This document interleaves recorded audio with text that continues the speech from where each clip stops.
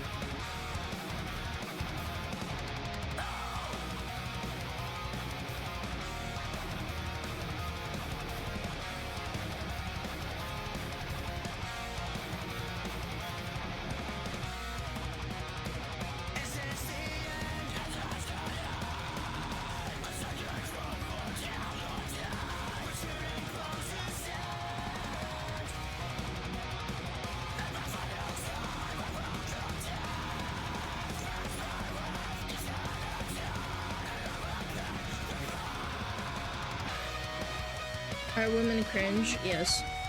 Bagel the woman makes you gagey. Hey.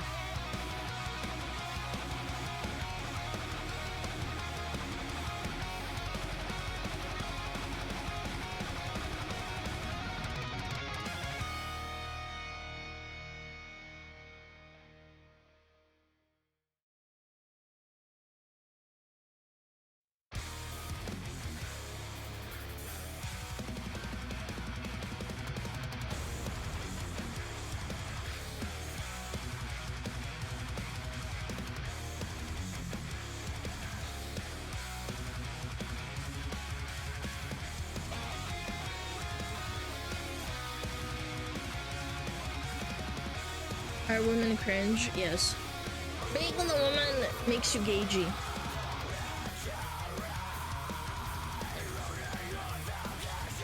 Are women cringe? Yes.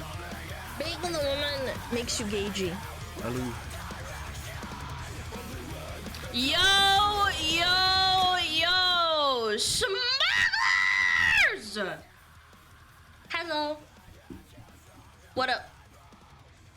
What up? What up? How's it going? How's your balls? Hanging low to the left? There you go. The right? Spit. Tell me about it. Hi! What up? Yo. Hold on. Fuck! A lot! Hello, happy 3 months, Alan. Yeah, bye. Hold on. God, it's like I forgot how to stream. What the fuck is going on? Welcome back. Yo! Thank you so much! Yo. Hold on. Jesus. Alright. We're good. 84 years. Shut up! SmugAlana. It's not been that long! Shut up! Yo, Penguin, thank you for 13 months. Barsook Corna, thank you for the sub. I appreciate it. Uber Nate, thank you for 200 biddies. Wacky Filler, thank you for the tier 2 for 13 months. Counterpoint, thank you for the 3 months. Bones, thank you for the prime. Happy 10 months. Alana. Jesus Christ. Finally got my cup and shirt. Sorry Holy I didn't moly. get the doormat. Do not Okay, the man. smug box It's not a Here to pay my doormat! dues for the glorious 10 months of non-stop yapping. Rarely catches the streams live because of time I zones, know, so I it's am grateful rough, for the bro. VODs and YouTube SmugAlana Fire Dance, Thank you for SmugAlana hanging Frost out. I Dance. appreciate it. Think of the 10 months, man. A lot. A whole year with beautiful Alana and Hello. handsome smugglers. Hello. SmugAlana Fireheart, may your yaps be long and Big Macs plentiful. Thank you. Here's for future years of yapping. Thank you, Love Dev is your Thank Do you not for the the 1 year, smug man. I box appreciate the woman. support. Big Yapper is back. I'm a yapping, bro.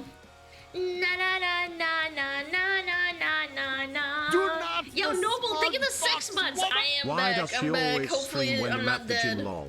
Hopefully, my stream holds up. Chat, you gotta keep an eye on it.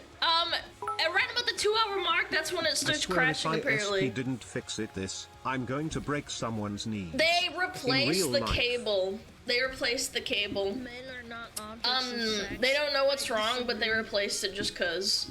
It's fucked. Yo, Dragonfleur, think of the 10 months. Why does she always stream when I'm at the gym? Because I want you to become big and swole and start Our lifting balls have been bitches. full That's of pee what. without you, piss queen.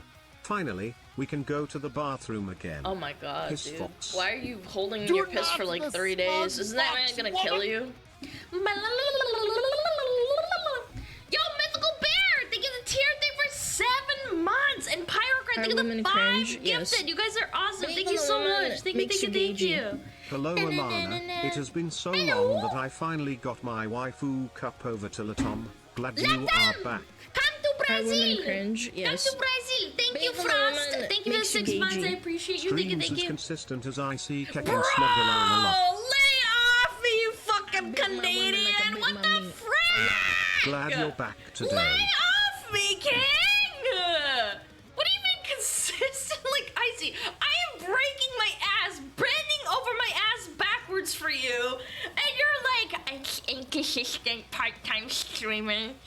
Inconsistent part-time streamer. Smugglers, we Shut gather up! here in memory of Alan. We don't know how Shut we up! lost track of her. A blind man could see her 400-pound Okay, build. man. Alright. Saddies, Thanks, it's man. almost like we can still hear her. Alright, shut up. Shut your mouth. Thank you, Gorleech. Thank you to the People Boost for the tier 2 for 18 months. I appreciate it. To Logic, thank you for the 3 months. And Fillion Feet in 1996, thank you for the biddies. I appreciate it. Thank you so much. Who else did I miss? Jay Brack, thank you for 20 months. Thank you, thank you, thank you. I appreciate it. Almost 2 years. Oh my goodness. Alana, looking. I have almost forgotten your fresh looks and your sharp yappery. It crashed at the 2-hour mark the last time and at the 4-hour mark the time before that. Holy shit, Squirrels man. keep eating my internet. What the Every frick? 6 to 9 months, they have to replace it. Really? Cables are just That's too fucked up. succulent for rodents to ignore. Thank Are you, women man. cringe? Thank you. Yes. Zagar, thank you Being for a the woman fucking makes you 5K, gagey. man. That's crazy. What is wrong with you gamers? Thank you.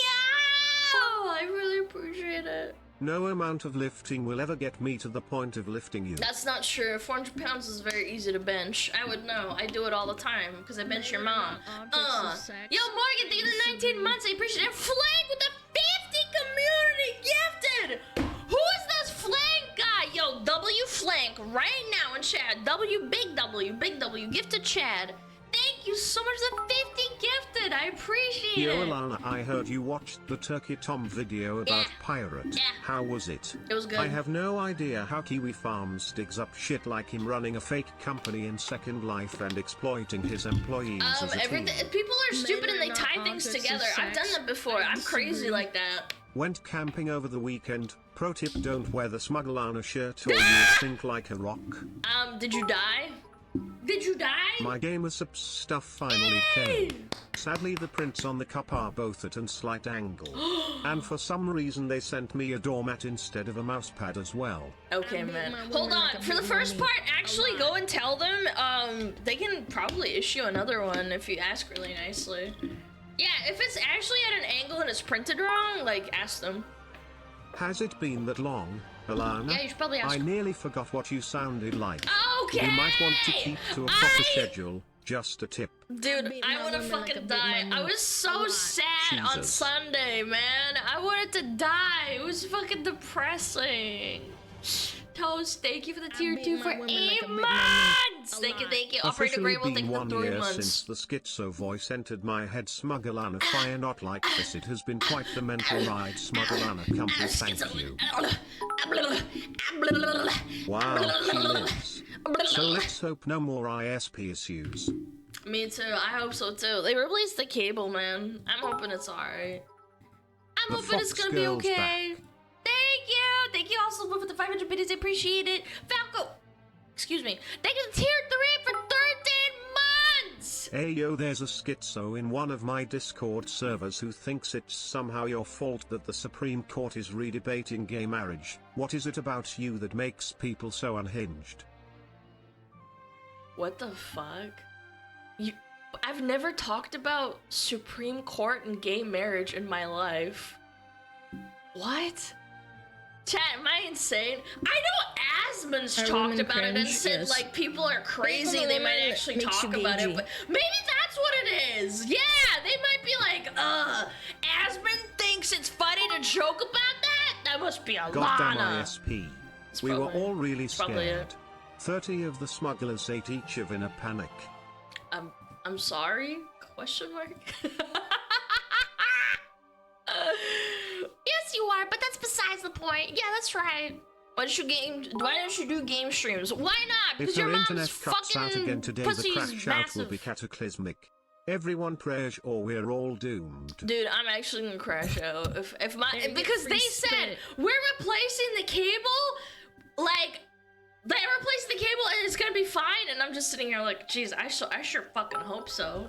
Thank you Dan so didn't much. realize you had the Supreme Court by the balls. that's That is the true, power yeah. of our Fox smugglers. If I had Supreme Court powers, I would give everyone Beat a my fucking women like Big I Mac beat my every men. day. A lot. Hope her net issues were able to be resolved. I hope so too, man. Yo, thank you, Blame. Thank you for the 2 months. And Flank with the tier 3 for 6 piss. months in Massive advance. piss. You're Another fucking month with the smug. insane.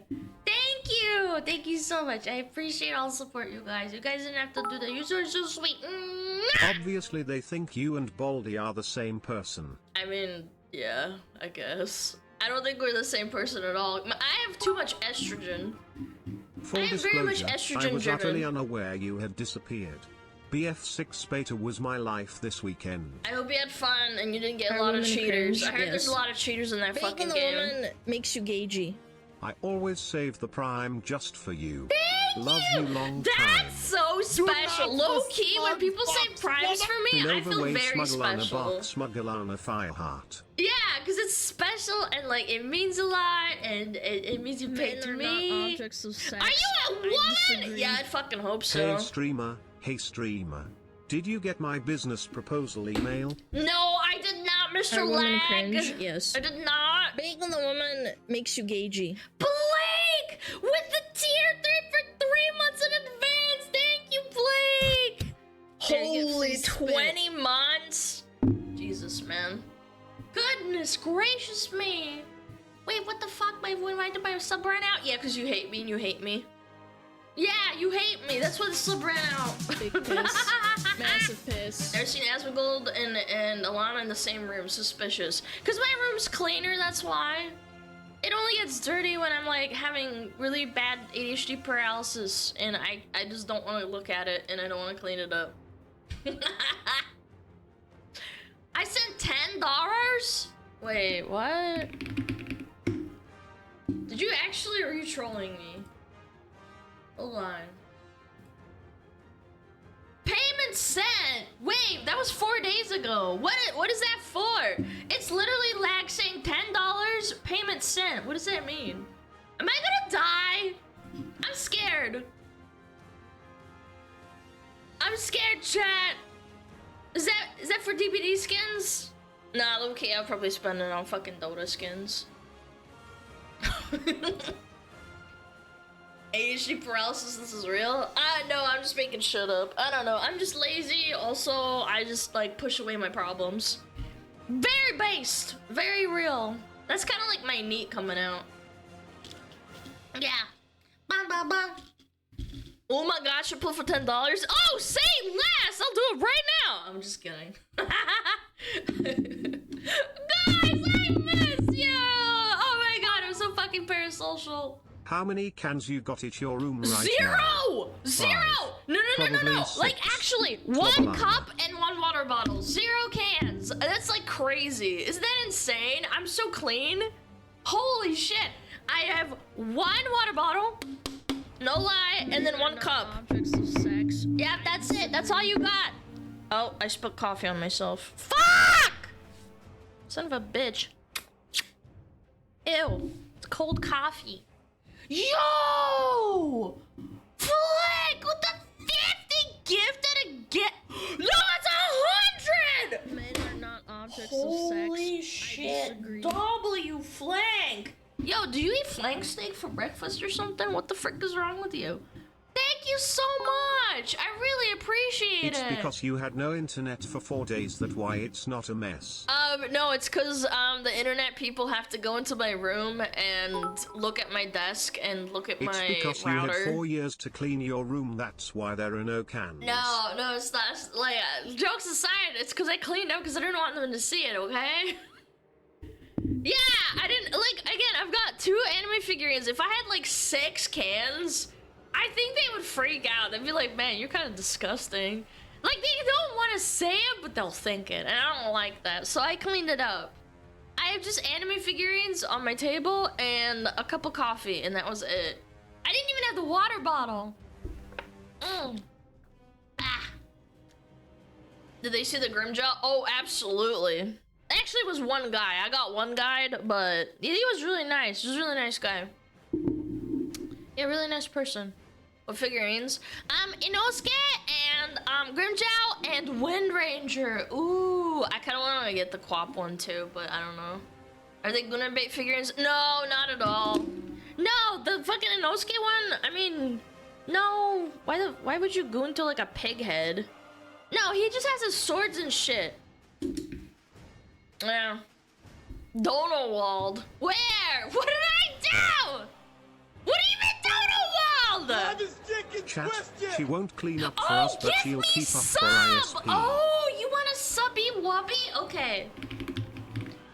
So we have a Korean chatter that can't My sub, desk and he has your sends me giant mouse pad, $10. the cup, 2 You tubs know of it's blowhole, $5 a to 0 sub, 2 right? figure, a bunny albedo, type again? and my laptop. Yo, can you type again? Lag, please. Help me out.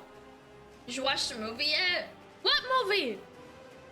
Which I one? beat my women like I beat my What? men a lot. You guys I'm are distracting priming. me. I'm priming. Yo, Mitt, thank you for the prime. I appreciate it.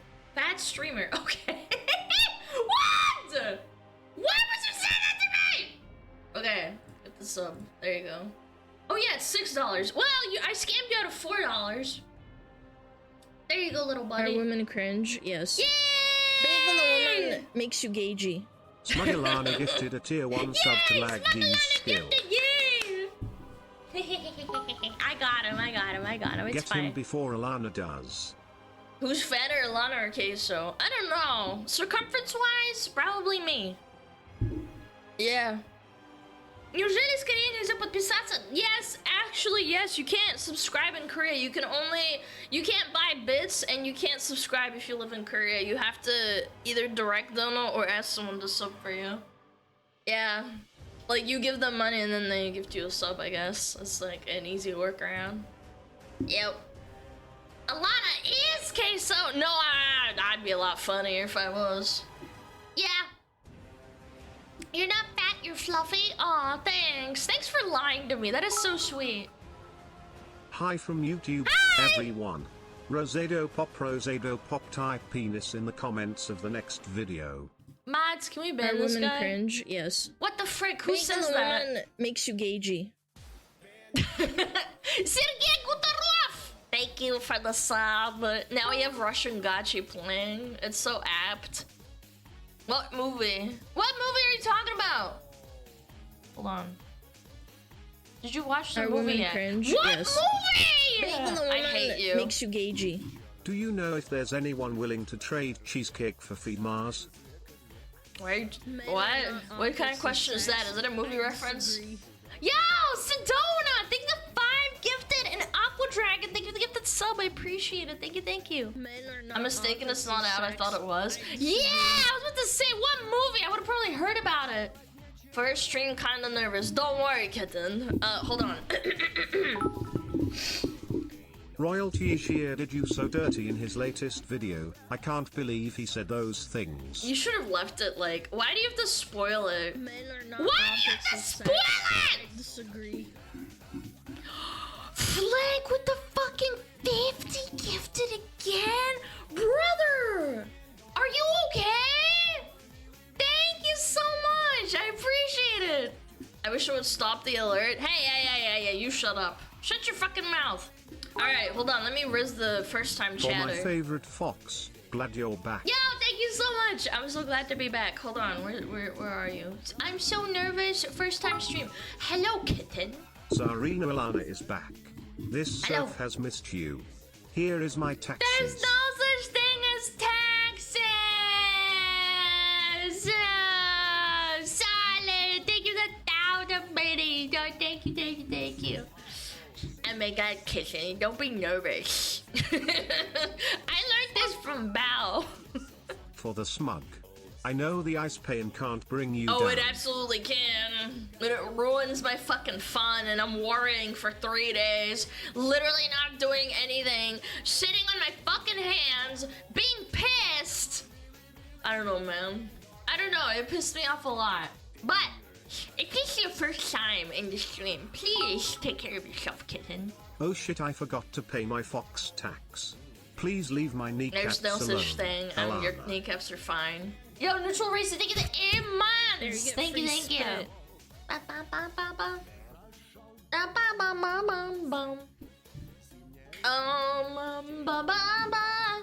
No, everything's fine. Yeah, I'm getting nervous as the 2-hour mark hits, so we'll see. YouTube enjoyer checking into thanks the Foxu for No, everything. thank you! Thank you for being here, I appreciate it.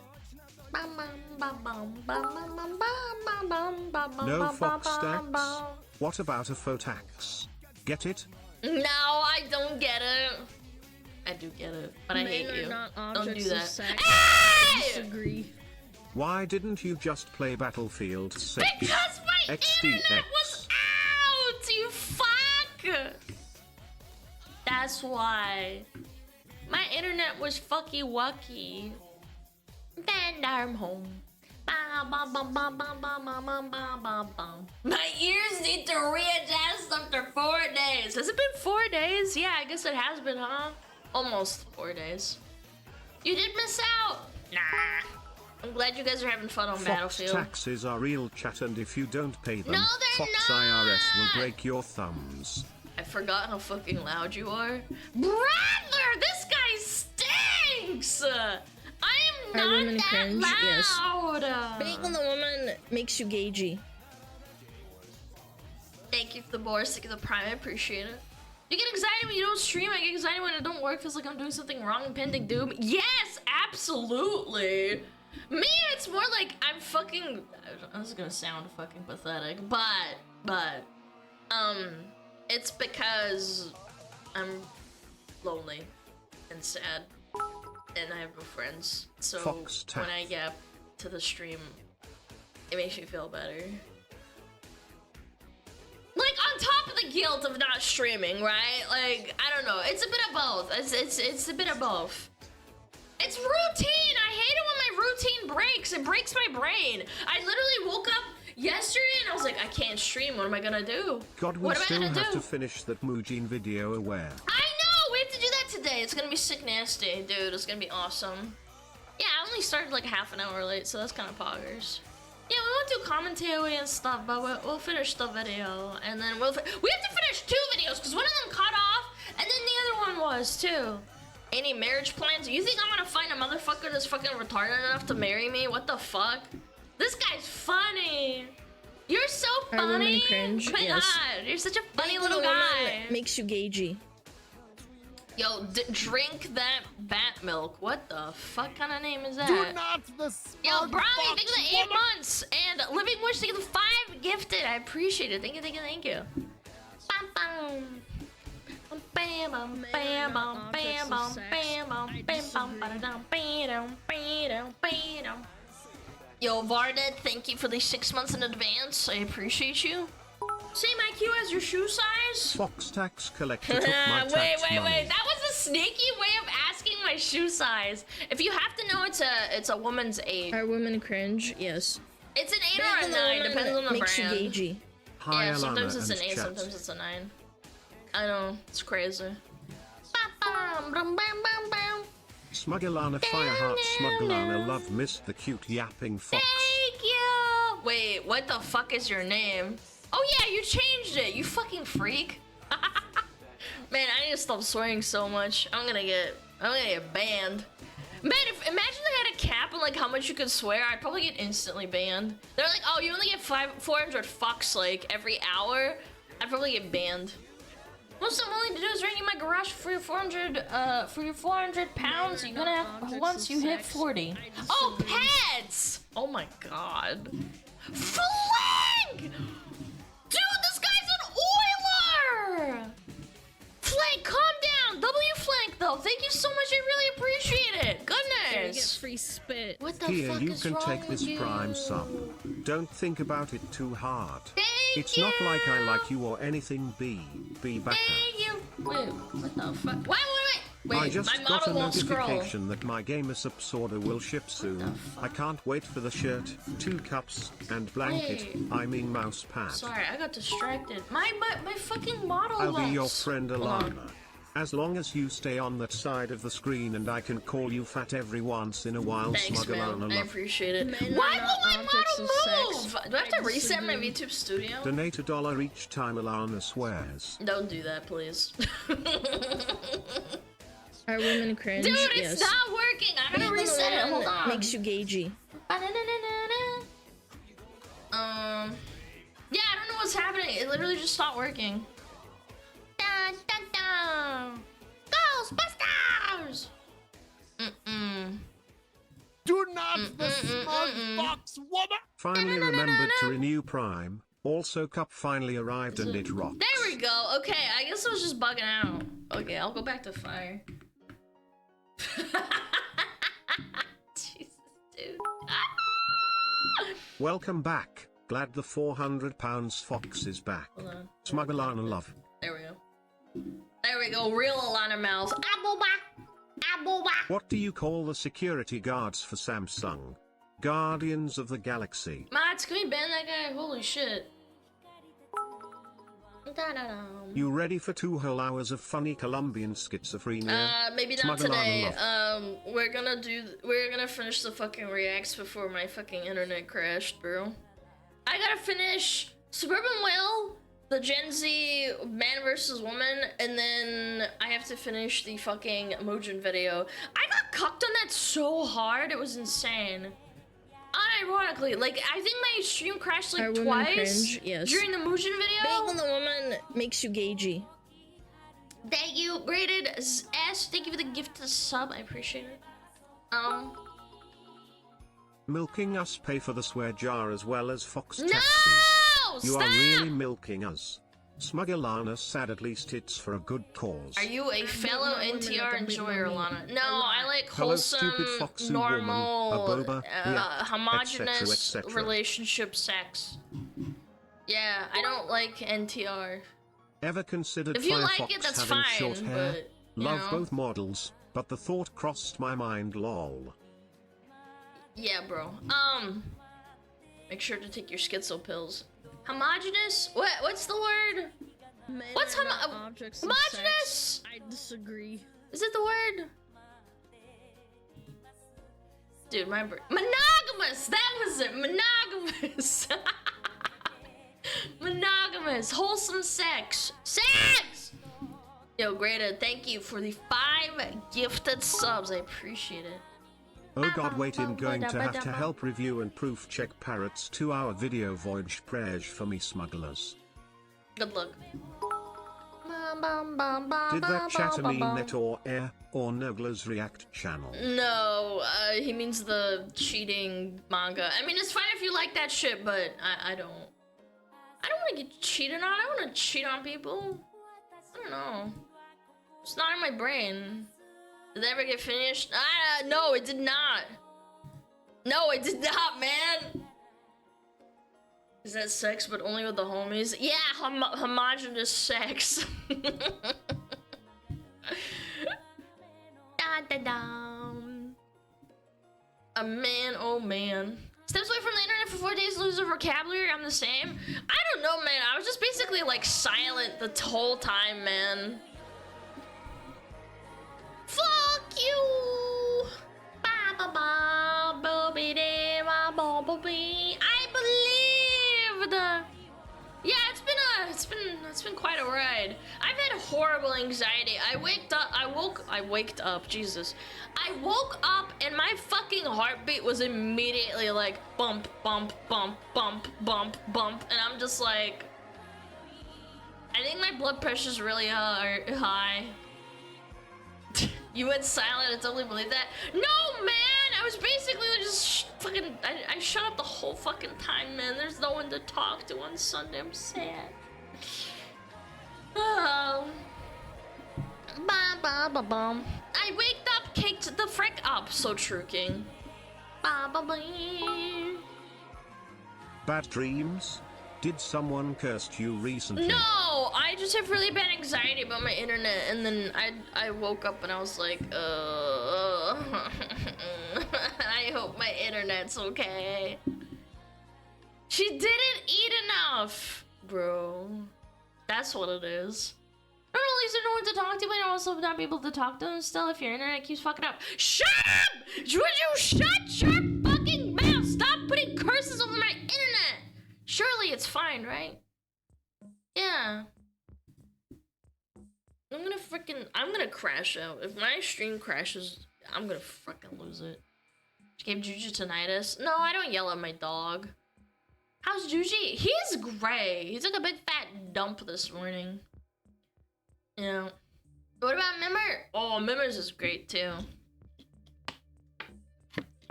Yeah. Wanna wait until after 2 to react then? No, probably not. Yeah, I don't know. I'm thinking about it.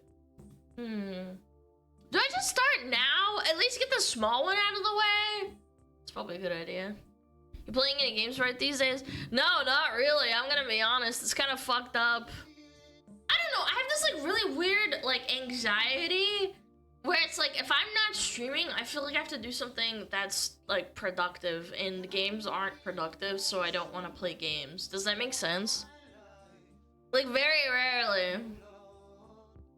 I'm gonna reset the video, continue from the middle. Bro, imagine I have to restart the whole video and then like fake react to like what I already watched. No, I'm just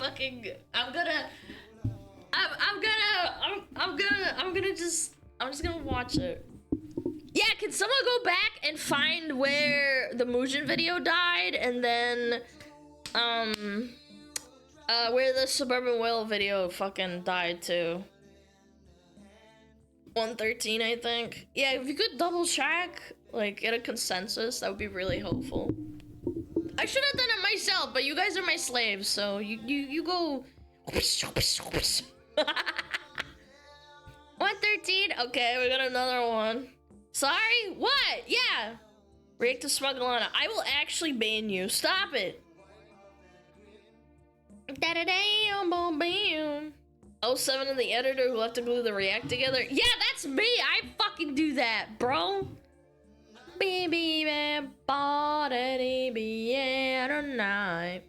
You can't say that on Twitch. I just did, bitch. I just did. Was Muujin on Wednesday? Yes. And then on Thursday, that was the Suburban one. So check the last VOD of the Wednesday one. I'm made in the air tonight. 113.47. Okay, write that down in crew chat so I can just pop it in. Pop in that bitch. 113.47. Is that the time for the video? I sure hope so. Bumpsh. Bumpsh. Alana from Wamoko collab? Nah, I'm too high strung for that shit. Yes, bruh. What? I'm double checking. Guys, a bunch of clowns up in this bitch. Ah. We are slaves and we have to pay taxes. It is rough No, being a you smuggler. do not. Shut up. Mods!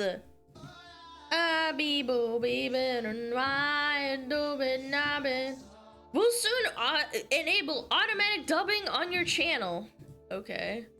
By the way, how many of you guys, like, get dubs for your YouTube videos? Hold on.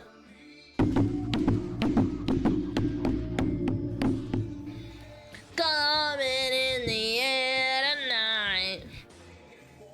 Dubbing sounds weird. It's AI dubbing, apparently.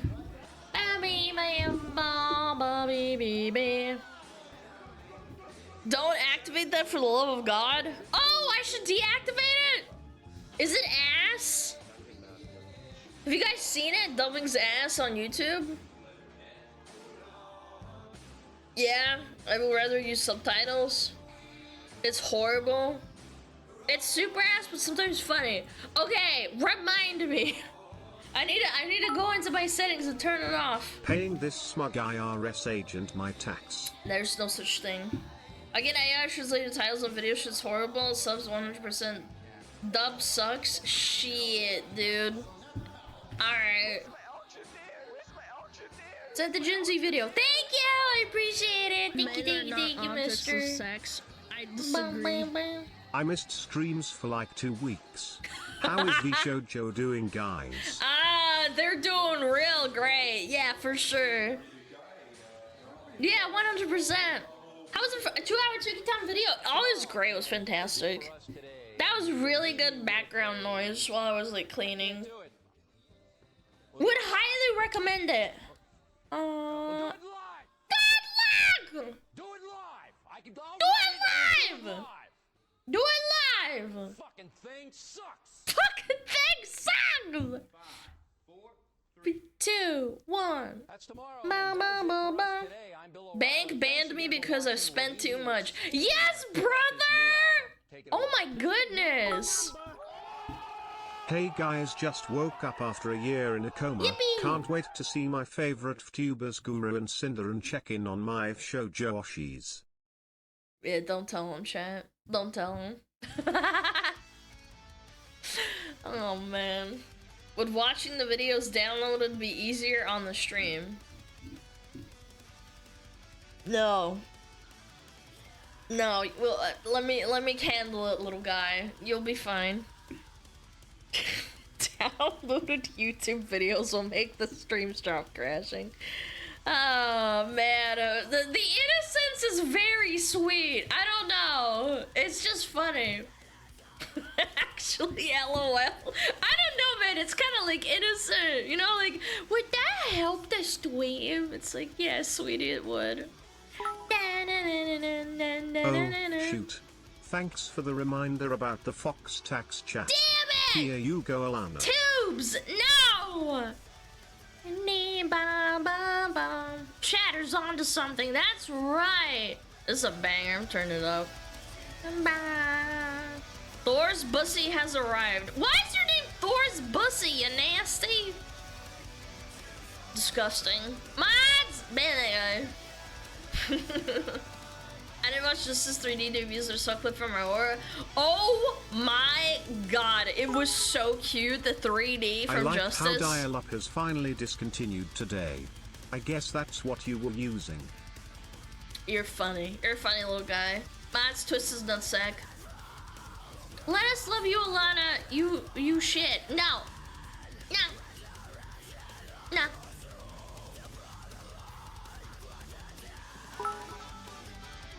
There is no war in Ba Sing Se. Why are we TTSing that? What's going on?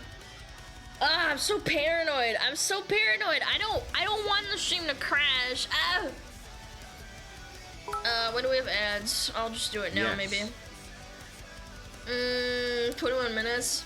Maybe I'll just start and then hopefully it's fine. F Kappa mods! Don't!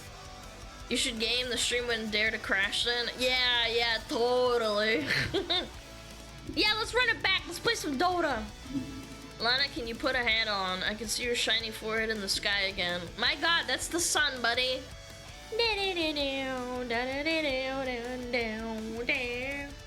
Is she lagging for anyone else? No, it's just you.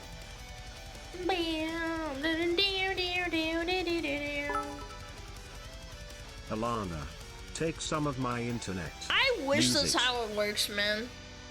I wish. Time to fuck it, we ball the whole thing, okay? Yeah. I need more water. I already fucking drank all this. Just pretend there is no internet problems. But if you play Dota 2, Steam servers would crash again. That was insane! That servers went down because I wanted to play Dota. Gaben said no. Yo, Cody, thank you the 6 months. I appreciate it. And Zilla, thank you the 8 months. Thank you. Fox woman. Have you tried water cooling your internet cables? Yeah! Nice and cool.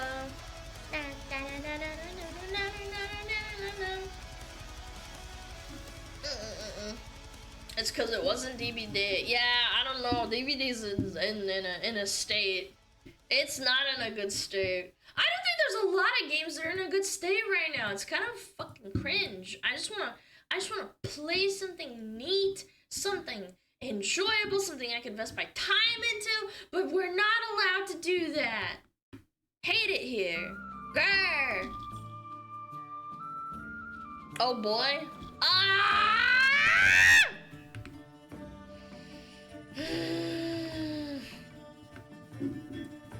I'm not in the right state of mind, but I'll try. Okay? I'm anxiety ridden, but I'll try. Ara.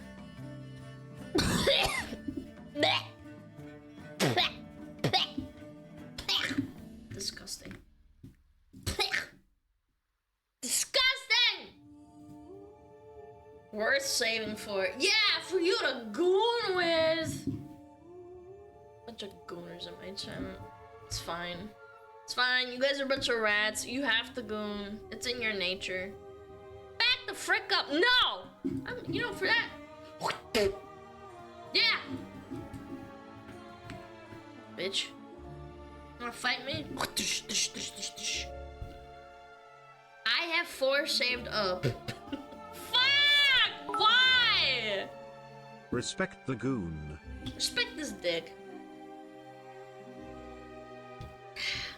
Winners win, losers lose, gooners goon. True. I kind of wish we could go back to goon not meaning gooning. Step back or get a restraining order. You and what army?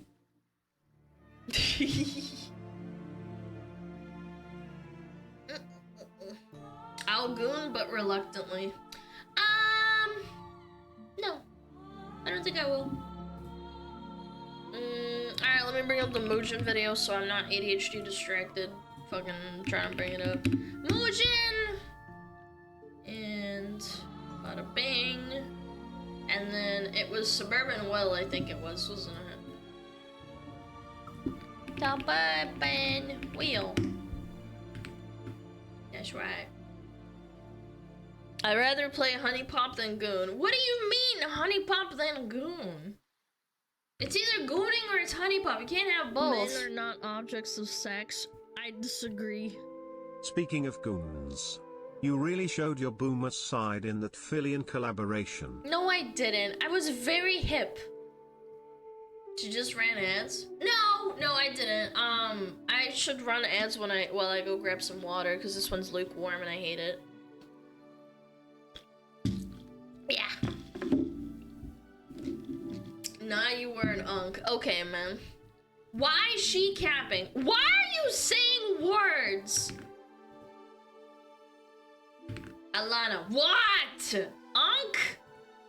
Any weird eating habits? Oh, you know what? Actually, this is kind of just popped in my head. When I was a little kid, my parents would make, like, food, right? And you'd always have your salad and your vegetables. And I was so fucking weird. I would eat my salad and vegetables first, and then I would eat the tastiest food last. So it's the last thing I taste when I finish my meal. I was so weird. I was so weird when I was looking. It was like only in that way. Like now I can mix. Like I don't care. Like whatever. I'm pretty normal. It's meant to be complimentary. I know, but I was a little kid. I was weird. I was a little autistic, I think. I had to eat it in that way. So like, let's say it was like a little sausage and like some peas and like, I don't know, a salad or potatoes. I would eat the peas first, then the potatoes, and then I would eat the sausage. I don't know. But sometimes I'd be like, oh shit, this looks good. I'm gonna eat some of that sausage. But I would always leave. Summer child. But shut up. Shut the fuck up. Shut up. Don't fucking say that. Yeah, but sometimes I would eat a little bit of the sausage because it's really tasty. But like, I would always leave the majority of like the last tasty thing so that it's not the, you know, it's you know, the tasty thing is last. It's called ending the meal on a good note. Yeah, it's not weird. You're weird. Always leave the meat for last. I still do it to some extent. Like now, cause like my palate's like, you know, an adult palate. I still mix my food and stuff, but I will always leave the last bit first. Like I always ration it out and like I think about it. If your food touches, do you get disappointed? No. I'm not that bad. I don't mind that at all. It depends. Like if it's no, actually no, I don't really mind. Yes. You guys are weird. No, if the food touches, it's fine. Like if it's mac and cheese and then the ketchup touches it, I'm like, weird, but okay. Chat 2 out of the 3 AC units at work just took a crap. Please pray unit 3, it's 102. Oh no, that's really hot. Maybe when the syrup touches the eggs. Yes, that's gross. Like if that touches, that ruins the egg. I totally get that, but you know, if it's like two different things but they work, like I don't get mad at that. Yeah. That's gross. It ruins it. Yeah, 100% does. It's gross. I love syrup on my eggs. Ew, but like eggs and like it's sweet and eggs are savory. Nah, that's nasty. Syrup next to eggs is gross. Like I'll eat it, but it's gross. What's your opinion on waffles? They're great? It works? Okay, man. You're cooked. Okay. Chat, I don't want to crash again, and we always crash at the 2-hour mark. We've been streaming for 48 minutes, so I really want to get this out of the way. I'm gonna go grab some water, because I'm all out, and we're gonna finish the fucking Mujin video. We're just gonna squeeze it out like a fucking turd that's stuck in your butt. Okay? Grab a vodka? I don't drink. I don't have any vodka in my house. I don't have any alcohol, period. Alright, I'll be right back. Chat, behave yourself. Metapod is on. Syrups with eggs is basically a McGribble.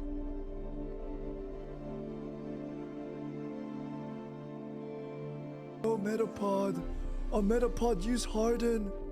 Metapod, Harden. Oh, yeah, Metapod, you're so hard. Metapod, Harden.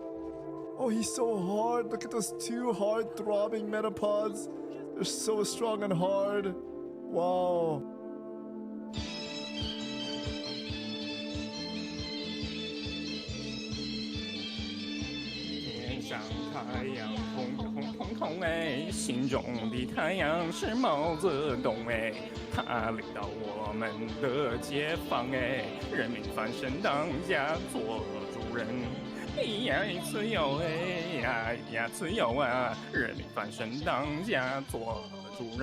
Why are you so good at this? My language, man. What's up with me?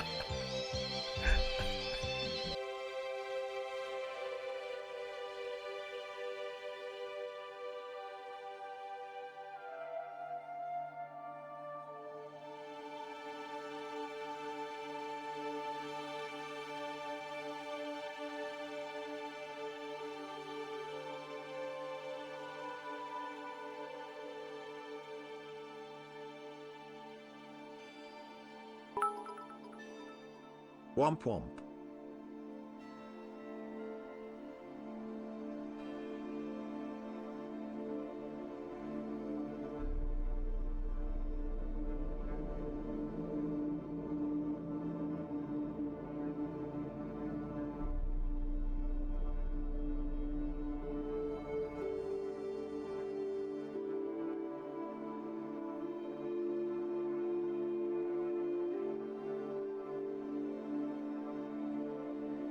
Are women cringe? Yes.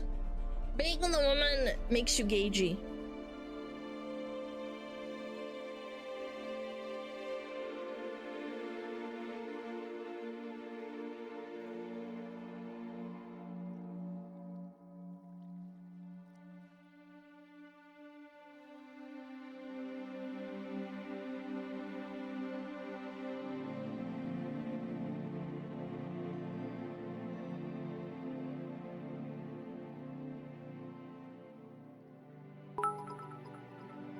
Chat, which side are you all on, Waffles 1 or Pancake 2?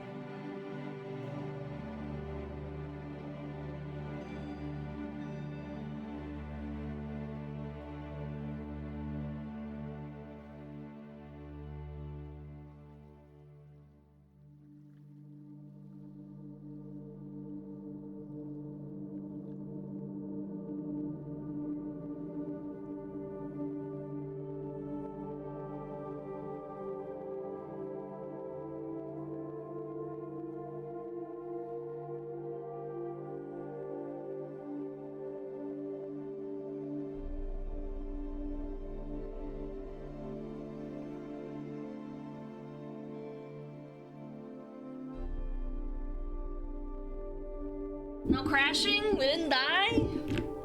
We didn't die or anything? Nice. Pancakes are superior. I like waffles a lot, but I will say that pancakes are pretty good. Привет! Hello! Why is your name boob_s? Wait, that's so strong. Did you want it to have to die? No, absolutely not.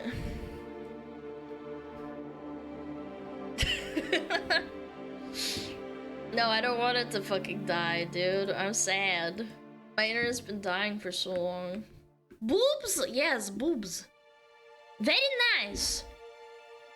Pancakes are too rubbery for my taste? That's fair. That's fair. It's a texture thing. Maybe you have a preference. I like waffles a lot. I do. Why didn't I make that my name? I'm a texture guy. I definitely am a texture person too, but for me, if it's really boring and badly seasoned, I just want to die. Disagree. Yo, there's that! Thank you to get the sub! Alright. Listen up, chat. I know, it's gonna suck. We're around about like halfway through the Mujin video. Like a little bit more than half. Yes. So we're kinda Makes you cooked. gagey. Punished Snack gifted a tier 1 sub to boob_s. Yo, They have Snake, given thank 48 you! gift subs I in the appreciate it. channel. Thank you, thank you, thank you. Yeah. Alana cup refilled. Yeah! Yeah. My immersion! I'm sorry, little chatter. We're gonna have to. I'm not gonna restart like a fucking massive 2-hour video. I know. 1 minute, 13 seconds. Yeah, we're like just over halfway. We're gonna have to deal with it. I do apologize. Let me bring it up, and then I'm gonna like put it, and then bada bing, bada boom. Which video? The V Shoujo one that we never finished because holy shit, my internet is just getting cooked. It was 1347. Okay, 13. I'll do a little bit before that. I'll do like the here. YouTube frogs won't even notice. I think they will. Let's do 47. Remember alerts? Oh yeah, thank you. Okay, no alerts. Alerts are off during React. Yeah. I thought we didn't finish Gen Z Gender War. Yeah, no, 2 videos got cucked. We'll get to it. Don't worry, don't worry. Yes, correct. Alright, I'll put it to 1341. That should be fine. Were you on fire or the ice back then? Yeah, that's actually a good question. Do you guys remember what model I was on, perhaps?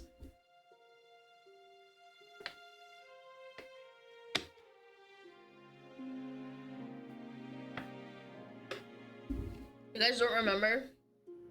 Fire? Fuck, I need to go check.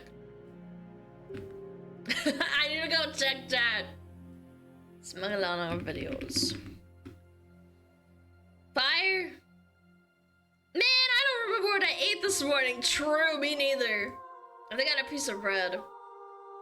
And some bacon.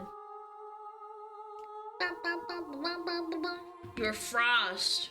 Okay, alright. That's clean. That's clean. Thank you. Alright! Dude, I sound like Toad just now.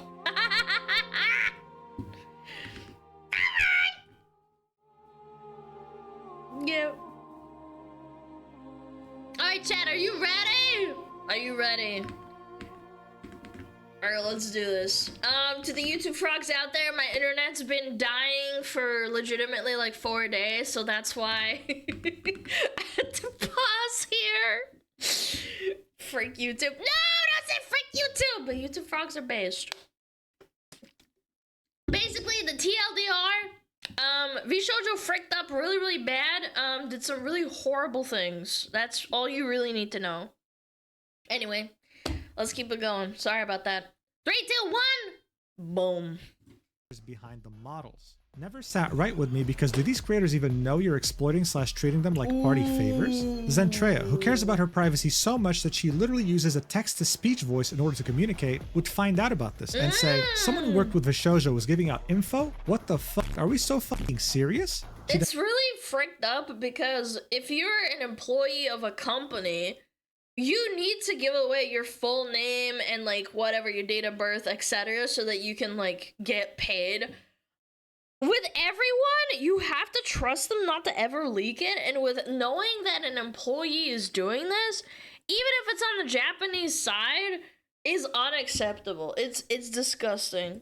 And tagged a gun run and said, dude, what the absolute fuck? I wasn't aware of this and I am assuming the others weren't either. Did you know? She would then edit the post and say, reading, it was Japanese side and it's so fuck, dude. It still stands and I personally don't even know what all happened behind the scenes on the English side. I just followed so blindly, leading VShojo thinking it's all cool, man. Oh my for being god, stupid. man. Obviously the community shared her shock, but also emphasized don't blame yourself, you didn't know. Even Mountain Dew, who used to be the chief marketing officer of VShojo and one of the co-founders, Do you guys remember?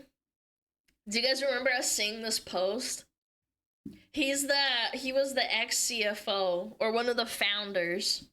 would say, nah bro, He's what a the massive absolute rat. Tagging gun run on Twitter. Things were devolving, and they were devolving very quickly, Spoilers! with all of these events barely happening within the span of 24 hours after Iron Mouse had posted her video. Now, seeing that Keisan was in a different time zone, she woke up to absolute chaos. But she wasn't just going to simply sit by and watch all of this burn. She immediately announced a live stream at 9 p.m. Japan time, with a thumbnail being, we need an explanation, please answer VShojo. Oh my In it, she would do the unexpected and bring on the CEO of VShojo Japan for a discussion. This was such a good clip. Giving him the avatar of a rat, saying VShojo Japanese CEO for now. Yura on YouTube translated the entire conversation. Because the CEO wasn't comfortable speaking in English, he spoke in Japanese. He would confirm to the world that the $500,000 that the Immune Deficiency Foundation was owed was truly not paid. This was the first time a VShojo staff, especially someone as high up as him, confirmed this to us publicly. When questioned about financials further, he would explain that he had very limited access to company financials since VShojo Japan was just a subsidiary. He could only see money coming in and out of VShojo Japan, and he was taking a risk coming to the stream because he had multiple higher-ups above him. And the most important moment in this entire live stream would be this right here. No need to explain, just watch. This is so funny. Did you just say that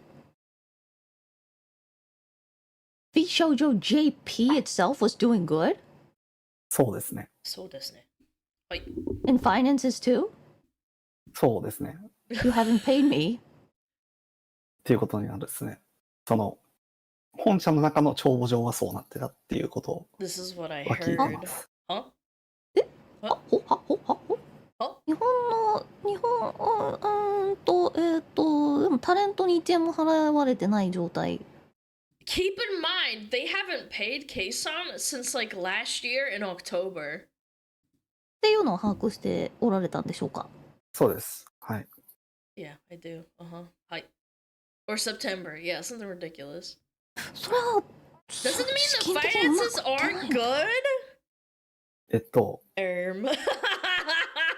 入ってくるお金と If 出 you ていく look お at the 金 figures for the の money 数字 coming の in みを and 見た going ら、 out, 日本の the 支部っていうのは Japan branch is う doing まくやっていたってこ well. とですね。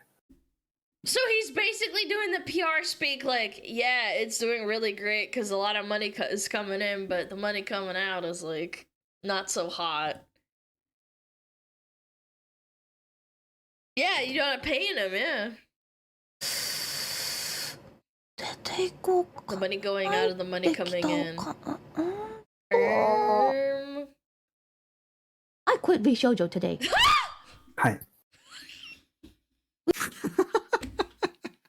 はい。I just love it. He's like, oh, hi. そうです。美少女辞めます今日。はい。はい。31日予定でしたけど、今日辞めます。So she quit Oh my live in front of the God. Japanese CEO's She face. was planning to quit before this, but she went full Yakuza, absolutely based Keisan. She went full throttle and was like, all right, I quit right now. Live on stream. And she's like, In front of tens of thousands of people, revealing that she was planning on quitting on July 31st because in general she wasn't It was like paid a week or two since before. last year, since September 2024, an amount of money that was in the 6 figures. During this call, he also specified that his salary was slashed in half and that there were talks about separating Japanese Vishoujo and English Vishoujo wallets since the Japanese side was doing so well. But again, since it was doing so well, how come Keisan and other Japanese talents weren't paid for so long? This is why she quit. Now, the CEO would specify that the staff... Why would you want to sever them when you don't even pay them, period? Were they just hedging their bets that they would never pay them? Was still being paid, just I not don't the get talent. it. And to clarify any confusion, Legal Mindset, who is a reliable lawyer, would say another note from Keisan's stream regarding staff being paid first, they had to pay the staff due to clear labor law violations if they didn't pay full-time staff. They are banking on the ambiguity of Vishoujo talent as independent contractors to shaft them out of payment. Same thing with streamers as well. Yeah, you're an independent contractor, you're not an employee. It would then go on to say, overall, Keisan's stream shows US Vishoujo leadership aiming for bankruptcy as a solution to discharge unpaid payments to the talents as independent contractors. Now is the best time for VTubing industry to challenge this insanity and establish that VTubers are true employees. So now we just went from them stealing $500,000 meant for charity to not paying their talents to try to legally squirm away from paying their talents money that they're owed. As this entire chaos was unfolding, Michi would go live to talk about what was going on. She would briefly go over how we got here, how she started VTubing as a way to hang out with friends, and eventually she would end up at Nijisanji and it wouldn't really end well. After Guys, you have to keep in mind, Michi got screwed out of taxes by Nijisanji for like the longest time. It is so sad. She jumped on the company with her friends because their friends were like, yeah, join us. And it was awesome. And then she just finds out too. Yeah, Kuro as well. Sanji, she'd be at a point in her life where she had picked up bad habits again and had a lot of baggage. So she was very grateful to Vishoujo for giving her a second chance, for saving her essentially, making her trust them fully. This is why she would sing their praises so much and so often. Something that she says she feels embarrassed by now that everything has been unfolding. Finally, she announces that she's officially quitting Vishoujo and that they also owe her a significant amount of money. She then says that of course there are other things, but she can't discuss them right now due to legal reasons. Amelie would There's join even Michi more? in announcing that she will be terminating her contract with Vishoujo effective immediately and will be returning to being an independent VTuber and content creator. Kuro would also go live to talk about his experience, and he'd say that the first year at Vishoujo was amazing. The contract was amazing, and it was a complete difference to the first company he worked for, which was Nijisanji. He would then Did they just randomly stop paying him too? say that the second year got more weird, more disjointed, less collabs between the talents at Vishoujo like the first year, and overall, the vision wasn't as clear as it used to be. To him, Vishoujo began being a company with a lot of empty promises. But the reason why he and other talents didn't leave is because they would have many meetings with Gunrun and important staff, explaining their grievances and being told, being promised that things were going to improve. And they trusted them. Unlike other companies they worked for, they had the CEO listening to everything they were saying, telling them that don't worry, we'll take everything into account. But just like the other talents, this trust that Kuro gave— Just trust us, man. Again, I always think to myself, are they just hedging their bets that their talents don't talk to each other about, you know, money or what's happening? I think that's what's happening. Vishojo wouldn't be rewarded in the end, saying that he also hasn't been paid since September 2024 and that he had only received the funds for the merch that he sold during his debut in 2023 in June of 2025, and only because his manager pushed for it so much. 3 Obviously, years almost? that is crazy. He would then tweet out the fact that he removed Vishojo from his name and would lose the Vishojo logo on Twitter, saying, "And there it goes, how do you do, fellow indie VTubers?" Hime Hajime would then join her fellow talents and say, "I can confirm I have also quit Vishojo. These past few years I got to meet and befriend some amazing people, but I can no longer be part of the company." Henya the Genius would then go live to talk about her perspective, and here's what she— This was heartbreaking, man. Henya, like, being so sad. I hope she's doing a lot better. I don't know, man. When I watched this, I didn't watch it live, but still, it is absolutely disgusting how they treated her. She had to say. Just 5 minutes before the stream, she found out that her birthday merch was never shipped. Merch that her fans paid for. They never received it. Her manager and her attorney are now handling the situation, and she'll update her fans when she can. She's of course officially leaving Vishojo, and the situation has been very heartbreaking for her. And just like the other talents, the company owes her a significant amount of money that they've delayed for a very long time. One could guess that it was since she joined almost. Just like with Michi, Vishojo gave her hope again. She almost quit VTubing, but here she felt like she had a second chance. She trusted them deeply. But thankfully, even though she was backstabbed by this company she trusted, she will be continuing VTubing as an independent. But this wouldn't just be talents currently at the company, this would be all— this makes me so angry. so ex-talents that would finally be able to talk about their grievances with Vishojo. One of them being Silvervale. She went live to talk about it, and I mean, just listen to this clip, it'll tell you everything. This is her talking about what happened during the whole Hogwarts Legacy controversy, and how as she was being harassed, she got on a call with Gunrun. Watch. I was put into a call with Gun, the CEO of the company, like someone that I admired and I looked up to and I wanted to please, someone that I thought was the coolest person ever. And he told me that I was a damage to the brand, that I was a disappointment. I was told that me being harassed was an inconvenience to the other talents and not to talk to them. That's so fucking Optics are more important than their own talent's well-being. And I was suspended from streaming. They said it wasn't a suspension because they weren't that kind of agency. Stop streaming, but it's not a suspension. But what else do you call being told not to stream?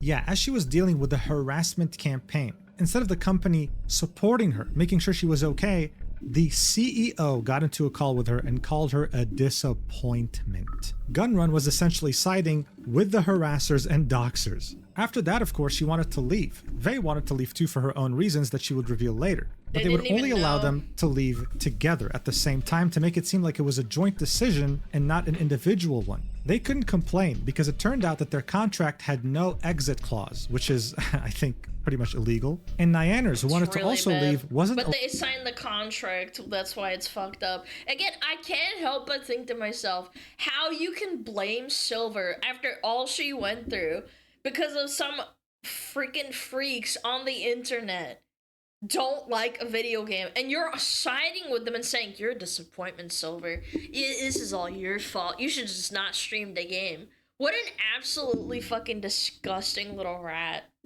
You are so morally bankrupt for making her feel this way. Allowed to leave with them. She had to graduate separately. Now you think, why is it that Vishojo wanted Silvervale and Vey to graduate at the same time? Well, that's simple. Because after they left, they would start talking behind their backs to other talents, as well as the brands, artists, and business partners that they had worked with. Vishojo management would make it their life's mission to slander both Silvervale and Vey to make it seem like they were problem childs. Like the reason why they And imagine how many people they lost over this, and also maybe even viewers as well. Wait, 2 Moon! Wait! One of our little chatters is right here! This is it! Oh my god! I recognize the name. See, chat, I know our boys. Yeah, look! I saw the name, it just popped out at me. Caught. He's a little petal pal. It's so cute. left, and the reason why they got into so much controversy was their problem, not Vishojo's. Yeah, we it like was Silverveil, disgusting. she's awesome. But even after leaving, Silverveil wasn't done with the trauma of Vishojo. She said that the threat of Vishojo suing her haunted her for a very, very long time. I can't imagine, because at some dude. point, before she even graduated, she had mentioned in her Discord that she was stressed and needed to cancel the stream. Her lawyer was immediately contacted by Vishojo after she had posted that message, and they threatened to sue her if she just hinted that she was leaving or was unhappy at all at the company. She constantly felt watched and felt like she had to be very careful of what she said at all times. This wasn't a company who put talent first or valued talent freedom. And also perceiving, because everybody, all the rats on 4chan obviously schizoed out because that's what they do and that's what they're allowed to do. Dude, she basically couldn't say anything. Vebe as well. You couldn't. They had to make it look like, oh yeah, I just left because my contract expired. Guys, it's not because I was being mistreated and like I lost a bunch of freaking money and they didn't pay me and they treated me like crap and abused me.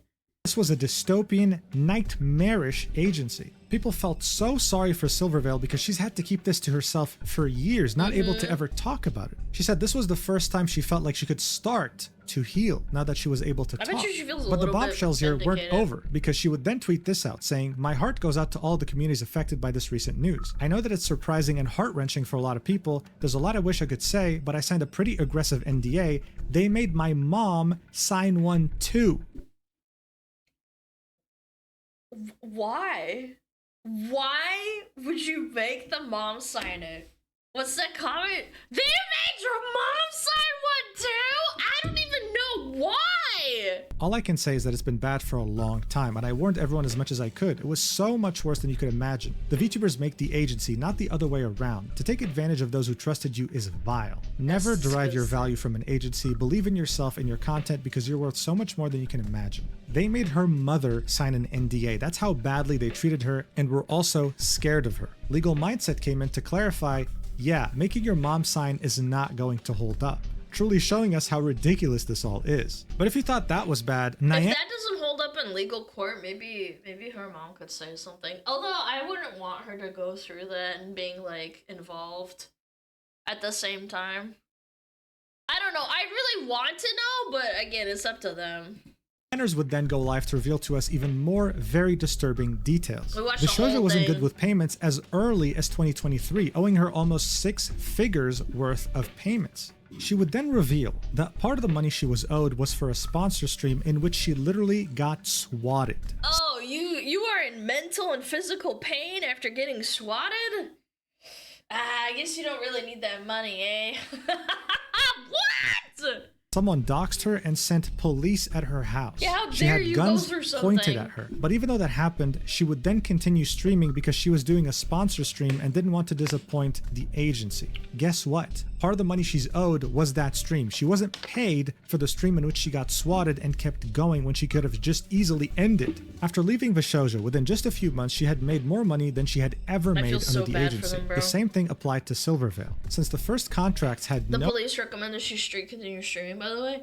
That's still, I mean, again, I understand why. So for those that don't know, the police, if you get swatted falsely and you're a streamer and you're live, they recommend you keep streaming so that the person that is swatting you doesn't get what they wanted out of it, if that makes sense. You can't give an indication that it happened. Yeah. Yeah, you just pretend like, oh, nothing happened. Maybe it was like a coincidence and then maybe they won't do it again. But yeah, that's the long story short. That's why swatting is so terrible. exit clause. The only way Nyaners, Vey, and Silverveil were confident enough to leave was because Vishojo at the time had an expired business license. Before leaving, though, she was still in the process of renewing and brought in a lawyer to review the contract. As she was doing this, she was guilt-tripped by the staff. We can only assume this was the CEO, saying things like, wow, she's so heartless, she's talking to us through a lawyer, which is ridiculous, by the way. Having a lawyer review a contract should be normal. It is normal. Her lawyer would then audibly be horrified during the contract call, sighing and saying saying some of this is ridiculous, some of this isn't legal. We would then get further clarification on the graduations of 2023. Vey comes in the chat and specifies that part of the company's terms for her exit was announcing her and Silver's departures at the same time to avoid panic. Vey also didn't get paid Which worked, by the way. A lot of people said, oh, you know, they're besties, which they are. It's not a lie. But I bet you they just said that so that it would work, and it did.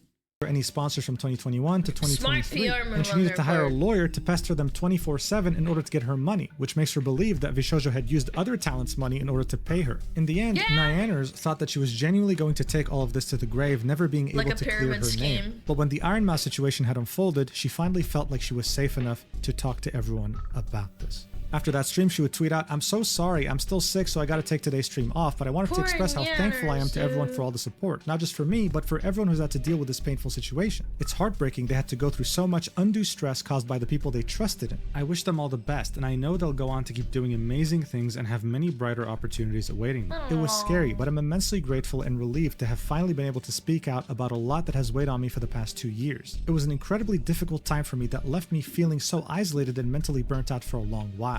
I know many others have felt the same way, and my heart goes out to them. To be met with the overwhelming amount of understanding and support from everyone when I thought I'd never be able to talk about this or have any kind of closure has helped me so much. Thank you for hearing me out and being so chill. It means the world to me. It's been an awful time for a lot of people, to say the least, but I hope— Can someone explain what swatting is? Swatting is when you, for example, call in a streamer doing a crime, and the FBI or the feds or the police, I don't know which one specifically does it, but they essentially call in law enforcement, and they can storm through your door and point the guns at you in the middle of stream. If you're lucky, they'll knock on the door and like be like, "Hey, what the hell? What's going on here?"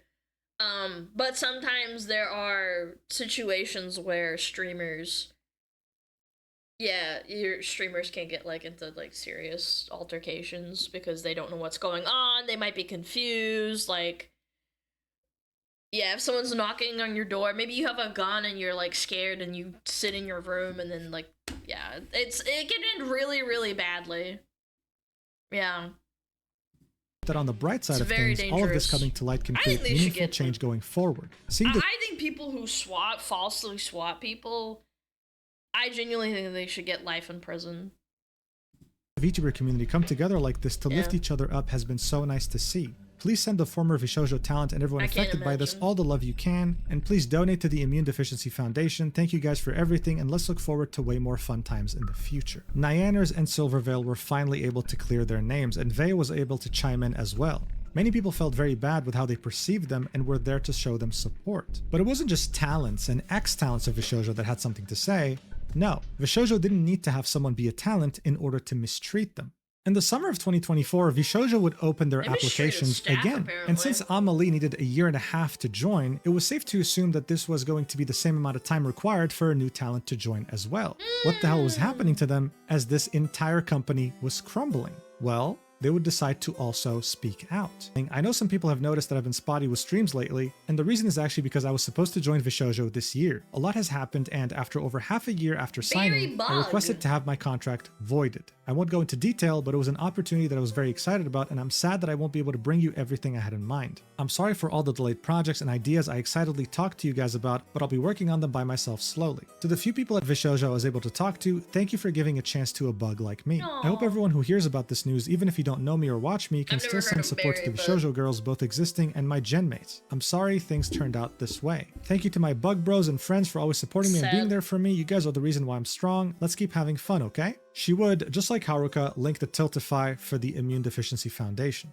And we'd also have yet another VTuber by the name of PayaPie tweet this out, saying, "I've been searching for the right words. Here they are as carefully as I can say them. I was one of the girls who passed the VShojo audition. After 4 years of blood, sweat, and slime, I really believed I'd made it. That all the late nights, overtime, sacrifice meant something more. I was excited to take a huge leap with the community I built as me, the weird little slime girl you know and hopefully love. But after learning what happened with Mousie's charity funds, I couldn't in good conscience move forward with my contract, and it all came crashing down. That was the final straw. We were promised support, stability, and financial compensation. I was so excited to join a company I believed in and that believed in me, but it became clear that many of these promises wouldn't be kept. a lot of us are now left shouldering the costs of decisions we didn't make. I turned down other opportunities because I believed in this one, and I don't regret having hope or for wishing on shooting stars. I was so ready, I still am. What hurts most though is losing the chance to debut alongside some of the most incredible, talented, kind, and hardworking girls I've ever met. I didn't You keep in mind, they probably put a lot of money out of their own pocket. What happens is usually you pay the artist yourself, and then VShojo would pay you to compensate you for the money that you put in. So who the hell knows what's going on? just joined for myself. I joined for the It's shared so dream we bad. all believed in and that I still believe in. I know some of you have sensed something has been off these past few months. I've been doing my best to smile through the storm, but the truth is it's been raining on me for a long time. You've all given me so shouldn't much work love like and that. support, and I'm sorry I haven't been able to be at my best. I'm working through my feelings, sweeping up pieces of those broken dreams, and figuring out how to chase new ones. Thank you for being patient with me. I will find my way again, but I just need a little time. And if you're still reading, please send your love to all the VShojo talents, past, present, and future. Everyone is hurting in their own way, and kindness costs nothing. Until then, stay happy. True. Base. Absolutely heartbreaking.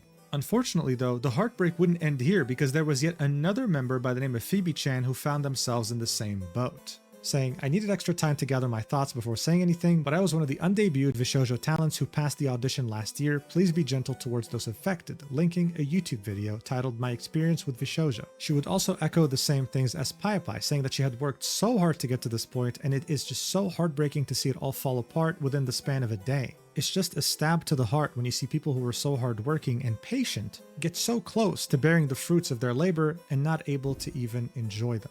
This would also happen to the fifth and final member that was meant to join VShojo. As far as I'm aware, there were five of them. Tori. She went by the name Tori Orion, but her story was a bit more unique than the Yeah, I've others. seen her You see, before. VShojo had for some reason implored her Sad, to completely abandon her identity, to start from scratch with a new model and new name in VShojo. That was kind of counterintuitive when it came to talent freedom, but she accepted. I mean, she wanted to Yeah, be with at least with Kenya, I could understand why, but like, why did they make Tori do that?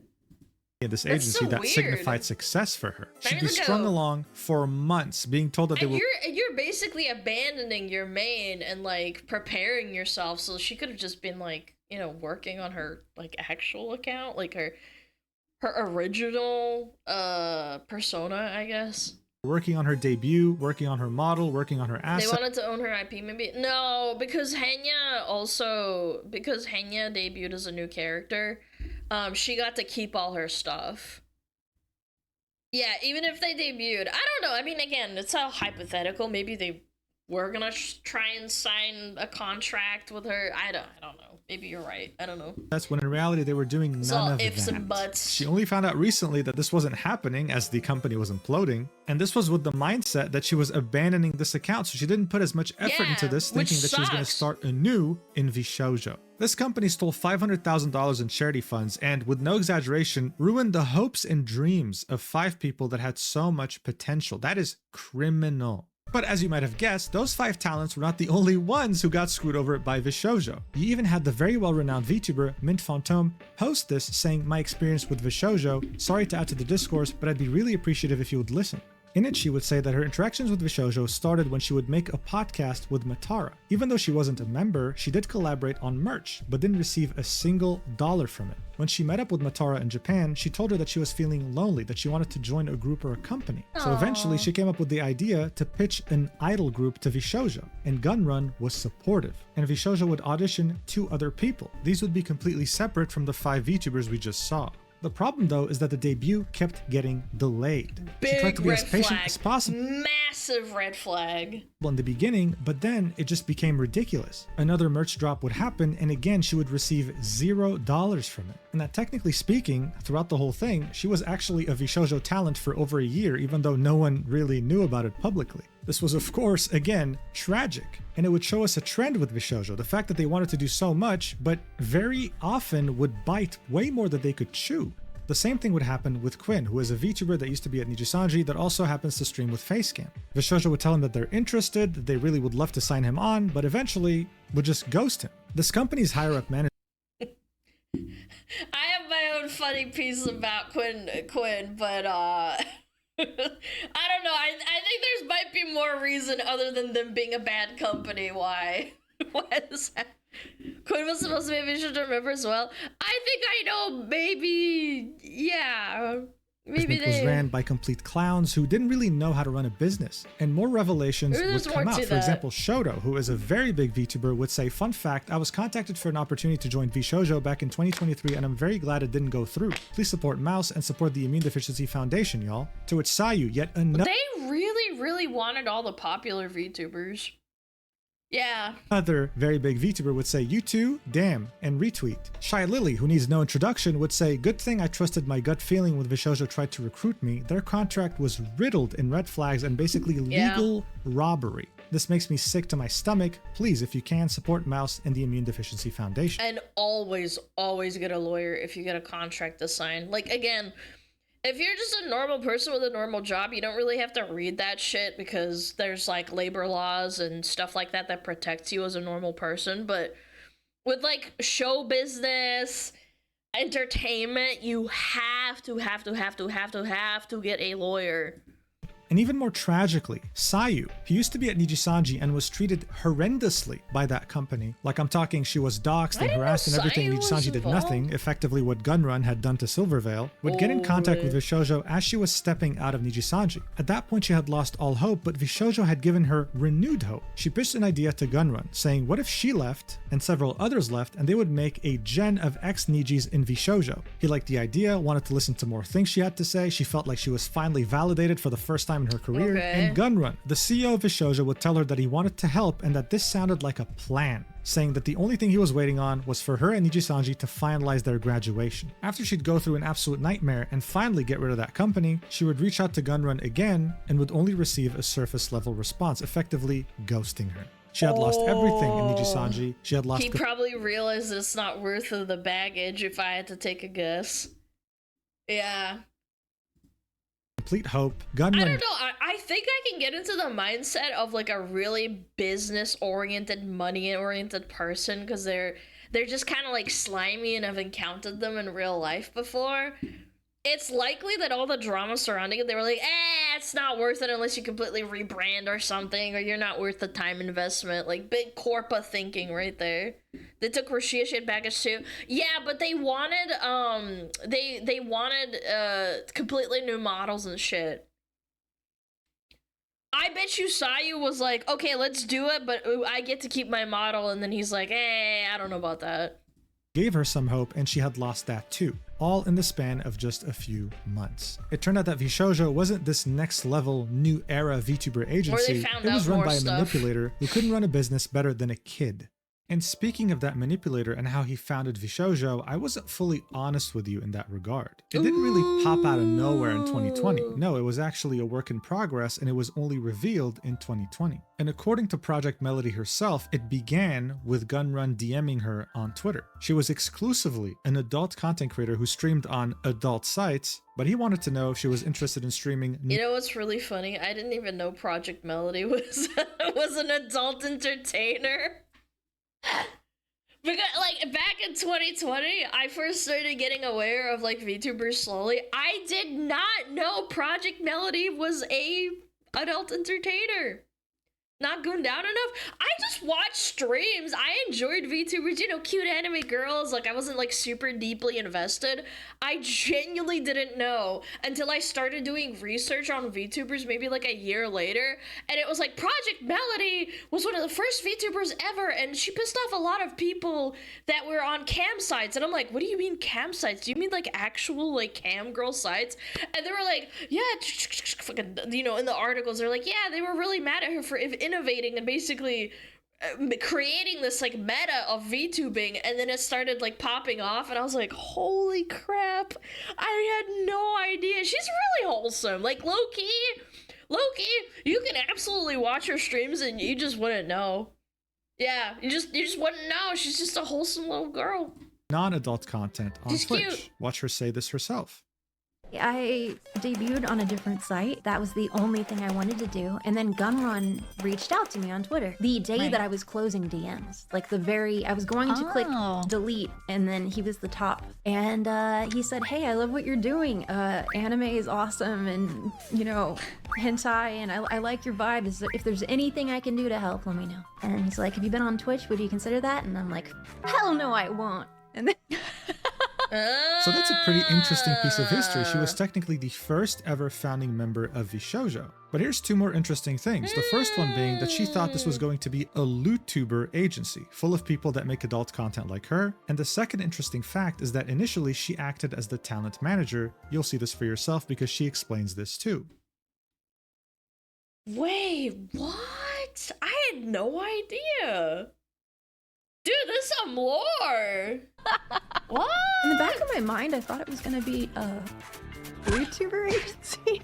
But then I accidentally ran into Mouse, and I heard her talking about seeing someone on a train, and then she sang Ave Maria, and I said, her right there, she is the one. She's crazy, man. Now, of course, she's half joking over here, but it's interesting to see how much of an influence she had on the early days of VShojo, even before they came up with the name of the agency. And again, I'm not making this up or exaggerating. She said this herself on her stream. Take a look for yourself.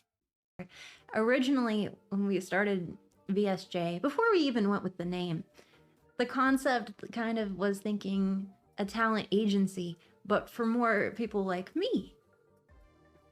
Because we're like, clearly lewd tubing will eventually happen. We didn't have a word for it because it wasn't a thing. Yeah. And yeah, exactly. That would be really neat, is a lewd tubing group. And I'm sure it will eventually happen. But, oh damn, that would be a cool avenue. Yes, but very quickly we realized, like, I mean, that kind of like isolates us, and there's a lot of cool people out there, just like people hidden amongst it, because there wasn't that many English speaking ones. It was almost entirely Japan based. And so lewd tubing was more obscure. It was a neater concept to...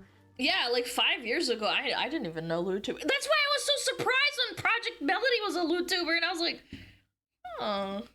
Build something... You didn't know either? That makes sense. So she was the first founding member. She was also the talent manager who decided to pick Iron Mouse and the other founding talents. And the reason why I'm pointing all this out is because all roads lead back to the Nux controversy.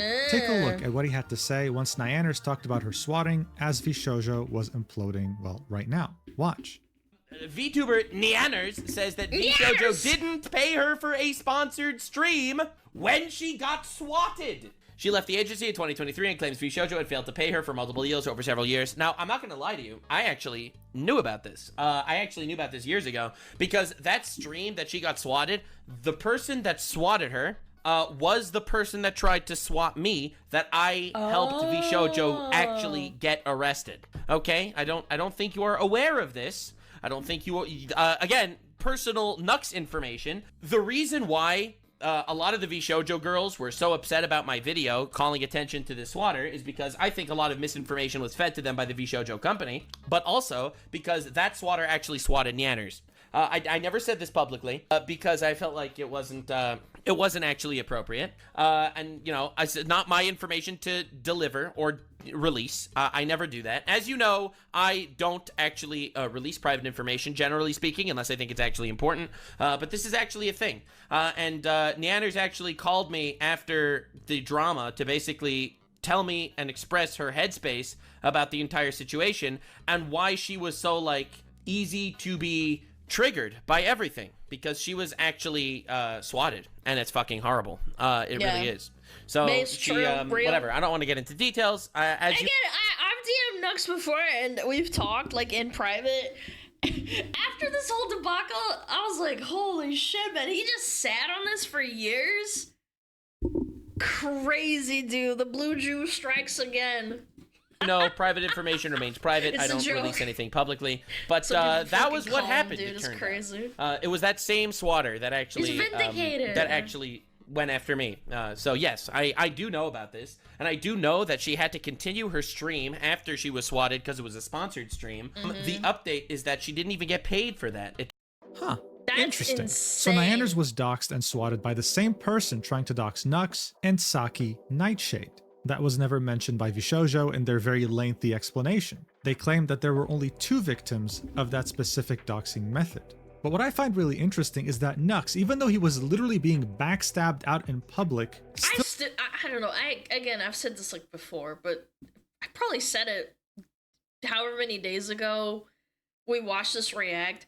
This never sat right with me. There was something so off about how they handled the situation, how they went back, how they deleted a tweet. I always thought, like, man, Nux really got the short end of the stick on this shit, man. And people really went with the narrative because obviously all of VShojo has way more like power and influence than Nux did at the time. Even though he was like a big YouTuber and everything, the power that all the fans and all the management had over controlling the narrative was really, really, really insane. I don't know, man. I'm super excited, but also kind of scared. Like, what else does this guy know? What else is gonna come out, man? still tried to protect Project Melody, who was in the group. In fact, she was the creator of that group. She was the one who invited Nux, Phoenix, and Gunrun. You can see this in the crown that's next to her name on the right. Yeah. The only reason we found out she was there was because of Fruit, even though I don't even think that was her intention. Oh no! So this, of course, raises even more questions. Nyanners was the victim here. How come she wasn't the one in this group instead of Project Melody? And why is it that Project Melody's here with the CEO and the head of the cybersecurity operations of Vishoujo? Did Gunrun view her as a co-founder? And finally, seeing that she held some role of importance in Vishoujo, was she aware of the financial constraints of the company in 2025? Those are fairly important questions to ask. No idea. But with all this new information at our disposal, it comes as no surprise that Project Melody was one of the final members of Vishoujo to announce her resignation, saying this: "I waited to make a statement because I'm always anxious and struggle to find my words, but yes, I'm leaving Vishoujo. I was an OG talent, put everything into this company, but I'm beyond devastated at what happened, and I'd never in a million years thought I'd be saying these words. Now, I'm not implying anything, and to do so would be dangerous, so take this with a grain of salt. But so far, on every tweet of every single Vishoujo member leaving, there were other Vishoujo members replying. Not a single one can be found in these 1,100 replies on this post. Project Melody would make yet another post saying that she's taking a 1 to 2. I'm not saying nothing. Alleged. I don't know. Very weird. Definitely very weird. 2-week break. Again, in the replies, not a single Vishoujo member can be found. Now look, this could very well be a complete coincidence. It's not like they unfollowed her on Twitter. To say that Project Melody had a hand in embezzling the $500,000 that belonged to the charity would be absolutely ridiculous. But what we can do right now is simply ask questions, especially in regards to the Nux controversy, which is still missing some pieces. We'll see if she'll have anything to add or clarify when she's back from her break. In the meantime, though, every single member of Nova would all leave together, putting an end to this joint venture between Vishoujo and the Universal Music Group in Japan. But Gunrun was silent. The company's page was silent. And it would take yet another 24 hours on July 24th, 2025 to finally... Yeah, again, this is all just rat shit. Speculating and saying that is just weird. I mean, again, I feel like Project Melody didn't even tweet that much. Like, I'm pretty sure I follow her on Twitter. She didn't really tweet much to begin with. I don't know. She didn't. Yeah, it's all fucking speculation. It could very well be true, and it all could be a fucking nothing burger, bro. Get an official statement from Vishoujo. Gunrun would finally post a statement using the Vishoujo official Twitter page. This was insane to read on stream. Saying, Vishoujo has failed, and I've mismanaged the company into the situation you're all witnessing. So today I'm sharing the difficult news that Vishoujo is shutting down, and I take full responsibility for the decisions that led us to this point. I've been doing everything I can to fundraise and right the ship these past few months, but despite my efforts, we are in a worse position, and those I care about are not paying the price. Over the past few years, we raised around $11 million to pursue a bold, talent-first approach in VTubing, prioritizing— Where's the $11 million, brother?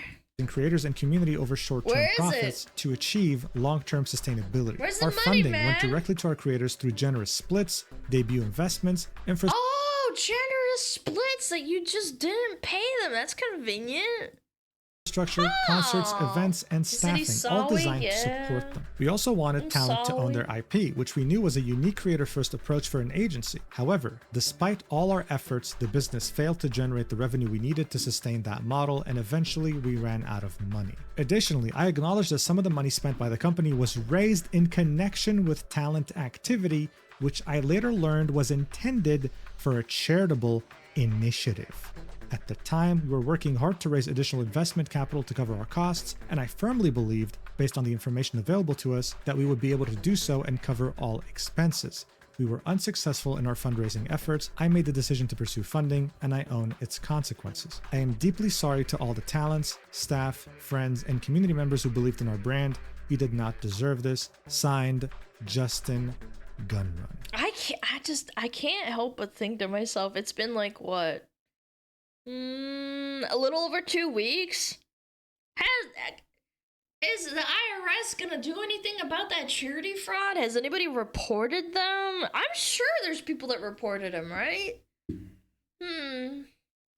What a dog shit apology, right? I mean, look, I've been objective this whole video. Come on, allow me to be a bit biased here. This is fucking terrible. So no wonder he got immediately community noted, saying Justin claims to not know the purpose of these funds, but he personally congratulated Iron Mouse on the completion of her charity fundraising event and reposted Ludwig, directly mentioning that half the funds would go to charity. You can see Gunrun congratulating Iron Mouse on her sub. You did it, Mouse! Wow, congrats! Just memory holding yourself casually. Saying you did it, Mouse. On July 25th, Legal Mindset would reply with, the feds will be looking at this post. And here you can see the Gunrun retweeting a tweet from Ludwig congratulating Iron Mouse on her crazy achievement. Iron Mouse would reply to this apology saying, you broke my heart, my spirit, and my trust. Kason would say, why didn't you let us know the moment you realized the situation? Why did I get this information 2 weeks ago, not from the company, but from my homegirls? Why did you lie to the Japanese branch a week ago that everything was good and taken care of? Henya would say, I had a wonderful time while I was in there, so because of that, it hurts my heart a lot. My community and my friends don't deserve this. I don't expect you to do anything at this point. Just please don't do this ever again to anyone. Giga would say, VShojo didn't just fail. Many staff and leadership— well, he won't be doing it again, hopefully, because he's gonna be in jail for fraud. Failed VShojo. Instead of using talent money on operating costs, the company should have shut down or at least informed us, but you used us as cash cows to keep things afloat while keeping us in the dark. Amelie would say, this is exactly what Copium Merch did to me, and you promised it wouldn't happen to me again. I'm so beyond disappointed and frustrated, I don't even know what to feel anymore. Recounting an experience she had with a company that pretty much scammed her and her fans out of merch. I'm thinking, like, all these, like, evil business corpoborpas, they prey on entertainment, on the entertainment industry, specifically with women. I don't know, man. VTubers just getting screwed constantly. I think it's a pattern thing. Look at what they go after. Yeah, young women that are vulnerable and mentally ill, such as myself.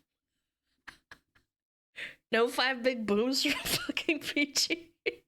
I feel so bad. Michi went through it with Niji. We literally talked about it when it happened, like before she even was Michi, right?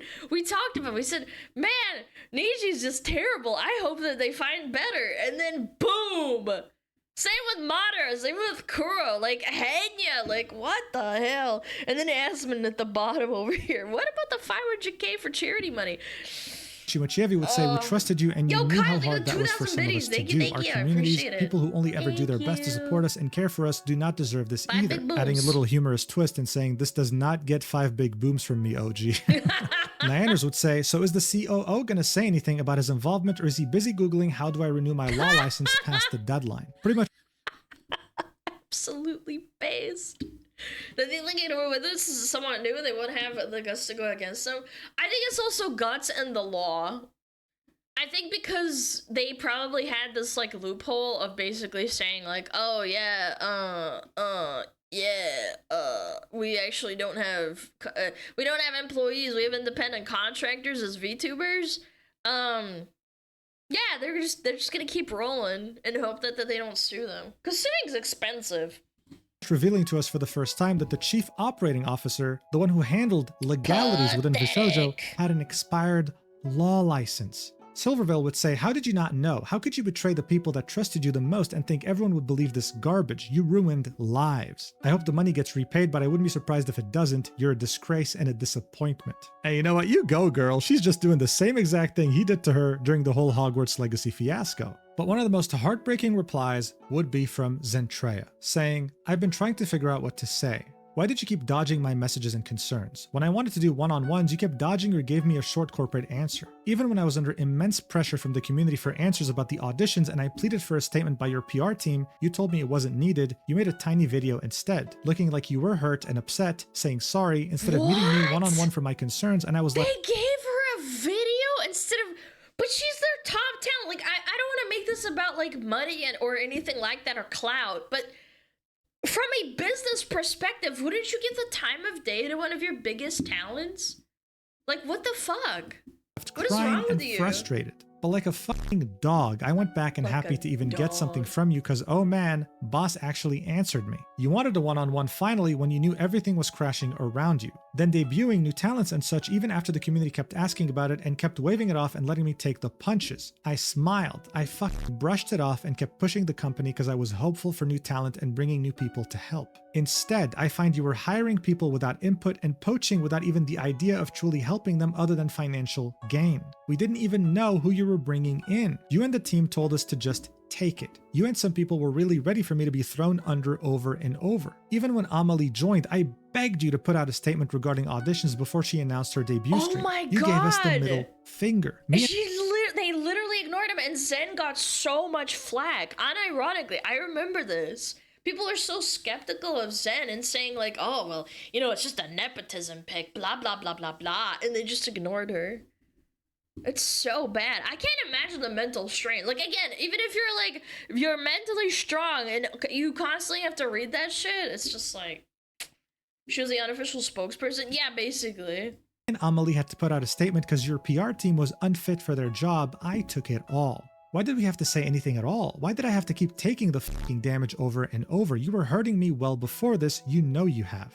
I've been pushing a company so blindly who didn't even care for me, but I'm an idiot and I kept believing. I was so excited for this. I spent sleepless nights dealing with constant harassment, and you spent money which you didn't even have without even warning us on God knows what, and you knew, don't even lie, you knew that the money was for charity and was supposed to be placed to the side to be untouched. Where did $11 million go in less than 3 years even? What happened to all that money? I'm just really tired from all these years of working, trying to push for something that kept pushing me to the wolves. I was so stupid, but I was so excited. I really trusted you. We all did. Despite everything, I don't wish you any ill will. I just hope you find some way to make this right.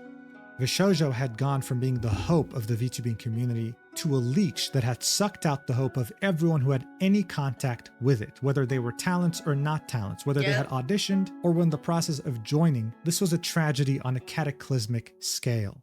And no one was believing anything he said. No. Wow, we suddenly have $500,000. The CEO literally talked about helping and went to the charity event. Where'd that money go, Lebowski? Oh, there was no way you didn't know that this money was intended for the Immune Deficiency Foundation. Zero possibility. We literally brought Iron Mouse to an immune deficiency. This was the icing on the cake. I saw this like as it happened somewhere in like a comment section for one of the posts, and I thought it was so funny. It literally says, walk for a primary something something immunodeficiency. Literally caught red-handed. Deficiency Foundation charity event in person. I hate it when Vishoujo even issued a press release stating they would donate half the profits from her subathon on September 2nd, 2024. You think this won't be used in court? You can't just feign ignorance. Legal Mindset would later chime in saying the only reason the Vishoujo— It would have been better if they just said like, yeah, my bad, we fucked up. Instead of saying like, oh, I didn't even know about this. I know it wouldn't technically make it better, but like, it just shows intent, if that makes sense. CEO included the later learned language is to try to keep himself out of criminal hot water. But I mean, come on. Even a pet hamster would understand by now that there's no way he's dodging this. Soon after, Twitch would remove the legacy emote this happened live as Gunrun, not wanting to associate with him in any way. But you want to know what's crazy? Fruit has been inactive from January 2025. She finally made a comeback on July 21st, 2025, and literally just a day after she had come back, she would find out about the whole Iron Mouse situation. That's She pretty effectively funny. came back to a raging fire. At this point, it was already implied, but she still felt the need to specify that she's left VShojo, saying, "As a day one talent, it's truly heartbreaking that it has come to this. I had the opportunity to achieve so much in the last 4 to 5 years. I'm really anxious about becoming indie, but I'm going to continue doing what I set out to do and make fun things. The people, whether talent or staff, were the best part about the company. I had the pleasure of meeting so many inspiring individuals. I hope we can cheer them all on together moving forward." And with Fruit leaving, VShojo had officially become a talent agency with no absolutely talent. zero talent. I think it's important to specify that even though these VTubers already had one hell of a community around them, having to wrestle with the idea that you're going indie, that you're losing all the resources that this agency once gave you, all in the span of 24 hours, isn't the easiest thing to process.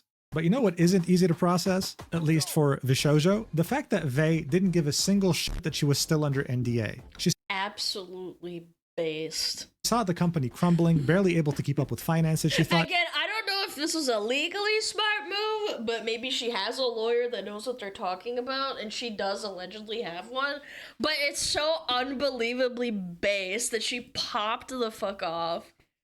Dude, it's crazy. they're not gonna sue me, so It's she legally revealed based, true. everything. And it was extremely disturbing, saying, "And so our NDAs are now void. Why I left VShojo." Back in 2023, VShojo tried to bully me into one of the most predatory contracts that I have ever seen. When I tried to ask more about it, their COO got extremely hostile with me and refused to answer any of my questions, and so I had to hire a lawyer in order to get some clarification. During the talks, it became clear that VShojo would rather let me go than to take less away from me. They were ultimately wanting me to give up more than half of all my sponsor revenue and over 60% of all my merch sales. All I asked from them in return is to not take a cut of the sponsors that I was getting through Mythic, as that cut was already being taken. They said no, they want it all. So just to clarify any confusion here, most of the VShojo talents had a talent agency in parallel to VShojo, like Mythic Talent, for example. They would be there for the sole purpose of getting them sponsors. This was a completely normal thing to do, but VShojo wanted a cut of the sponsors from Mythic, even though they But why? You didn't do anything. The reason why Mythic is like fine, like you're getting a cut, is that you're going out of your way to do the work of finding a sponsor for your talent. That's the whole point. Why is VShojo in certain? Is it like, all right, give me a bite? they were doing Give me nothing to that get her bite. those sponsors. They would then continue, and so I asked to leave after being treated like I was disposable in our talks. They basically made it seem like they were my employer and that they're the reason for my success, that I owe them and that I should be happy to give them my money. In order for me to leave, they demanded I sign an NDA that prevented me from speaking to any of the other talent about it. I could not say why I was leaving, I could not say what the terms that I was saying no to were. I even got in trouble for advising them to hire their own attorneys. They would watch my streams, read my Discord, and then threaten to sue me. If I said anything that hinted towards how I really felt about the company, I was threatened with a lawsuit. Another one of their leave terms was that they will announce both me and Silver on the same day in order to minimize the I damage. told you, and it worked. All those schizo rats on 4chan, they went crazy with it, and they were like, no, it's VShojo falling apart. Anybody would want to... to their company. Their COO had begun to push a narrative on 4chan, yes, I'm serious, LMFAO, and other Yes. social media that I'm leaving because I plan to join OTK and that both me and Silvervale are troublemakers. So they were letting us go. Later, I found out that Nyanners wanted to leave around the same time due to also being unhappy with the contract, but was told that she couldn't because it did not fit their narrative that they were pushing internally and externally. The amount of hate we've gotten over leaving, from fans calling us greedy bitches to people saying we're abandoning our friends Yep. and tossing aside the company because And you can't say a damn thing to defend yourself either. Again, the mental. were successful enough, shit was fucking painful. Not being able to say anything sucked. I only found out I didn't get paid for any of my sponsors after I had already signed the NDA. After 2 years, I have still not been paid back fully. To add insult to injury, they also demanded I had to pay them back $10,000 for some of the anniversary assets, which when they sent me back months later were half finished. Despite all of So that, they want the full price? What? I've had immense faith that the company has gotten better over the past 2 years. I assumed they rewrote their contracts after losing 3 people due to them and seeing all that new talent join. Clearly, this was not the case. Now for some fun facts. Their company lawyer has an expired law license. He literally does not practice law anymore, yet he was our point of contact for any legal help we needed. They actively pitted us against one another during my time there and compared our success to others. They tried enforcing streaming schedules so that our viewer count would look better due to less overlap. I mean, okay, hold on, hear me out. The whole having stream schedules for your talents, that's a tactical way of doing it. But pitting against each other, like, privately and saying, like, oh, well, Zentrea has, like, 6,000 viewers. You need to pick up your pace. That's fucked up. That's the equivalent of, like, if you're working an office job and there's people who are like, oh, well, this guy did 2 tickets in, like, 30 minutes, and, you only did 1 ticket in 30 minutes, and you're just like, but it's not about, like, it's really, really toxic and cringe. It's unironically Giga Corpo talk. Your cousin is doctor, why you know doctor? I would argue it's, I don't know, I mean, that's pretty... I don't know, it just pisses me off, like, hearing that. They would always shit talk other VTuber agencies. They literally would spend company money to get a tiny dig at them, especially Hololive. It literally lived rent-free in Gunrun's head. They were convinced Hololive was over when they signed Kason and Nazuna. Our previous talent manager got ghosted for 6 months by Gunrun, told not to do any work for us, and then got fired for not doing anything during this I would honestly, this is my conspiracy theory, and I've said this before, but I think that these people that are so toxic and so invested in like spreading a narrative, they probably paid people to like post on 4chan. Like to shit talk other companies. I don't know. It's a schizo theory, but like it's a funny theory to think about. Pay them like $50 to like post for like a whole day. Fiasco, we weren't able to That's get any where the money assistance. went? Yeah, Mountain maybe. Dew got reprimanded for being creepy to us. Lol. Got told not to message us privately. Go figure. I have proof from other streamers attending Vishozo's IRL parties that Mountain Dew would actively shit-talk me after I left the company to paint me in the worst light imaginable. Don't know why you're acting innocent on Twitter pretending Mountain Dew is the COO, the co-founder, by the way. you weren't aware of anything. Can't wait to see all the shit that comes out about you because there's loads, but those aren't my stories to tell. Thanks for reading, and thanks to those who stuck around between then and now. Thank you for giving me, Silver, and Neon the benefit of the doubt when we needed it. And you can imagine what kind of things they, like, what kind of people they hired. Again, not every single person, I have to preface this, at VShojo that was a manager was or like a talent manager or whatever worked for it was bad. Not every single person, but you can imagine the people that these people would surround themselves with. Most. So yeah, this was insane. Many of the top streamers in the space would react to this with complete and utter shock. Bro, I was caught completely off guard. Holy shit. Mountain Dew had the audacity to shit talk you about to my face at a party. I bet their own, like, ex-talents. So gross. Hey, you kept your manager after VShojo collapse? Yeah, again, not everyone's a bad person there. Again, it's like you have to look at it from like a perspective of a company blew up. Very likely the upper management, the bigger people that were like taking the biggest cuts were probably scumbags. I mean, Gunrun and Mountain Dew, they're confirmed. Could have never in a million years expected that. So I don't and this know. caused Mountain Dew to be community noted on the post.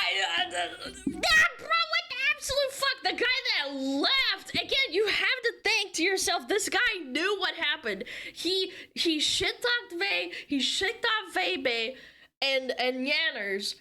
You really think that he meant this? He's probably typing this like, yeah, this is gonna make me look good. I'm gonna get sympathy points, and then boom! Yeah, you roached out 100%. He had made tagging Big Gunrun, roach. with it saying this user Big was also fat included roach. in many of Vishojo's mismanagement issues and has been called out for harassing talents. Nyanners would further confirm what Vey had said, saying Mountain Dew had the audacity to talk shit about you to my face at a party the year that we all left, and painted you as some kind of conniving, greedy, mean girl who was in my ear and manipulated me into leaving Vishojo just because you wanted me to join OTK because her boyfriend Soda is part of— I know for a fact there was an absolute massive amount of rats that were saying that Yanners and Silver and Vebe are gonna join OTK. Maybe that's what we saw, chat. Do you guys remember reading about that? I remember, I think we were like looking on stream on tweets and there was like a couple of people that were saying it. Maybe they were like fake rats. .org or for some personal gain or some shit. He got uncomfortably close and up in my face and was like, come on, I know the real reason you left. I know it was because of Vey. She talked you into it, etc. And it was infuriating. I know he spread that same shit to other staff, talent, and other industry people. Seeing one of my closest friends get dragged through the mud like this for years was awful. You did absolutely nothing wrong and had so much shit flung at you just because they wanted to push a narrative to protect the company. For him to act like he's completely blameless is insulting. He is a creepy motherfucker and there's a lot more obviously, but a lot of it is also not my story to tell. Absolutely wild. Now Dean, a lawyer that's actually certified, specialized in content creation, would tweet this out after Vey's tweet, saying, VShojo has not officially filed bankruptcy, they have not dissolved. Contracts are still in place, NDAs are still in place, please review contracts before you say anything on the matter if you have signed anything at all with them. But then Vey, whether aware or unaware of that tweet, would still tweet this out saying, they'll have to steal from another charity to sue me, lol. A VTuber by the name of Kayan, who's a corporate accountant IRL, would quote tweet Gunrun's botched apology saying, I'm a corporate accountant IRL. You do not misspend $11 million and you do not mistake charitable/talent earned gains as company funds. This is a textbook embezzlement. He should be in cuffs. And speaking of those 11... Nothing's happened though. Maybe, I don't know, maybe I'm just smoking copium. But I really hope something happens. $1 million, this was seen as a genius move back in 2022. But the industry insiders that were very doubtful that VShojo was making money and that they could pay it back in 2023 were mostly thinking this way because they weren't working with a private investor, they were working with venture capital, a form of fundraising that had zero flexibility. They wanted their money back, period. And they sure as hell were the last people to understand what the hell VTubing even was to begin with. We would then get more insight into how much VShojo was struggling from a Japanese commodities trader, saying, unfortunate situation, but just remembered Kat, who was a friend of his, was offered $2 million to buy the whole thing, but obviously the operation was so unprofitable, Kat said no. I don't know how it ended this badly, but going through the financials, to be honest, it just looks like a team that never ran a business before. Kat was always a... Oh my god. Wait, they made 11 million capital and they wanted to sell for 2 million. They just wanted to drop it on someone else's hands. Supporter or donor of VTubers and was interested in investing in them. A friend of mine was the largest investor in VShojo, RIP, $0, implying that he had lost all his money. Maybe the loan the company took legally required them to be paid back first before the 500k stream donation go through to Iron Mouse, not sure. Still believe it's If you're investing in a company, you should never expect anything back sometimes. I don't know, that's how I see it. Not that I've invested before, but I feel like it's almost like gambling. It's like you should never expect a return. Terribly ran business rather than fraud, great, or at least shit, I hope. So as early as June 21, 2025, VShojo was selling itself for $2 million to an investor. This was the amount that they owed to talents and loans. Bear in mind, this is a company that had taken an $11 million loan and had some of the best talent in the entire VTubing industry, hell, the entire entertainment industry. They were valuing themselves at $2 million. Incredible. This really showed us that they really had no idea what they were doing with the business, and we'd only get more glimpses as to how badly they ran the company when even more people would speak out. One of them being Camilla, a well-renowned VTuber in the industry, saying, I want to start by saying that the severity of my experience isn't the same as what others went through with Gunrun. Just wanted to share this tidbit because it affected a lot of my friends, including me. In 2022, I applied for VShojo. I applied under my past life, so her past VTuber identity. VShojo at the time prefaced that they were looking specifically for smaller streamers. I thought I'd give it a chance because I was a very small one at the time. I auditioned. I passed. I received an email saying that I would be moving to the next stage, as well as some of my friends. I and others were so excited to have even passed the initial round. That alone was something to be proud of. We filled out the next part. This mainly contained more technical questions. What's your schedule like? Are you good with handling technical difficulties? What kind of streaming equipment do you own? Etc. Submitted that and, well, got another email back. I made it to round 3. I was so happy. I know I wasn't fully accepted yet, but it was still a nice feeling. So I waited. I waited a few days for the next step. A few days turned into weeks. A few weeks turned into a few months. Nothing. I would frantically check my email almost every single day waiting for something. Eventually, I let it go. They moved on without a word. I was sad, sure, but more confused by the sudden disappearance. A year later, I started growing as a streamer. I met so many other VTubers and learned a lot by being around them. One day, I was chatting with a bigger VTuber and eventually the topic of VShojo came up. They told me they auditioned the same time I did. She made it to the final round, but they rejected her and the finalists last minute to hire someone they already knew. And these VTubers were given hush money not to tell anyone. You had money for hush money, but you didn't have money to pay actual talents. About it. The girls were devastated, just like the rest of us who got dropped without warning. So yeah, thank you for wasting everyone's time, I guess. Oh, and one more thing before I forget. You have no idea how many times your talents called me in tears, suffering due to your neglect and the way you constantly mistreated them. They weren't getting paid, they weren't getting responses from you for over 6 months, and other heart-shattering moments I can't share yet.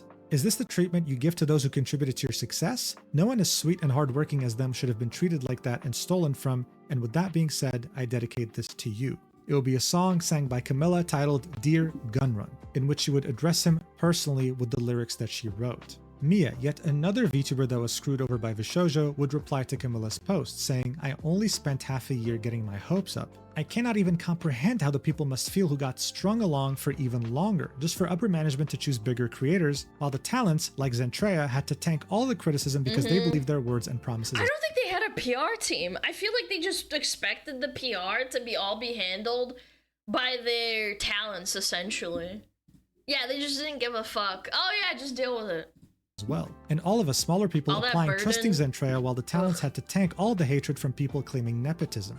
Just to then, in the end, find out that upper management did treat the talents like cash cows and did try to get more cash cows instead of keeping the promises they gave everyone else. They sold this dream to everyone and made all of those false promises to talents and fans alike just to crush all of it while letting the talent tank it all and disappointing so many people on the road. But what about this whole hush money thing? What about the people who made it as finalists and were given money by VShojo to never speak of it again? Well, one of those talents was Neurosoda, and she confirmed it live on her stream. Watch. Like, at the time when I applied for auditions, how many years was that ago? That was like 3 years ago. I literally do not care anymore. But at that time, they tried to, like, give me the hush money. That's not... That's Annie. I was about to say, I can recognize that voice, man. Yeah, Neurosoda is a fucking clip. I was like, who the... That sounds like Annie! Which I didn't take. And I spoke about the, like, what happened as carefully as I could. Look, guys, to give him some slack, okay? This is a 2-hour video. He probably spent like 3 days on this. I was like still scared to, like, you know, have bad blood or anything, and then people still like hated on me. Like, nobody believed me. Okay. So you go through these auditions hoping that this will change your life. The company ends up being very unprofessional, backs down, wants to give you money to hush hush. You don't take it so that you can tell people about this, and when you do, they don't even... That tracks also with what Sayu happened. Again, we can't verify this. This is all just hearsay, but with the track record of like how they treated Sayu, how she proposed something and then he ghosted her, and how they ghosted Mint and ghosted freaking everyone else, it makes sense. It does. Pattern recognition, bros. Believe you. I can't imagine the mental toll Neurosoda, as well as pretty much everyone else in this video, went through because of this company. I mean, it really is incredible just how many people this company had affected negatively. The list was so large, you couldn't even print it on a sheet of A4 paper. For example, this artist was in the works to bring VShojo to WeepCon 2026. Pitching it and having management approve. They would tell her, oh, we'd plan a meeting next week. Their schedule was very packed, but, you know, now she understands this is never going to happen. They didn't even give Zentrea the time of day. Think about that. She was given no prior warning, and someone else had spent months and thousands of dollars developing a leather jacket concept for Kuro. VShojo's management loved it, and the artist was under the impression that this was going to be a joint venture. But after all this work, VShojo eventually just offered to buy out the whole thing. They didn't want to work with this artist, they just wanted the idea and the jacket. And you know what the worst part is? This artist, desperate not to let all their work go to waste, reluctantly agreed. And then got ghosted, showing us that this business was truly ran by children. Kuro would find this post and would say, wait, what? I don't know how to say this, but I've never been shown this by anyone, even though I had asked many times if it was possible to get a jacket made, but there was never any update to me, so I assumed it's so much horrible communication, man. Again, Our Culture is a what is it called? A merch company. It's just ran by like pretty much one guy, and he just loves VTubers. Possible. There was truly no end to Vishoujo's fuck-ups. Niji-sanji, move aside because there's a new person on the throne. But if you thought that was the end of these talents getting punched in the face, you'd be wrong. On July 31st, 2025, Amelie would tweet, "Mama should have raised a quitter because there's only so many punches I can take, man." Kuro would tweet, "Oh man, I might have some bad news." Someone asked, "Is it about your new house?" He said, "No, it's about old merch." And finally, Giga would say, "I am once again trying not to crash out, but brother." She would go live shortly after to explain that there's some merch that was sold to her audience that was still unfulfilled. It wasn't shipped yet, sitting in the warehouse. Seeing that Vishoujo is a complete mess right now, she doesn't know who to reach out to get a list of people who, bought it, their address. Anecdotal experience, I ordered some Henya merch. I forget what line it was. I think it was the very first merch she dropped. It took so long to get to me that I completely forgot that I ordered it. I think it was like close to a year later. And I remember, I think they made a public statement about it, be like, "Sorry, it took so long. Yeah, apologies." At least you got it. Yeah, I am very lucky that I got it. I'm just saying, I thought that was a massive red flag. I was like, holy crap. Like where she can send them to. Yeah. It's completely unclear. She's still trying to figure out the details, but it seems that unfortunately the people who did buy the merch and didn't get their order fulfilled might just get scammed. But as far as I know, some of Giga's merch did ship. In Kuro's case though, none of it shipped. In fact, it wasn't even sent to production. The pinned post in Kuro's community on Twitter right now is this, saying, "Merch update. Unfortunately, Kuro's birthday merch was never sent to production, so please file a dispute at your bank/PayPal and do a chargeback ASAP if you need help." Depending on how long ago it was, this might be really bad. Because I'm pretty sure PayPal, if you don't charge back fast enough, they can just deny it. Yeah, that's a scam. Yeah, pretty much. Feel free to DM me. So during Kuro's birthday with Vishoujo, exactly. he was selling some special merch. Typically the way it works is that when merch is being sold for something like this, there's a time limit. Once that time limit's over, the company knows exactly how many items to print or produce in order to send them to the person who bought them. In this case though, they sold merch but never produced it. Knowing that Vishoujo is in deep financial trouble, it's safe to say people are not going to get refunded. So the only way to really get your money back is to charge back. I mean, this is a disaster at an apocalyptic level. It's not just the talents being affected by Vishoujo's incompetence, it's their fans now. It's so sad to see. But hey, you know what? Not all of it was negative because the VTubing community was able to take this extremely negative situation and turn it into a very positive this model. one. It's cool. Iron Mouse was officially indie again. And her Tiltify charity fundraiser? In barely just over a day, it had reached over $1 million. With the Immune Deficiency Foundation themselves making a tweet saying, "I'm not crying, you're crying." The campaign at the end of July is currently sitting at over $1.3 million raised, and it was so impactful, not just to the VTubing community, but pretty much everyone who had heard about it, that the CEO of the Immune Deficiency Foundation had made a video thanking Iron Mouse and her community for everything. I mean, dude, imagine you've never heard of VTubers before. Yo, thank you for the charity donations. What the hell? VTubers? What's a VTuber? This is just incredible, very wholesome. Everyone coming together was just an amazing thing to see. Look, this Vishoujo saga is probably the messiest, craziest thing I have ever covered on this channel, as the biggest disaster that's ever occurred in the VTubing space. And ironically enough, the new era of VTubing wasn't actually created with Vishoujo, it was created with the end of Vishoujo. I personally completely agree with Sayu's tweet, in which he says, "I said it yesterday on stream, but what's happening in the VTubing space right now is reminding me of the Machinima MCN days, sounding like old man Sayu." True. I mean, I remember Machinima, but yeah, man, I remember Donkey talking about this. For those that don't know, Video Game Donkey was like signed a contract with Machinima back in the day, like, I don't know, probably like 2012, 13. Oh my god, they turned out to be like a horrible gaming company. Well, not gaming company, but like entertainment company. I'm not old, okay? They used to host some of my favorite shows that I watched growing up. But the way they were created was as an MCN, a multi-channel network, something that is completely extinct today. Back then, YouTubers, especially centered around video games, believed that the only way to succeed or get to the next step of content creation was to sign on with a machinima. This would allow them to get control over your YouTube channel and essentially make decisions for you. The promise here was that you would be getting so many sponsors, money, cool opportunities, but the reality was that you would be severely limited as to what you can do, and machinima would practically become your boss. You would have no freedom. Your channel wouldn't even be owned by you anymore. Eventually, everyone left this company once they realized that they were practically scammers, right and this before led to the COVID, company completely shutting down. So maybe the new era of VTubing content creation lies in the independent creators themselves. Maybe VTubing, just like video game content creation in the early 2000s, needed these agencies to lay a foundation, but now they're not needed anymore. Who knows? Time will tell. chat? I do find it hilarious though that in a stream with Michi and This was freaking insane. Matara, they would find out through tarot cards that Vishoujo was going to be doomed this year. This was back in like February, okay? You Just this cannot year. make this and shit speaking of up. Vishoujo, in Legal Mindset's opinion, this statement Yeah, they pulled a bunch of cards, which basically meant that like Mata's gonna leave the company or something, and then the company's gonna collapse. If I remember correctly, yeah. was so poorly written crazy. that it might as well be Gunrun admitting to a crime. This wasn't over, and the talents could most definitely sue. I don't know what'll happen, but I would definitely not bet my money on Gunrun.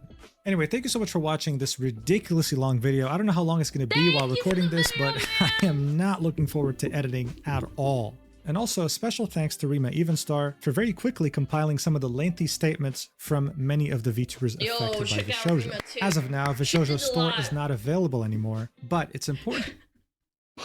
You know what physically hurts me is that my artist Akagi did all the key art for the for all of their stuff, and then it turns out that they didn't even want to fucking pay him for the longest time. Yeah, he came to me, he's like, yeah, Alana, they didn't want to pay me for the longest time, and I kept hounding them and I got the money. Look, we look similar. Like, you can tell, just if you zoom out like this, you can tell. It's crazy, dude. Thank God. I was about to, honestly, low-key, if he told me that he didn't get paid, I was gonna pay him, like, at least, like, as much as I could, because I felt so bad when I found out. Alana's with Vishoujo. No, I'm not. It's just a coincidence. I actually didn't really know that he was working with Vishoujo, but yeah. This is a weird way of saying you're joining Vishoujo. It's not, no, it's not. It's a coincidence. It's funny, okay? Ha, very good. To note that it hasn't filed for bankruptcy yet and hasn't closed its Hell doors down no. either. As far as we know, it's still a company, one with no money, but still a company. If there's They haven't anything for you to dissolved yet. understand from all this is to, well, always hire a lawyer to read out contracts. And if a company makes you feel guilty about it, then they're probably a massive red flag. Thank you so much for watching, and I'll see you in the next video whenever that is. I don't know what it's going to be. I don't know what it's going to be uploaded. All I know is I need a goddamn vacation. I love you. Mwah. Thanks for the 500k. Man, I love VTubers. I don't know, man. I hope the feds get him, man. I really do. Fantastic video. We got through without crashing. Chat. Holy. Yo, W Mujin. Damn, dude. Damn.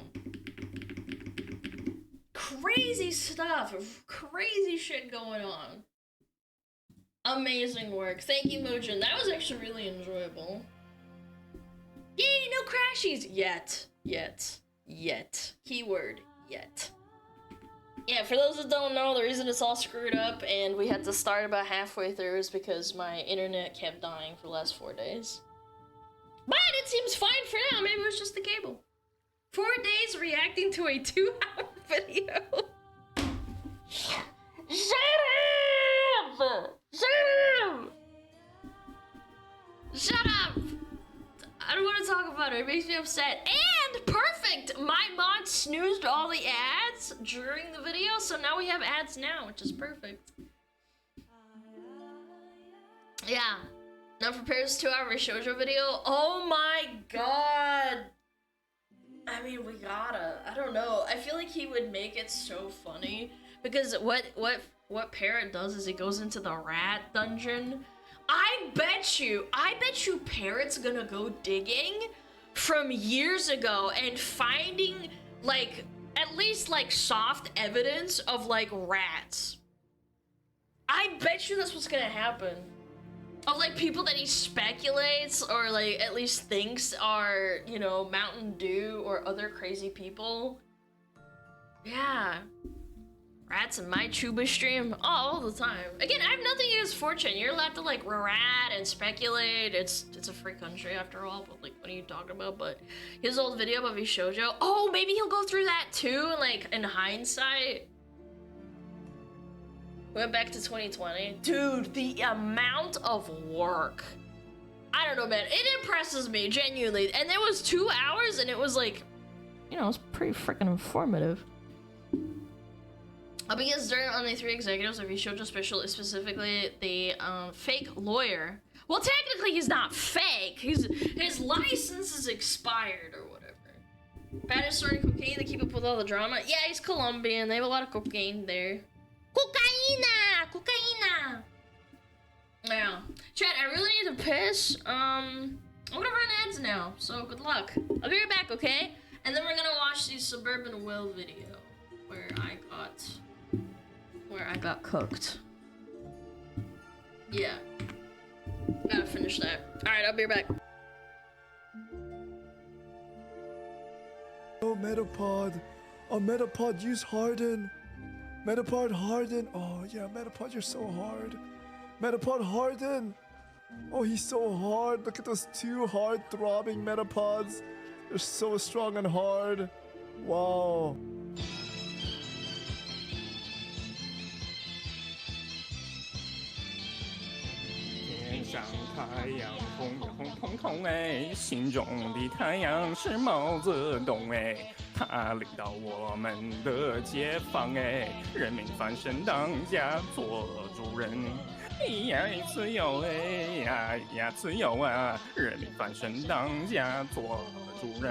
Why are you so good at this?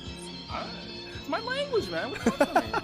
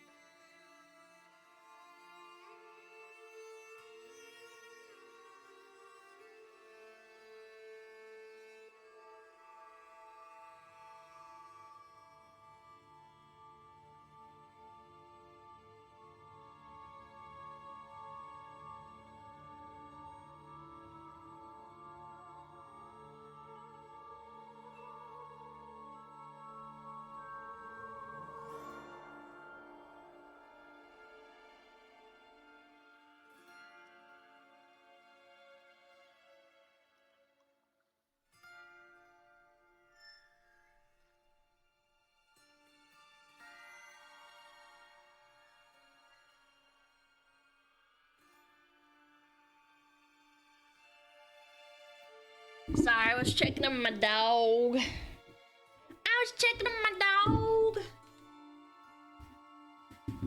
She in cat form. 2D head pat don't work. I'm not in cat form. What the fuck are you yapping on about? What the hell? Get this shit off of me! Ah, I got the Gara weights on. Holy, my ankles. My ankles feel fresh, chat. Ooh. It literally works. Yeah, the guy's not only cooked and calls me a cat, he's just freaking cooked. Period. Hi, Deadbolt, what up? Ankles? What do you mean? Yeah. Depilation strips. No, they're weighted ankle thingies. I like to walk around in them because fuck you. I'm trying to roleplay being freaking Rocket Lee. Her cankles. Ankle monitor? I wouldn't be able to take it off. You're not supposed to remove the ankle monitor. Yeah, whatever. Okay, let me double check. Alright, 11:48. So we were, again, about halfway through. So let's do 11:40. 11:42, that sounds good. Okay, I was in 3D as well, so I'm gonna have to explain myself really quick. So for those that don't know, my internet fucking crashed. Hold on. Holy shit. For those that don't know, my internet crashed. Yeah, I've been trying to watch this video for like 2 days, and we're back. So YouTube frogs, sorry about that. We'll just keep going. That's why there's been a delay on the react. All right, let's keep it rolling. Let's do it. Are so worried about being taken advantage of in their relationships that we've reduced them down to something purely transactional, and this leads to a lot of people acting extremely entitled. I saw a TikTok actually a day ago. Oh, it's really quiet. I apologize. Hold on. Let me dial it back. So many people are so worried about being taken advantage of in their relationships that we've reduced them down to something purely transactional. And this leads to a lot of people acting extremely entitled. A lot of guys out there think that just because they pay for a date that a woman owes them something. And I saw a TikTok that talked about this. A relationship has to be like a ladder. Like, I did this for you because I love you or I appreciate you. But what happens in relationships that fall apart and crumble is that, oh, well, you didn't do this for me, so now I won't do this for you. And that's how you go down the relationship ladder. I thought that was quite wise. I think an old man said that when he was asked about dating or why he divorced his wife of like 20 years.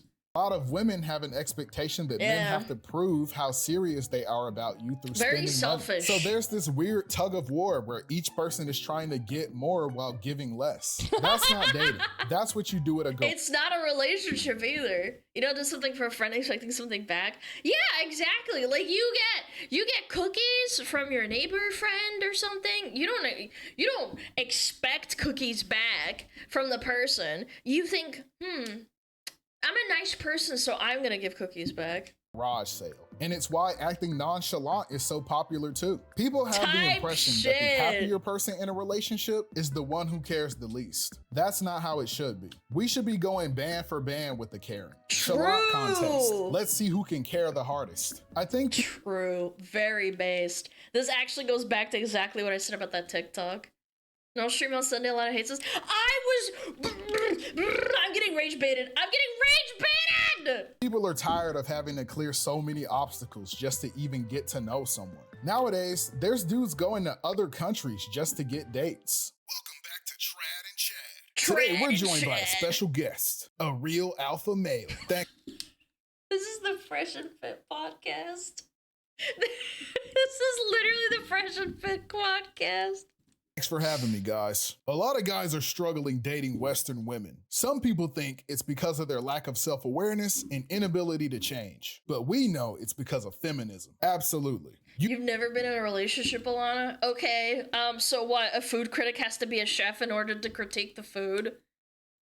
Yeah, think about that for a minute, you dum-dum. You can blame anything on women. After your third divorce, you went overseas to find your wife. Could you tell us why more young men should be doing that? It's simple, really. Western women have rights, so it makes them think that their opinions matter.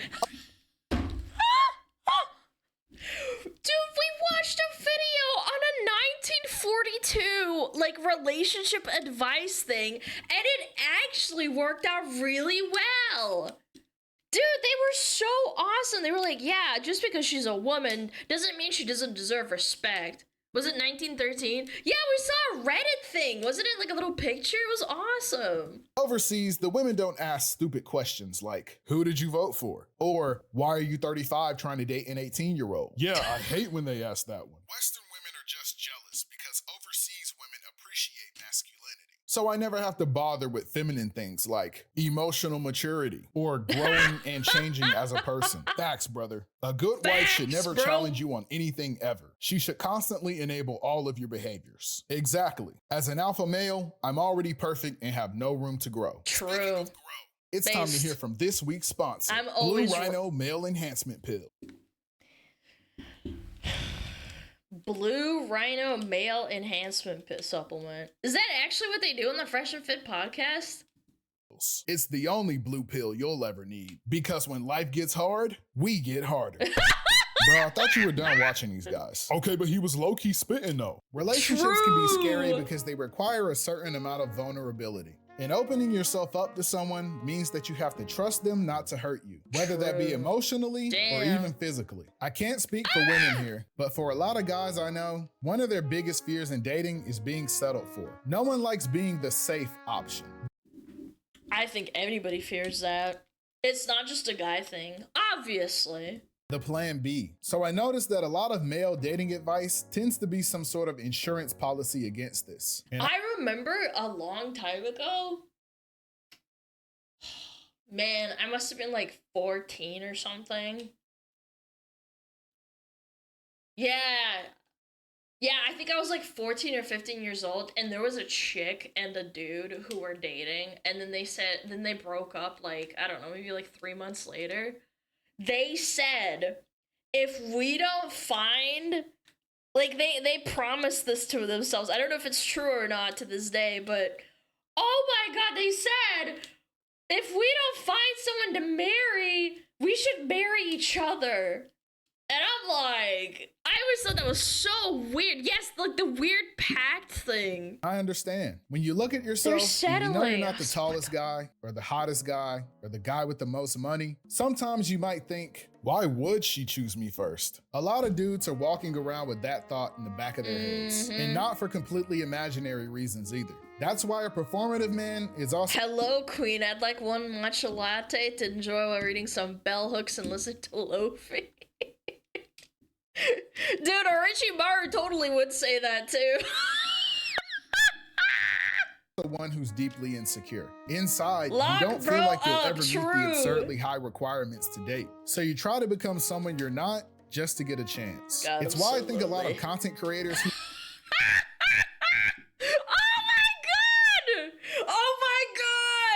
who are women are popular. Oh my God, no! Wait, shout out SmugAlana! Wait, you guys can't see this! Oh my God, that's so cute! What the frig? I'm not saying these are all pick-me women who only appeal to men, and I'm not saying their viewers are desperate for female attention. I'm saying that many men are used to hostility from women, and sometimes it can be a good thing to hear a woman on the internet sympathize with your experience. I think the problem comes when men externalize those feelings and then take it out on women. And even in communities centered around women, their audiences are still mostly— I should leave a comment calling her an ugly pig. Honestly happens more than you think. I'm sure remembering Will gets it too.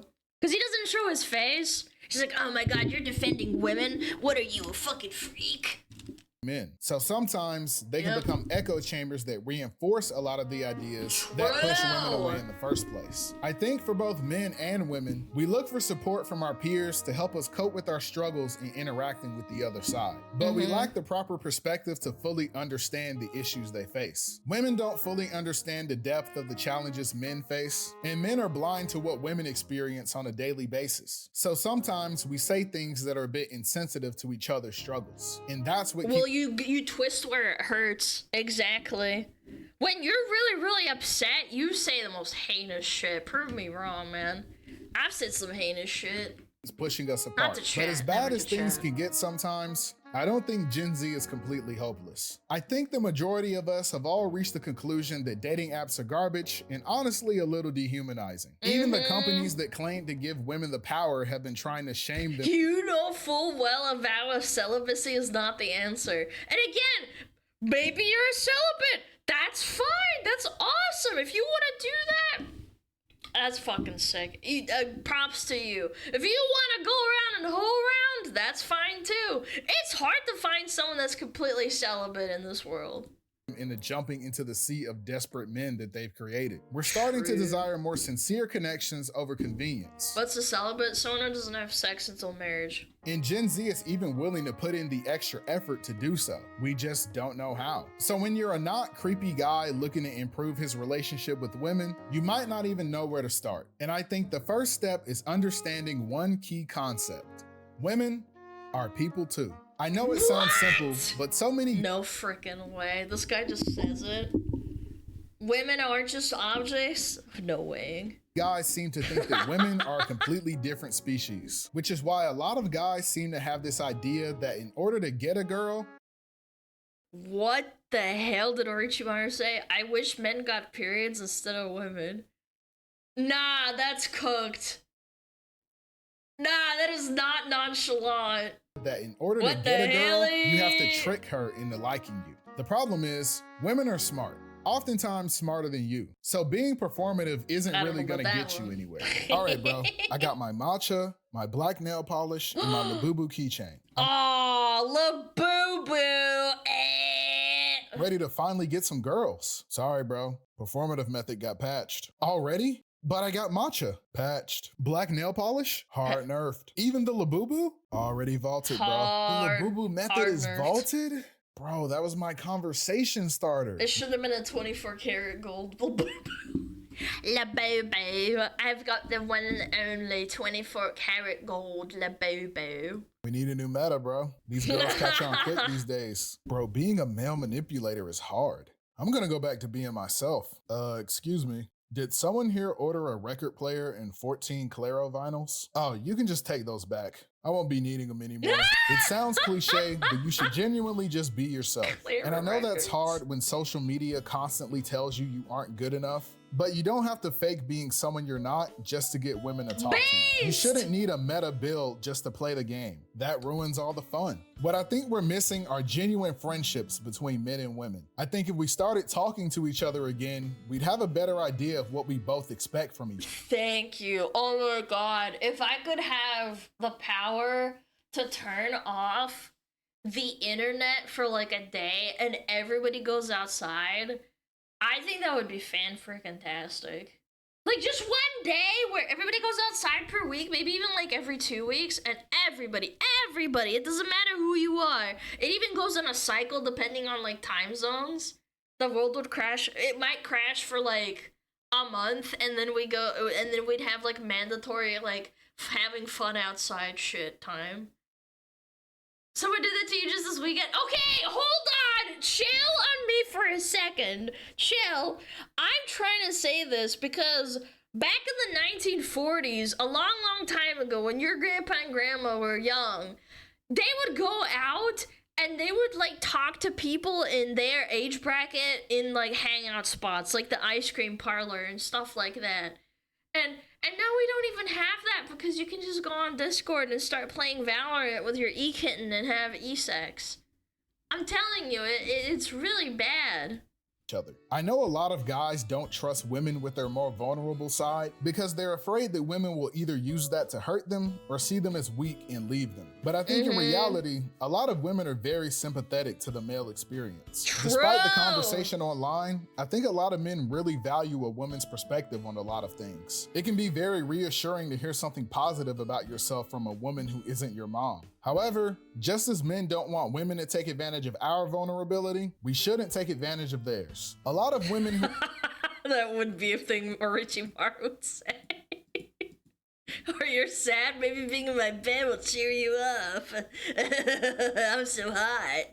We shouldn't take advantage of theirs. A lot of This only works if you're a Richie Mario, Chad. Don't do it. women who are open to bonding with men often have the same issue. As soon as you allow a guy to get close, he decides that he's in love with you. Now it's awkward. If you're a guy trying to become better friends with women, don't be so desperate that you fall in love with any woman who's somewhat nice to you. Sometimes women just want to exist, but they're often in the impossible situation where a guy they thought was their friend ends up confessing to her. And then when she rejects him, he stops talking to her. So you can see how it's difficult for women to become friends with men too. But then the question is, when... I think being friends with men, I know this is gonna be like a really hot take, but I think being friends with men is extremely like difficult to do. I don't know. I think you can't be friends with men. Cold tag? I don't know. I feel like people don't understand that like men and women can't truly be friends unless they're in a relationship. Yeah, I guess so. Yeah, if you're in a relationship, it's fine. It's tricky. No, because like the innate desire for a man and a woman, if they're both single, is to be like together or to be in a relationship. Maybe if the guy is gay. Yeah, no, I'm talking about two straight people. I'm not talking about like, oh, what if they're gay? That's completely out of the equation. But I just don't believe in it. I think if you're both single and you're like besties and whatnot, I think it's very hard.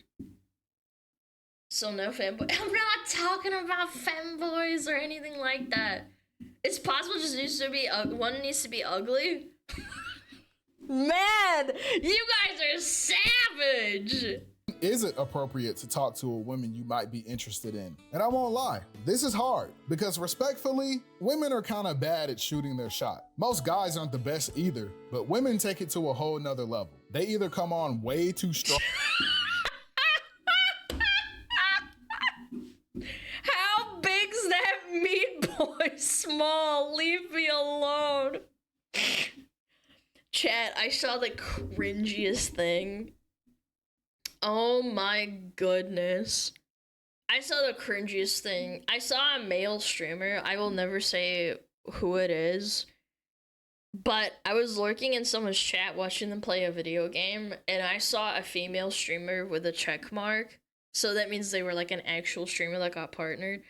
And they were like gifting subs like, would you marry me? And like other cringe shit like that. And I saw that and I was like, oh my god. Like, oh, it was really strong. Like, again, I didn't say anything. I just laughed. Like, in real life, I was like, oh my god, that must be so awkward. And, no, nothing happened. They just ignored it, but I felt so just weird about it. Oh, geez. Yeah, imagine. Imagine being the guy. And again, it's like the whole coming off really strong. Or more often, barely at all. So how was it hanging out with that guy you liked the other day? Did he make a move? It was fine. I just don't think he's interested in me at all. Really? Why do you say that? I mean, I gave him the most obvious sign and he didn't even do anything. Hey, it's been hot lately, so I figured I'd stop and get some drinks on the way here. This one's your favorite, right? Oh yeah, I love these. Thank you. So sweet. Oh, that is so... Think she's just being nice. I mean, to be fair, men are kind of dent heads. I love men. Obvious. Men are so dumb. I know, right?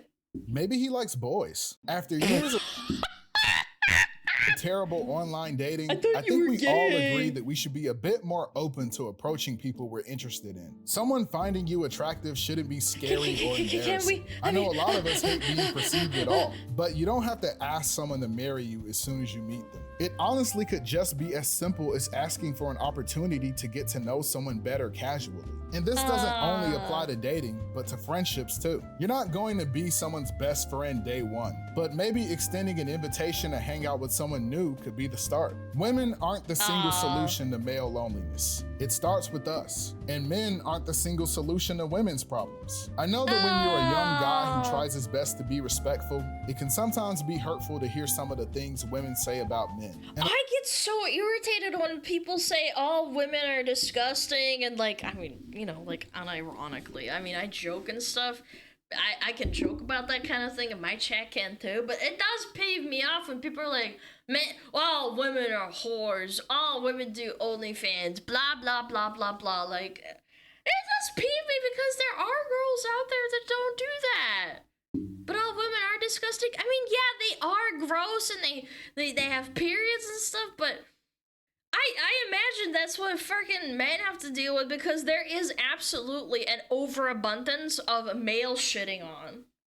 There is, absolutely. If we're gonna say 50-50, I would say it's leaning towards men. Men getting shit on. The bias is like all men wanna do is hurt women, blah blah blah blah blah. Loudest voice in the room wins most of the time. Oh, absolutely.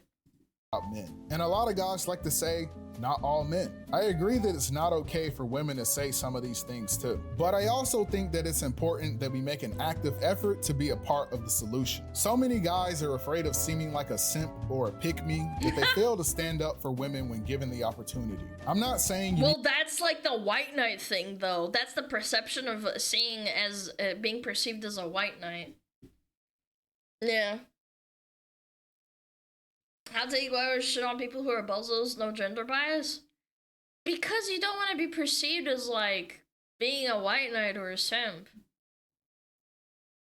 White knight is being part of a simp, isn't it? Yeah, but if you see a woman getting like hit on and being weird, like sometimes people take it the wrong way and think that if you white knight for a girl that you're just gonna be the guy that like tries to hit on her next time. Yeah. Need to be a white knight and swoop in to save a damsel in distress, but you can help women see men in a more positive light on an individual level by doing your best to make sure they feel safe and comfortable around you. I think you'll find that women who trust you will also stand up for you too. I think it's important that we're more open to understanding instead of arguing, which is why I want to say that I didn't make this video because I have the answer to ending this gender war. I just wanted to share my own perspective as a Gen Z guy on what we're facing. I know some people might think that this video oversimplified a lot of things, and you're probably right, but I hope that I can at least help make the conversation a little more productive. And I know that I focused on the male perspective a lot as well. Unfortunately, IP standing up, so I can't speak too in depth about the women's point of view. So I hope that any women out there can also help contribute to the discussion. Maybe some of those creators I mentioned earlier. Please don't attack me, I'm sensitive, I can tell. Love to talk about how Gen Z is cooked as a generation, but I think people just have a lot to say because we're the first generation growing up with a comment section. But for Gen Z, not only a comment section, but freaking social media in general, and to top it off, dating apps and Discord kittens. Like, yeah, millennials, they grew up with chat rooms and getting groomed by older men and women and playing MMOs. But damn, dude, I think you're kind of cooked. Yeah. And women, I don't think we should be on two different teams. We belong on the same team, True! Fighting together against things like loneliness and heartbreak. Thanks for watching the video. Yay! Don't forget to subscribe and follow me on Twitter. Yeah, chat, subscribe. Peace. Bam, bam, bam, ba-da-down. Yeah, that was so good. That was awesome. Chat, check him out. He's really cool. Ba-ba-ba-bum. 23 million years. Yo, Nordir, thank you the Prime for 23, bro. It's gonna be 2 years next month. Oh my god. Took us 4 days to see Alana's cameo appearance. Like, jokes aside, I'm so bummed my internet died during this. I was so into the video. You know, like it's like getting ripped out like in the middle of like a, I don't know, like out of the car. You know, it sucked. On the bright side, the internet hasn't died, so that's good. But anyway, long story short, I don't have a solution either. It's tough, man. It's a tough world out there. It's tough. I don't know what the solution would be. Again, I've said this before. Turning off the internet would have been great. That would have been fantastic. Hold on, let me double check. Do I follow this guy on Twitter? Will. Oh, I don't follow him. Yeah, I'll follow him back. There you go. Bada bing, bada boom. Gave him a follow. Sounds like a swell idea. Again, have you guys seen when in Spain or in Italy they had a whole day where all the internet or the electricity died and everybody went outside and was having fun? But at the end of the day, that's because people didn't have to work. I think work and social media. I think Gen Z and millennials are overworked as hell too. People try to segregate millennials and Gen Z a lot, but I think that it's two sides of the same coin.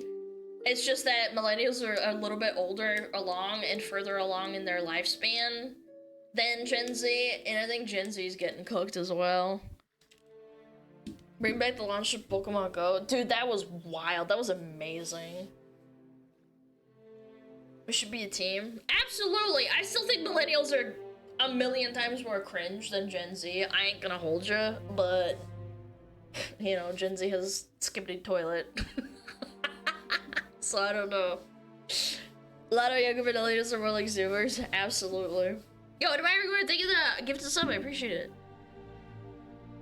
Generations cover a huge gap. You're someone who's closer in age to Gen Z, someone closer to Gen X. Yeah.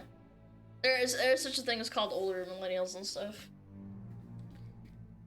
And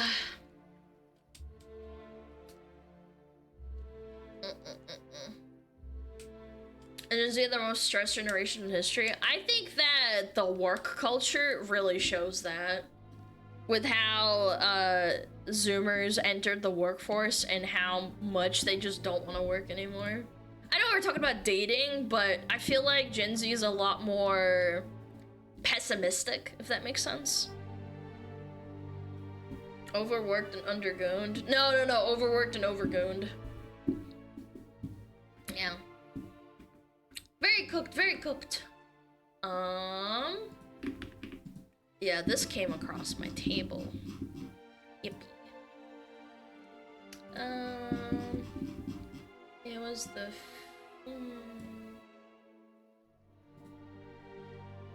Ooh! Yeah! Space Marines! Oh. A flake of video. It's even people don't want to work, no one's hiring legit. I think if you do get hired, you realize quickly how horrible it is.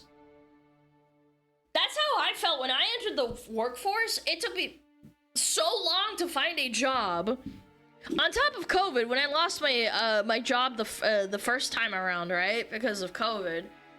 God, man, it sucked so much ass trying to find a job after that. Mm.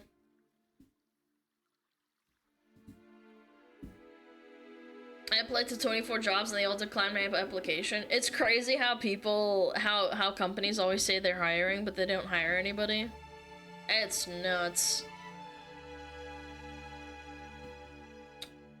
All right. Yeah, we have enough time, I think. Yeah. 27 minutes. Perfect. Alrighty, chat. A freaking Fleekazoid video about Space Marines. Ooh, alright, I'm ready.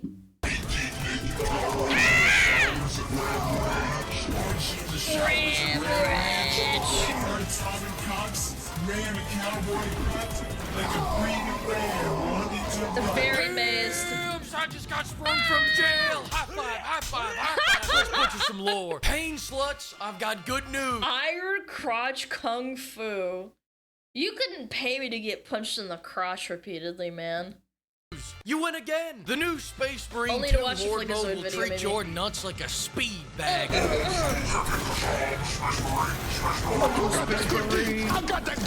Siege mode will stomp your Titanicus Offitorium.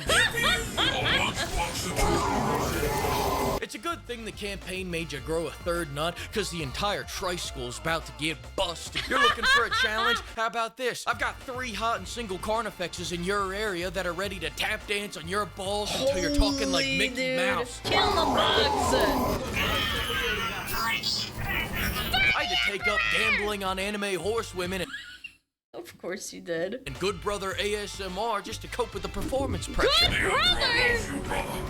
Everyone loves you. Brother, why'd you start the wave early? I heard you. Horde mode is all about pain, suffering, agony. Every time you turn Amazing. around, 100 more guys are waiting to pound you. They're waiting in line like your ass is Splash Mount. Hell, you walk around the corner and bop, bop, bop, someone's blasting loads into your ear. Your space cheeks are like Disneyland to the heretics. I prefer not having to wait for hordes. I hate games that make you wait. They're like, oh yeah, round whatever, like 52, they're about to spawn. I hate that shit. I don't know, Killing Floor 2 does it okay because you have to buy in between rounds, but still. It just ruins the immersion. If in a kind of roleplay heavy game like Warhammer, you just want endless waves. Your ass has become a destination. At least Space Jesus There's loves me, very though. few Keep ones that that in do it mind for the right. next time I get stuck fighting his former lovers while I'm trapped in the fucking floor. There are so many enemies that by wave 23, the Got game some started dash? letting me Yes. do takedowns on the air. Even Oxygen is a heretic now. In theory, Siege mode is fun. In reality, Siege mode is Left 4 Dead 2. Left 4 Dead 2 is different because there's a roleplay element to it because you get to the save point and that's where you buy guns and it doesn't break the immersion. What I'm talking about is specifically where it's like the enemies stop and then you're just sitting around doing nothing. That just sets me off. Like, come on, man. coded language where we've sent 10,000 Oh. enemies to suck and fuck you until What the hell? Why was he strobing out? a game breaks. I've seen a brother's computer get bricked on wave 22. I've seen a brother's animations get shut off, so he's doing Holy, is that a wolf on his shoulder? That's badass. takedowns with nothing going on. This is the type of shit you could do when you haven't gotten hard in 2000 years. I've seen my spaceman cheeks get stuck in the floor. Ooh. Hell, I've had my own AI brothers change from Is he T-posing on the body? Fantastic. speaking English to Asserting Spanish. Cato became dominance. Carlos. Brother, get the deck priest. Gary is yapping in Espanol again. Oh shit, here comes Last Tutorial. This mode is so Dude, the German dub for Space Marines is badass. I saw it on Twitter the other day. It was kind of scary. hardcore that I can't even let the Make-A-Wish Marines be on my squad anymore. I'm sorry, you're just as useless as tits on a space nun. Space Jesus wants it this way. My hands are tied. And I know you're saying, Flick, you're a tactician. You're not good at anything either. How would the team know where the Xenos are coming from without me, huh? My Auspex is on cooldown. Fuck it. They're over there. Now, I don't know what we'll do without their incredible contributions, but I've come this far, and the Emperor didn't raise. I love that he added a scar and the marks on his head for this video. That adds a nice little touch. He's no bitch. He raised a problem. Space Marines have put an end to more Yeah, the bloodlines service and studs. OnlyFans. We can do this, brothers. For the pig.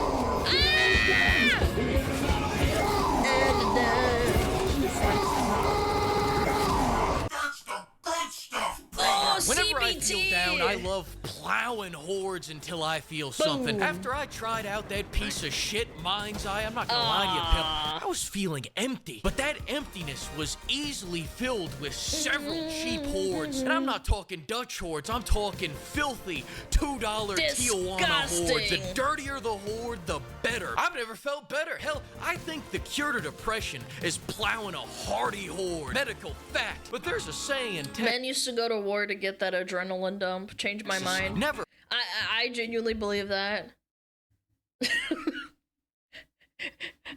Jokes aside, sometimes I think to myself, like, I don't know, I think men are built diffy. If you don't have a purpose in life, it's really easy to fall into depression. Sometimes you just want to charge an enemy. Yeah, exactly, you just want to charge him. plow a horde I drive raw. fast. If you're Yeah, plowing that these helps. hordes without mods, get ready to catch a disease of the mind. You'll get syphilis like Nietzsche and start jibber-jabbering. I tried plowing a horde unmodded once, and it had me sweating like a horde in church. If I had to sum up my experience, I would say... And if I had to expound, I wouldn't. Listen, what I'm trying to say is this. Horde mode put me at a crossroads. Get good at the game, or become CJ with a flamethrower that has unlimited ammo. But I'm no cheater, and under no circumstances would Nice I mod. ever mod a game. I modded the game. Bitch, I'm back out my coma. We're gonna burn, and we're gonna maim. Boom! Boom! That's badass. Oh shit. Here we go again. The first mod I grabbed is the mod that gives me the heavy flamer. Why? Please tell me he gets an anime girl mod. Because I believe in the Retortes Codex. Sir, are you allowed to say that word? You can in my chapter. Forget your little space book. I live on my own code. And on page 1 of our codex, it says all must wield a heavy flamer in the name of Space Jesus. In fact, it's actually the only page in there. It's more of a Retortes pamphlet. The heavy flamer, aka the climate changer, aka the bug spray. The heavy bug spray is essential for horde mode. There's a Hell reason why the yeah. salamanders love this gun, and it's because Some Vietnam roleplay right there. That's right, brother. it kills the most heretics per second. When I see that filthy little rat sprinkling his little fentanyl dust, he burns. When I see that witch shooting vent ropes and reviving comrades, he burns. When I see a basement full of bugs, Burn the bugs. and whatever. How it feels to light up a freaking anthill outside. Oh yeah.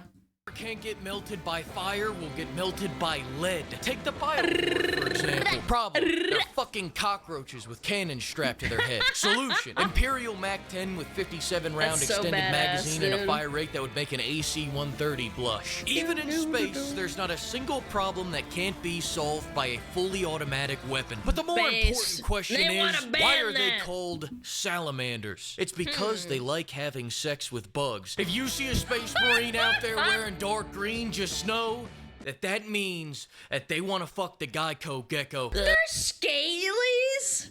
Flea could actually mean silence, Lorna. Silence! The Retortes Codex has spoken. And Shut up, nerd. as long as we're talking about the lore, I'd like to Is correct this a true, lore Chad? mistake Is I this made a few true? videos back. I think I called the Space Marines space racists, but they're just not that small-minded. They don't care if an orc is from Sweden or Madagascar. They care that they are an orc. Therefore, they must The second problem to fix was matching their numbers. I don't like that Space Jesus stiffed us by sending 3 men against 3 armies. What, is he broke now? I didn't realize that Space Jesus was a dusty bitch these days. Over in Dawn of War 2, they give you 15 men to go burn down 1 greenskin orphanage. Here, that cuck Leandros decided we shouldn't even earn minimum wage. He decided in exchange for fighting 2 million bugs that my big blue ass should be put on food stampicus. So you know what I said? I said, fuck that, brother. the second mod is the Trust Fund Marine mod. Now everything we get from the shop is free. Know your worth, brother. Wanna buy a harem of Imperial Guardsmen? I don't know why you'd want to. All they're good at is dying in funny ways, but have at it. If they were gonna make them useless, they should have at least made them cat girls, which are in the lore, by the way. Wouldn't you agree with that lore, Goblins? I Fantastic. would. Want to call in 6 Space Marines at the same time? A brother shouldn't have to suffer alone. In fact, get the entire team to do it, and you'll have 18 brothers fighting alongside you. Look at them, they're raring to go to battle. They're like freaking ants. They're like, I'm ready. Like, get me in there. Get me in there. That's what I imagine chat is kind of like. They're just restless. Now when I get That's exactly what I think chat would sound like. If I could tune in to all of chat talking at the same time, it would be like a freaking static noise of just rats scuttering around. There's brother. hive tackled, I don't get stun locked for long enough to set down the controller, raise a family, pay him through college, start a second family on the other side of town to pay them through college. No, now an entire fucking regiment checks them. Holy crap! Oh my god! But a brother's gotta know his limitation. He has to know when he's hit a wall, so he knows when to call in a dreadnought to smash that fucking wall down. Dreadnoughts are what a Space Marine's Make-A-Wish looks like. It's also so cool. what mine looks like. You know how BioShock has Little Girl and Big Daddy? The Space Marines are the little girl, Dreadnoughts are the big daddy. You want my advice for living a prosperous life? Die.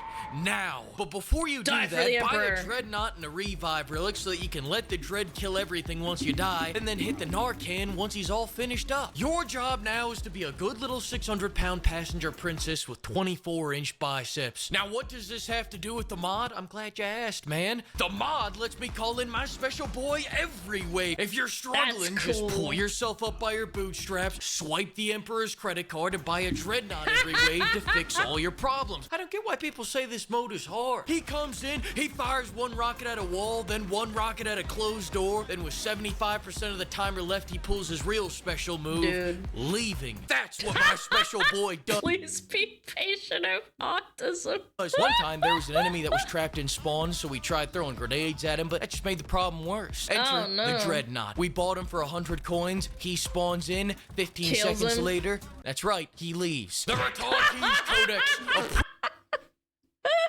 My job here is done. I'm out of here. Just poofs. Proves of this action. Enter the second Dreadnought. He spawns in. That's right. Does nothing. So we decided to give him some words of encouragement. You are fucking worthless. Then he teleported to exactly where the Xeno was under the map and purged his ass. Burn down, false idol. Oh wait, he's down there. He learned.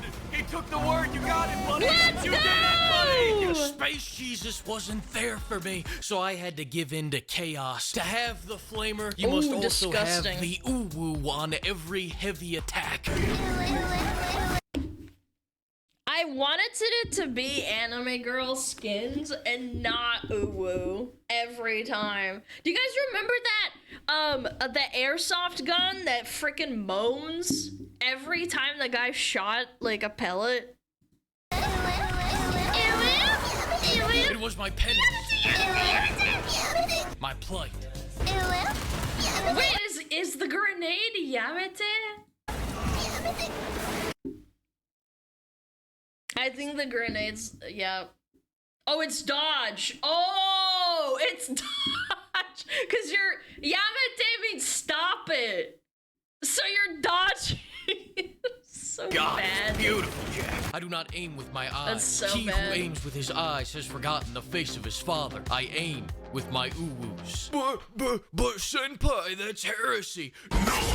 Doing the hard mode, normally you got a 50-50 shot of winning, brother. Use all the mods I just listed, and that adds 30% to your 50%, giving you a 66% chance of winning. But there's a mod that lets you bring up to 12 brothers. Then if we all grab 5 of the AI brothers, we add 60 brothers to our 12 brothers, and we'll have 76 brothers total, which adds 33 and a third % chance to our already 66 chance of winning, giving us a 103% chance of winning. That's flicker math, and the math doesn't lie. The Xenos won't stand a chance. We are genetic freaks, and we're not normal. Applications are open now. You must like excruciating pain and cat girls.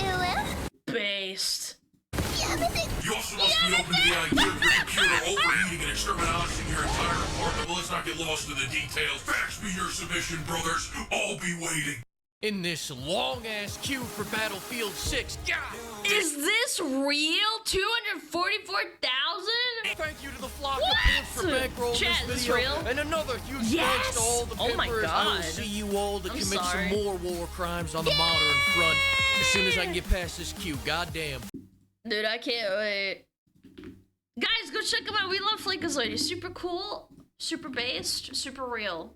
And he says it like how it is, and he says the N-word, and the N-word being nuclear, not the other one. Also, I gotta show you this. I gotta show you this. I gotta show you this. This is relevant to what I was talking about. Will you play the German version of Space Marine? I saw this on Twitter probably, I don't know, like 8 months ago. It's so cool.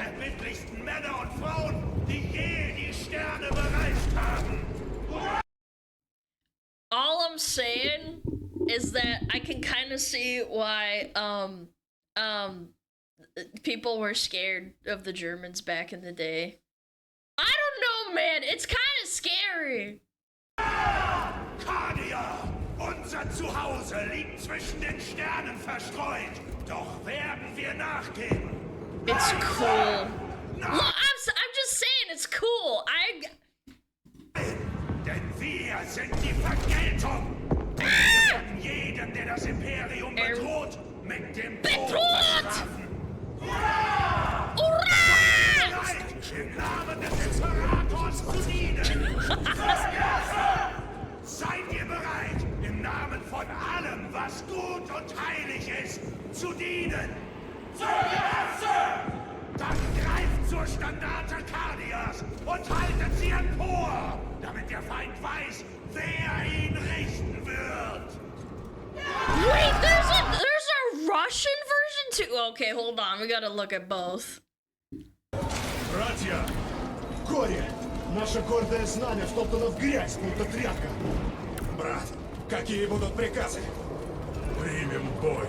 Примем бой, блядь! Братья, соберитесь вокруг знамени! Победа! That one sounds cool too. I don't know. I think there's a lot of languages that sound really cool in like games about wars, bro. Или смерть! Да. Победа! Или смерть!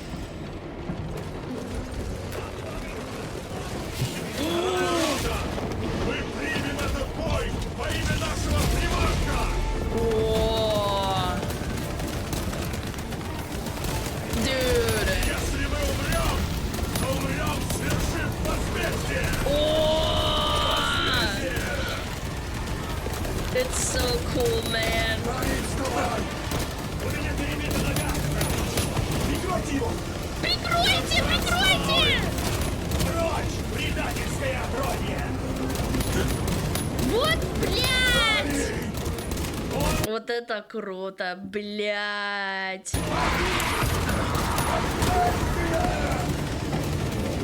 Им словно нет конца! There's no end to them! Ah! That's cool, man. Maybe it's the game. Maybe it's the game. Maybe it's not the language. But it definitely helps. I think the German and the Russian was really cool. Some languages are made for war. No, really! I don't know, man. Maybe it is. Maybe you're right. The German one does sound pretty cool. I don't know, man. It's just the sick in English. True, true. I don't know. Maybe it's just a cool game. Or maybe I'm coping. Okay, let's run an ad. I'll stick around. Yeah. I want to hear how it would sound in Hungarian, but alas, we were too small to have dubs. Yeah! Wait. Yeah, Hungary is a pretty niche country, pretty niche language, you're right. What ad? Well, I'm about to blast you. Blast! Biden blast! This is what I'm doing to all the non-subscribers. Biden blast with ads.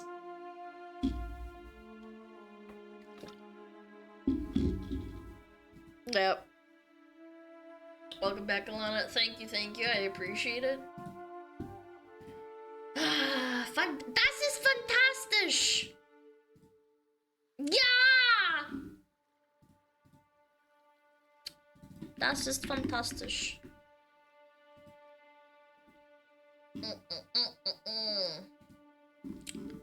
What's the other thing? I technically died? What the frick? What the helly?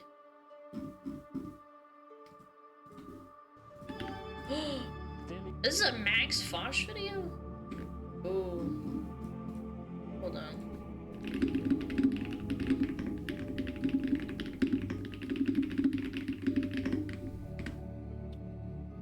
Ich trinke Cola! Yippee! Ignore the keeps ads, your hairline's fine, chat. Yeah, ignore the penis ads too. Surf shooter the blood!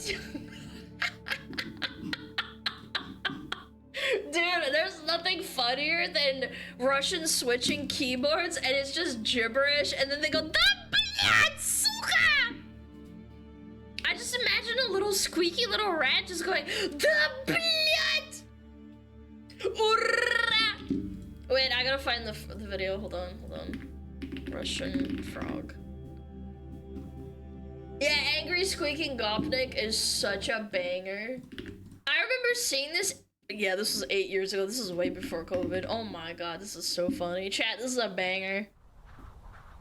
But sometimes more unexpected sounds grab our attention. Like this desert rain frog. Squeaking viral sensation.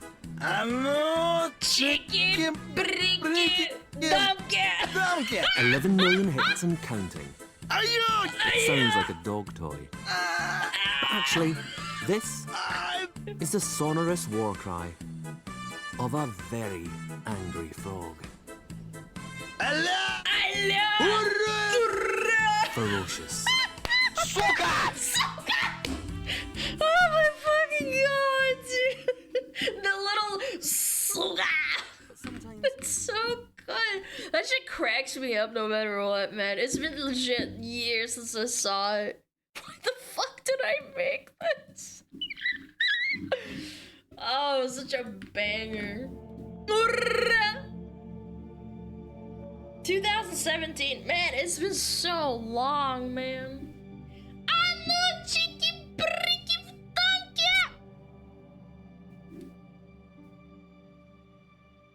It feels older. Nah, I think this is about right. Yeah, I remember seeing it probably like 2018, maybe 2017. Such a good video.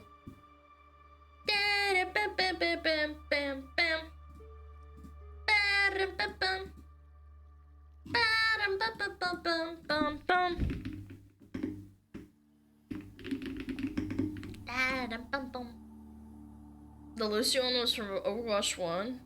Oh yeah, didn't that spawn it? Yeah, the Lucio. Angry squeaking frog, Lucio. That was it, wasn't it? Angry squeaking frog. I think so. A very fast Lucio. Wait, it was, wasn't it? Oh my god, yeah, you're right. Wait, this is such a... Dude, do you guys remember when Overwatch 1 was actually kind of a banger? But sometimes more unexpected sounds grab our attention. Hello? Hello? Hello? Like this desert rain frog. Heal up! Squeaking Heal viral up. sensation. Speed boost! Oh! Drop the beat! 11 million hits and counting. Let's It sounds break like a it dog down. toy. Break it! But actually, this Damn! is the sonorous war cry So bad. of a very angry frog. Audio medic. Audio medic. Sorry, I'm being so autistic. I don't know. It's so funny, dude. Old, really innocent freaking cringe beams, man. It's a good time. Okay. What were we watching? Oh yeah.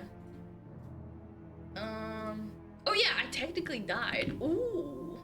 Ooh, what's this about, Max? Is there a VTuber version of that? I wouldn't know. I don't know. Have you seen Fleeka's new video about Space Marine 2 update? What? No way! Oh, I would have never guessed! What? God damn it! That's what I get for being a React Andy, dude. This is what I get. Every day. Have you seen this video? Have you seen this video? Have you seen this video? Have you seen this video? Have you seen this video? Have you seen this video?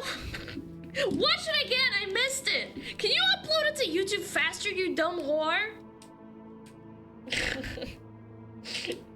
Sorry, you don't have to apologize. It's just funny, that's all. No, it's just funny. I'm not mad at you. I'm not mad. It's just very funny.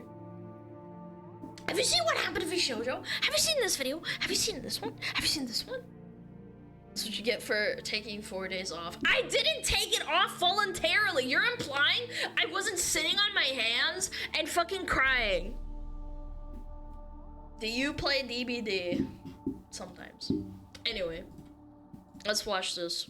I technically died. Max Fosh, 1995 to 225. Dude is onk. That's why he died, because he's Dearly old. beloved, we are gathered here today because Max Fosh is dead. Well, technically. Let me explain. I'm hosting my own funeral because, stay with me here, I need to be technically dead to get back at an airline. You see... I beg your finest pardon. What? Not older than you? Nah, this guy's old as fuck. Yo, thank you, Falco. Thank you for the 2,000 biddies, by the way. I really appreciate it. 2 months ago, I Let him booked cook, a let him flight. A flight I then couldn't go on. When I tried to apply for a refund, I found a cheeky legal clause that airlines use that lots of people fall foul of. You give me my money. Finish. I can't do that. Airlines will only provide cash refunds if passengers are dead. So, Wait, low-key kind of smart. As long as the funeral doesn't cost, like, too much, it's probably worth it. Some airline tickets cost so much money. I needed to die. This is a story of how I traveled to another Guess country. I'll die! Welcome to the Principality. Held my own funeral and was legally declared dead, all to get back £37.28 from the... Okay, that's petty. Aren't, like, normal airlines, like, fucking, like, thousands of dollars? What? Big bad airlines. I'm incredibly petty. But would being legally dead save me Grandpa! from I told you he's old! What is he, like 30? getting into trouble? Old. It's not fraud, but I mean, it is fraudulent. That's not This video has been sponsored by Opera. Opera. I need to die, according to the person in the customer service over the phone. We only provide cash refunds in the case of bereavement, I'm afraid. According to the terms and conditions on website, My lawyer has since advised me that it is not within my best interest to name any airlines for the remainder of this video. it states, in order to get a refund, the passenger needs to be deceased. So, this got me thinking, how can I die? My first idea, could I stop my heart, which means that I was technically dead for a couple of seconds. I wouldn't advise it. I'm pretty sure, I don't know, maybe I didn't die, but one time I touched a wire for a cow, what is it called? Like a cow fence. I'm pretty sure my vision went completely black for a second. Maybe I died in that moment. And an electric then cow provide fence. that as evidence. How long does your heart actually need to stop for? According to the Atlantic Cardiovascular Society, Were you a child back then? Yes, but that's unrelated to as to why I became a VTuber. 4 minutes. 4 minutes? Irreversible brain damage can occur. I don't want to do that. I already have brain damage. I would have done it for the content. This guy's a pussy. Okay, fine. Next idea, just spitballing here. Could I change the name of somebody who's about to die to Max Fosh, and therefore Max Fosh dies? No, that's insane. So I poured over every nook and cranny I could, until I found something very interesting in the terms and conditions of my booking. Ooh. So, the airline requires a death certificate, but they don't state where the death certificate needs to come from. Could I get myself a death certificate so I'd be dead on paper? Could I go to another country and get a death certificate? That's a shout. So my plan. Dude, imagine this guy has kids, and then those kids have kids, and then, like, I don't know, maybe like 400 years down the line, they find out that this great-great-great-great-great-great-grandpa, Max Fosh, died in, like, a random country. If I die, can you refund my subs? No, no refund, sorry. Plan is to reach out to every country that I can, and weirdly, Like, how this is not confusing the would that first be, bro? time that I've reached out to the press offices of major governments. So I do have a list. I do have an update for you, and before I get to the update, I just want to say, I am embarking on this mission because I'm incredibly petty. The flight itself is £37.28, bloody good value to be fair. It's the principle that I take issue with, because after doing some research, I've realised that people have lost thousands of pounds because of these airlines. So, one principality responded to my email. That's what my parents, whenever they would fly, they would be there, like, freaking 3 hours early for every flight. Yeah, I understand it now. Because, like, obviously, like, unless you're really, really rich and you just don't care, like, oh, whatever, I missed a flight. But even then, if you're, like, really, really rich and you're flying somewhere, but you don't have enough money for a private jet, because that's, like, for, like, billionaires and millionaires, if you're really, really rich, you still care because you're probably losing money, right? Yeah. The Principality My parents of cared a lot. Saborga. Located in Italy, Saborga is a self-declared principality. Claiming to be accidentally left out of the unification of Italy, the town has operated as an independent nation. Dude, I want to go to Italy. It's so hot and nice over there. With its own flag, currency, and government. So, tomorrow, I'm going to Saborga because on this occasion, due to these very unique circumstances, they are happy to sign a document that says, according to them, technically, I am dead.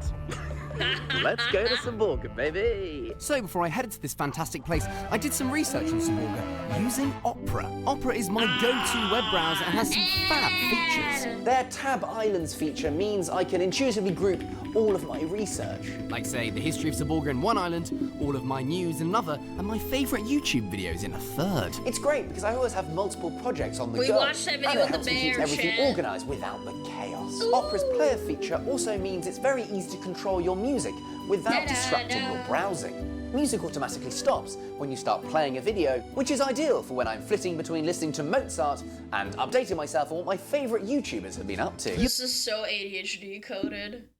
Oh my god, I just realized I do that all the time. Where, like, I need a break from a video for, like, I don't know, 5 minutes, and then... and so I just start doing something else and I need music, and then I just stop and start watching the video again. You'll hear more about It's so Opera later in the bad. video, but for now, it was time to go to Saborga. I'm in Italy. I'm on the way to Saborga. They've invited me for a state visit. Well, I asked and they said, yes, please, do come on down. Despite not being recognised as an official independent nation, Saborga and its people fight every day for its independence and legitimacy. Very based. Fuck the government. Something that I thoroughly endorse. Welcome, welcome to the Principality. Willkommen, benvenuto, benvieni, welcome nell'antico principato di Saborga. Di Saborga. Mamma Whoa, mia. look at this. Ciao, Here it is. bella. There they are. As I arrived, I was I've greeted by watched none too other than many. the Princess of Saborga herself. What? She's a princess? Oh. Hello. I should go meet the princess now. I feel a bit underdressed. How do you greet a princess? I have no idea. Hello! Welcome to the Principality. Nice to meet you. Nice to meet you. I'm Max. And as she introduced me to her team, it gave me the Mamma perfect mia. opportunity to showcase my incredible Italian. Dude, look at the view in the background. Low key. Holy smokes.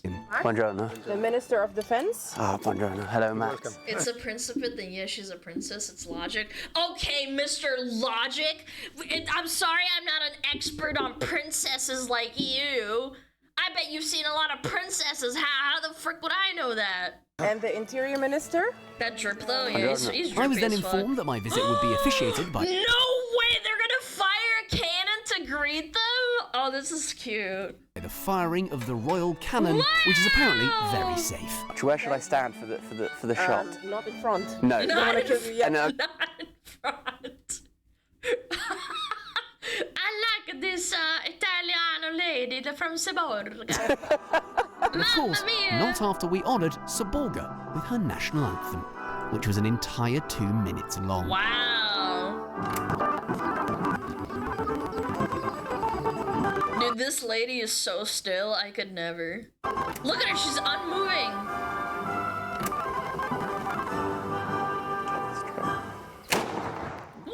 Jeepers creepers. With all the Dude, this guy's aggressively British, holy. formalities complete, the princess and her team took me around the beautiful sights of Saborga. Everything from the local church to the town's museum, where I saw the princess's face on some money. I was even taken to the official prison, where I learned just how the Minister of Defence got his title. There's a man with a rope. Oh wow, fantastic. Well, this is not how I expected my Monday morning to be going. Dude, I don't know what it is, but going to like wholesome little towns in people's countries because they're living in the mountains. Like, my mom told me this because she visited Spain. There's people that don't see like new faces for like months because they're not tourist towns and they live like in the mountains somewhere. So they get really bored when they get guests. They go fucking ham. Like, you're like a freaking like king or like royalty to them because you're, oh my god, I could tell you guys stories so much. It's so awesome. It's so wholesome. Okay, bit of a tug there. Steady. After a very unique conclusion to the tour, I felt that it was perfect timing Yeah, for you're my the untimely attraction. demise. You're the fun. Guess I've got to die now. But since I didn't you want shit. to actually die, I needed to die metaphorically. You see, in the comedy world, when someone performs Philosophically. badly at a gig, we often say that they've died on their ass. What do you call A melon that jumps in water. Watermelon. I thought that was bombing. Is that more like an American thing because we love bombs and guns? Yeah. So in order for me to quote-unquote die, it was time to get out my joke book. Where does the fish keep his money? The riverbank. What do you call a can? Maybe she doesn't get it because. An opener that doesn't work. A can't opener. What do you call a French man?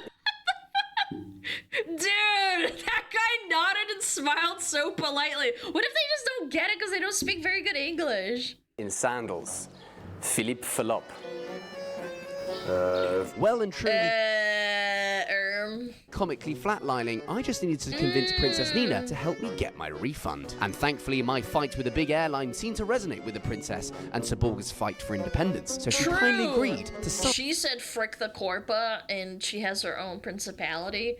Yeah. sign a special one-off death certificate. Fantastic. Thank you very much. You're welcome. And with just one single signature, the beautiful Principality of Saborga has declared that Max Foch is officially dead. And now that I've left the living world, it was time to say goodbye. Hello everyone, and welcome. So I hired some mourners. Today we are here to celebrate the life of Max Foch, a beloved grandfather, Holy, royal I thought I was about to get banned for a second there. Oh my goodness. family member, and of course, Oscar I actually, winner. my heart froze. I was like, did he actually put his freaking cock out on a YouTube video? Editor Dave to say a few touching words. A week ago today, whilst visiting his second home, the Principality He's of got underwear Saborga, on Max Twitch. regretfully died. Trust me. On his arse, whilst trying out his jokes for the locals. A fate which, if you are lucky enough to see him on tour, you'll know Max knows only too well. Max's family sadly couldn't be here with us today, but they have sent in the following message.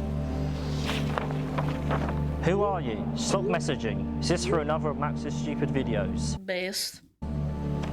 Please join us now. My parents don't know I VTube in a stream. Kind of thankful. They probably razz me a lot. Now, as our choir sings a rendition of one of Max's favourite songs. As we all know, Max loves to get the final word. So now, a few words from the deceased. One more quick thing about Opera, you can also customize your entire browsing experience with Oh my themes. Whether you want a God, is that minimalist an layout ad? or something bold and Are you colourful, there's always a shitting theme me? to fit your mood. My favourite theme is Oh Midsummer. my I love its God. clean, atmospheric style. Also, Opera's No built-in AI fucking aria way. is brilliant for image generation and image recognition. You can ask questions about any image and get answers instantly, so no need to search for it manually. Make sure you download Opera in the link in my description. Is the service finished yet? This guy actually fitted in a little ad into his like fake death funeral. That's wild. The service finish, I then had to start to get all of my documentation together to send off to the airline. So, I've died. I've got the death certificate from Saborga, and I've put together all the documentation to send off to the airline. My hope is that they get a lot of these, and so they don't look at it for too long. And it's now just a case of waiting and see what they say. So, I have no idea if this is... He's gonna get a license to be dead, mate. Wait, actually though.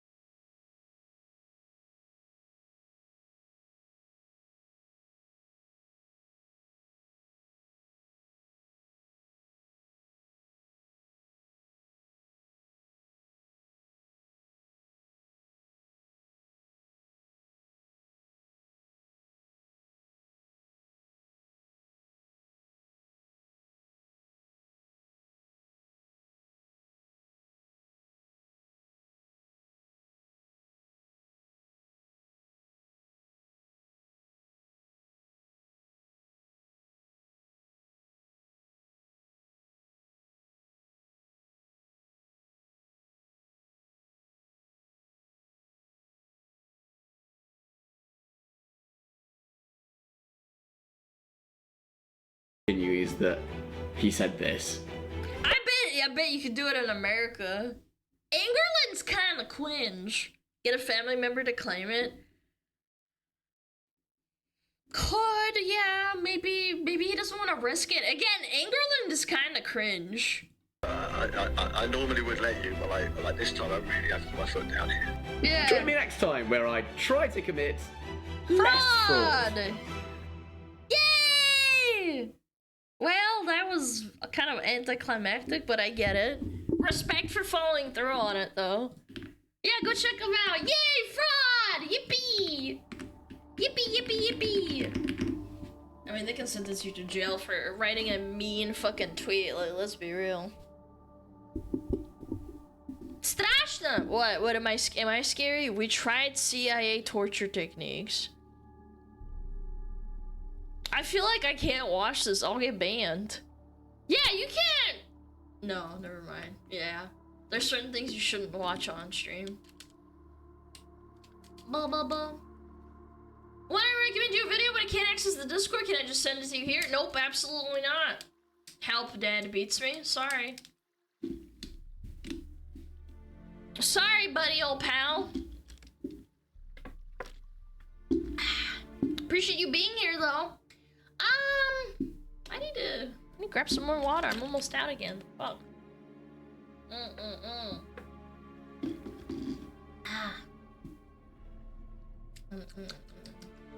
Need more water. Let's switch up the music a little bit. Alright, I'll be right back, chat. Behave yourself, please.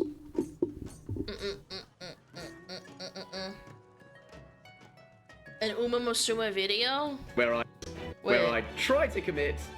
Oh, I trained a resource to gamble. Wait, that's cute. Okay. Yeah, I'll be right back. I won't run ads though. You guys can just hang out. Yeah. I'll be back. Oh, Metapod. Oh, Metapod, use Harden. Metapod, Harden. Oh, yeah, Metapod, you're so hard. Metapod, Harden. Oh, he's so hard. Look at those two hard throbbing Metapods. They're so strong and hard. Wow.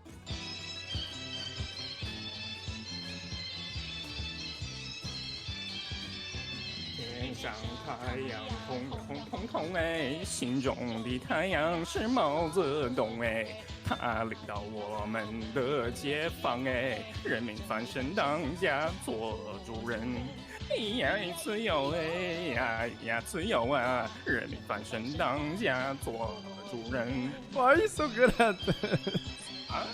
My language, man. What's up with me?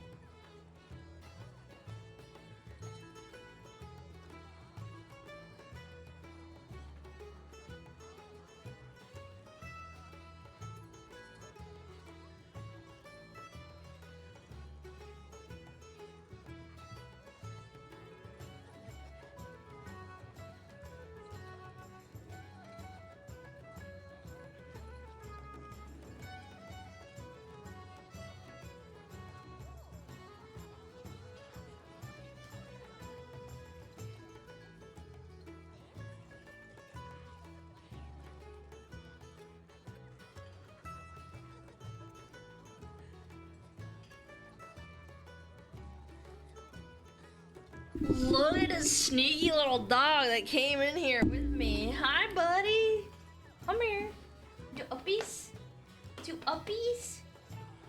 Do uppies? No. I don't want to do uppies. I want to lay here. Oh my god. You're such a little toddler.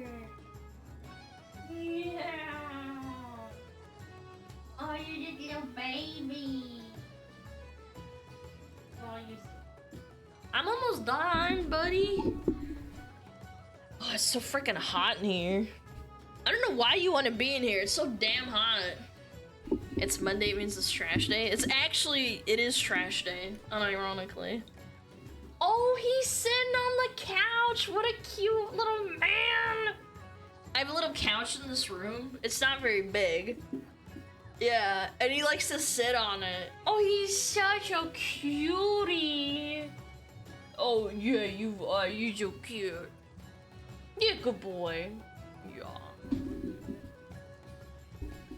You got a whole couch in the streaming room? It's a small couch. It's literally the size for one person. I wouldn't call it even a couch. It's more like a seat. Does that make sense? Alana with the cuck couch. You're implying that anyone would even fucking want to sit on the couch. Big bro. Cuck couch.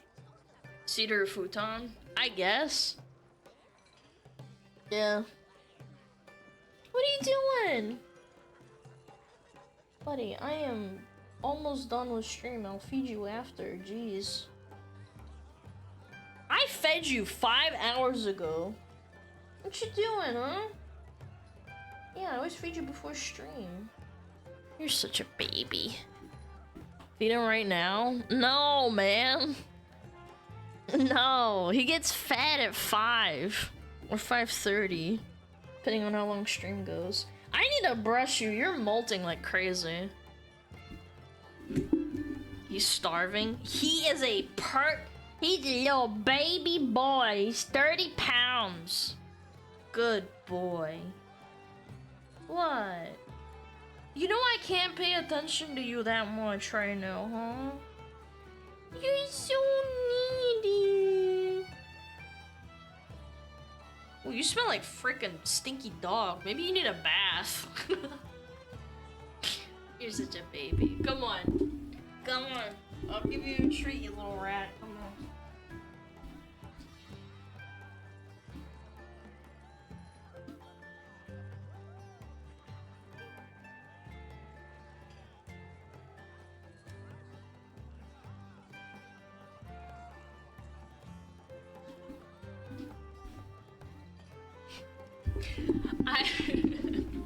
I gave him a little treat. He's fine. Maybe that's why he comes in the room, because he knows he gets a treat. Little rat. Little rascal. Aw, he's a good boy.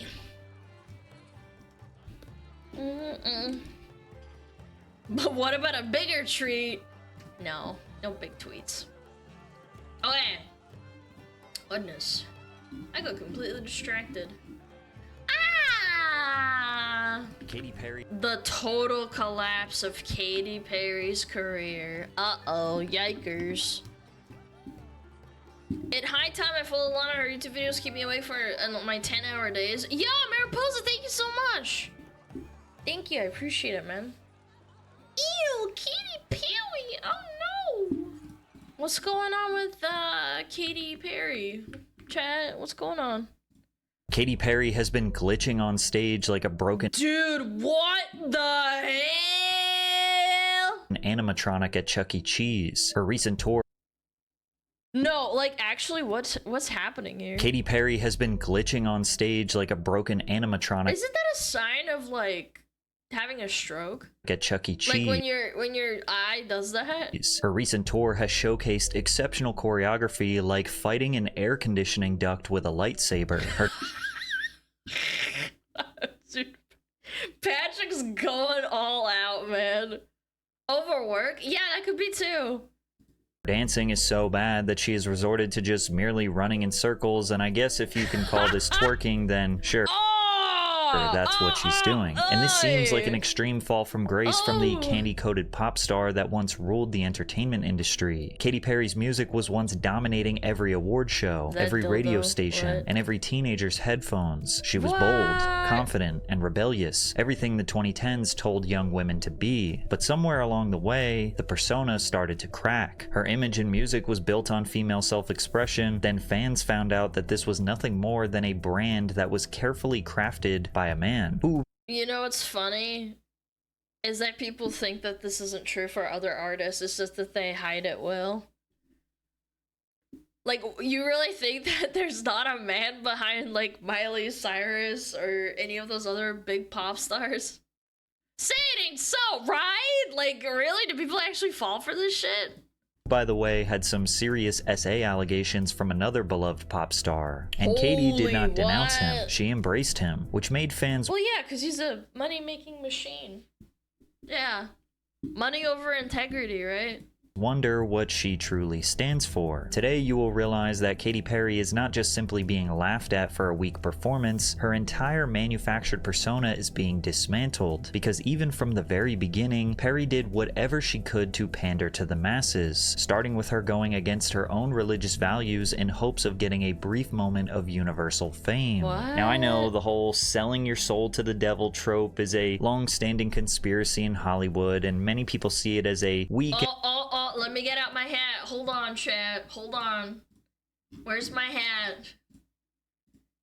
There it is. He's in conspiracy theory. It's over. An uninformed way to pass off criticism to a celebrity that you no longer like. But for Katy Perry, it's different. She literally started out as a gospel singer, then wholeheartedly admits she sold her soul to the devil when her career was not working out. That's crazy. I wanted to be like the Amy Grant of music, but it didn't work out, and so I sold my soul to the devil. Perry was raised in a traveling religious family by Pentecostal pastors, whose job was mainly to set up different churches across the United States. And while the church didn't outright reject all modern songs, they obviously preferred the music that promoted Christian values, which encouraged Perry to get into performing gospel music. Dude. She said, "I was raised in a very pseudo-strict religious household where the only thing on the menu was gospel standards like Oh Happy Day, His Eye is on the Sparrow, and Amazing Grace, all 8 verses of it. So the new kids on the block are new to me now. They're not a comeback." I'm like, oh, this is a cool song. Perry dedicated all her free time to learning how to write songs and play guitar. She often traveled to Nashville where she recorded demos and got the attention of record labels. Noticing the promising young talent, Red Hill Records signed her and assisted in the release of her debut album at age 16. Now, gospel music's religious themes don't align with the broader secular messaging of mainstream pop culture, which limits its mass appeal. So Katy saw well, people don't like being preached to unless they want to be preached to. Like, obviously there are people who like love Christian rock and like other stuff that's religious with religious connotation, but definitely like a really small crowd. Commercial success with her debut album, and the label shut down prematurely. From there, she had 2 options: stay true to her values and pursue a gospel Unironically really pretty, like, career, what the even frick? though it would likely not result in money or fame, or go against her values and do whatever it took to become a pop sensation. She chose the latter and moved to California, where she admits where the devil lives, am I right, fellers? That it changed her. Katy successfully rebranded herself when she signed with Capitol Records and released I Kissed a Girl, a provocative pop anthem telling the story of a young woman who experiments with her sexuality. Katy was reasonable. It was crazy how this song popped off. I remember just one day, like, it's blasting in the mall all the time. Anxious about the song's release, not because she didn't think it would be a success, but because this totally went against her religious values and she wasn't sure how this would affect her family life. Oh my gosh, she's got some crazy eyes right there. Hold on, go back. Zoom in, enhance. Damn, them crazy eyes. Goodness. Family life. After convincing her sister to break the news to her Pentecostal parents, the response wasn't entirely positive. They weren't mad, however, they were concerned that this was a sign that Perry was losing her way. On the Call Her Daddy podcast, Perry explained that she wasn't rejecting her parents' traditional values necessarily, but she was discovering that the world is a mixed bag, full of different cultures and beliefs that she had never explored. She said, "I met different people and I'm like, oh, you're not a bad person. I grew up thinking you were this way." That's what happens when you're in a very cultured family and you move out. Perry noticed she was 23 years old. So yeah, she moved out at 21 or 22 and then moved to California, and it kind of just blew her mind. Yeah. Taught this way, so I saw more humanity. And then even traveling around the world, once I had my success, I was like, whoa, these cultures believe in this, and this is how they work. Perry experienced that the world wasn't just black and white, that it's important to have an open mind and treat all backgrounds and ideologies with respect. But this also revealed something interesting about the new pop artist. Perry's own values basically changed overnight. If she's able to change her worldview that fast, what's stopping her from changing whenever a new opportunity comes along that fits her needs? And shape-shifting her values would ultimately be the demise of her career. However, she was about to become an absolute sensation, and her so-called deal with the devil was about to pay off. Perry's first mainstream pop album, One of the Boys, placed a spotlight on her budding career, but Teenage Dream helped establish her as a dominant force in mainstream pop. The project produced a record-tying 5 #1 singles on the Billboard Hot 100, including California Girls, Teenage Dream, Firework, E.T., and Last Friday Night, making her the Those were, yeah, all of them were really, really popular. They all came from the same album. first woman in history to achieve that feat. Her sound seemed meticulously crafted for radio success, thanks in part to her team of talented writers and producers. At the same time, it still felt fresh and original. The album earned Perry 7 Grammy Award nominations, including Album of the Year, Best Pop Vocal Album, and Record of the Year. Teenage Dream did not just top the charts, it became the soundtrack of a And then her butt like being covered by the cotton candy floss clouds. Oh my god, people went wild for that. whole generation's lives. Her music was being piped into county fairs, amusement parks, restaurants, and anywhere else you could think of. You couldn't walk outside or turn on the radio without hearing her latest hit. And soon, I remember my friend and I played SingStar and it was on there because she had like a well-off family, and so she had like the PlayStation 2 and an Xbox, and I remember playing SingStar with her and it was on there. Face became as recognizable as her voice. She appeared at award shows, made guest appearances on Sesame. Oh my god!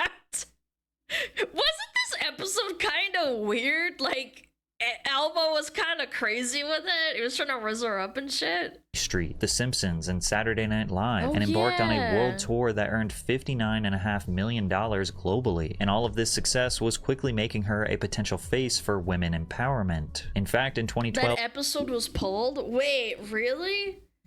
Elmo Katy Perry episode pulled. Yeah. Sesame Street pulls Katy Perry after her Elmo duet is too risque from YouTube. Sparked complaints from commenters who thought it was too risque. Yeah, I mean, honestly, it was kind of weird. For like, for a kid's show, I thought it was a little bit strong. Billboard named Perry as their Woman of the Year. She was celebrated as a girl. Again, I don't care if it's like the honkers are out. It's that the honkers are out on a kid's show. Yeah, I think this is a bit weird. Boss, feminist icon simply for being a successful woman who embraced her sexuality on stage. Back then, feminism in pop culture didn't require deep political activism. Being confident, glamorous, and in control of your image was enough. By today's standards, this version of feminism is often seen as surface level, lacking the social awareness and advocacy now expected from public figures, which could be why her next album, Prism, contained a little more girl boss undertones, and in some respects, it paid off.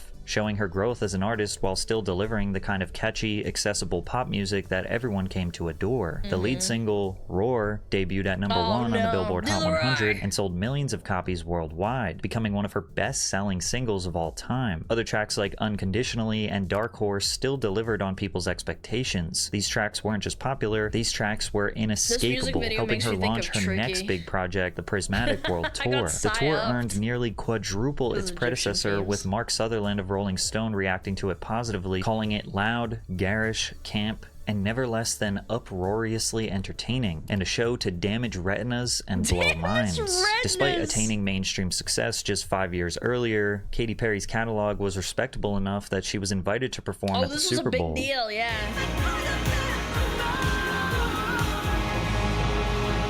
Katy's halftime performance garnered 118.5 million viewers in the United States, becoming the most watched and highest rated show in Super Bowl history, surpassing Michael Jackson and Beyonce. The viewership was I think Michael Jackson ones was so much better and crazier. But I think not everybody had a TV like back then, no. And also, they didn't have the internet, and I feel like the internet is more successful. I think if Michael Jackson was like reversed, it would have been higher because they had phones and they have phones now as opposed to like back then.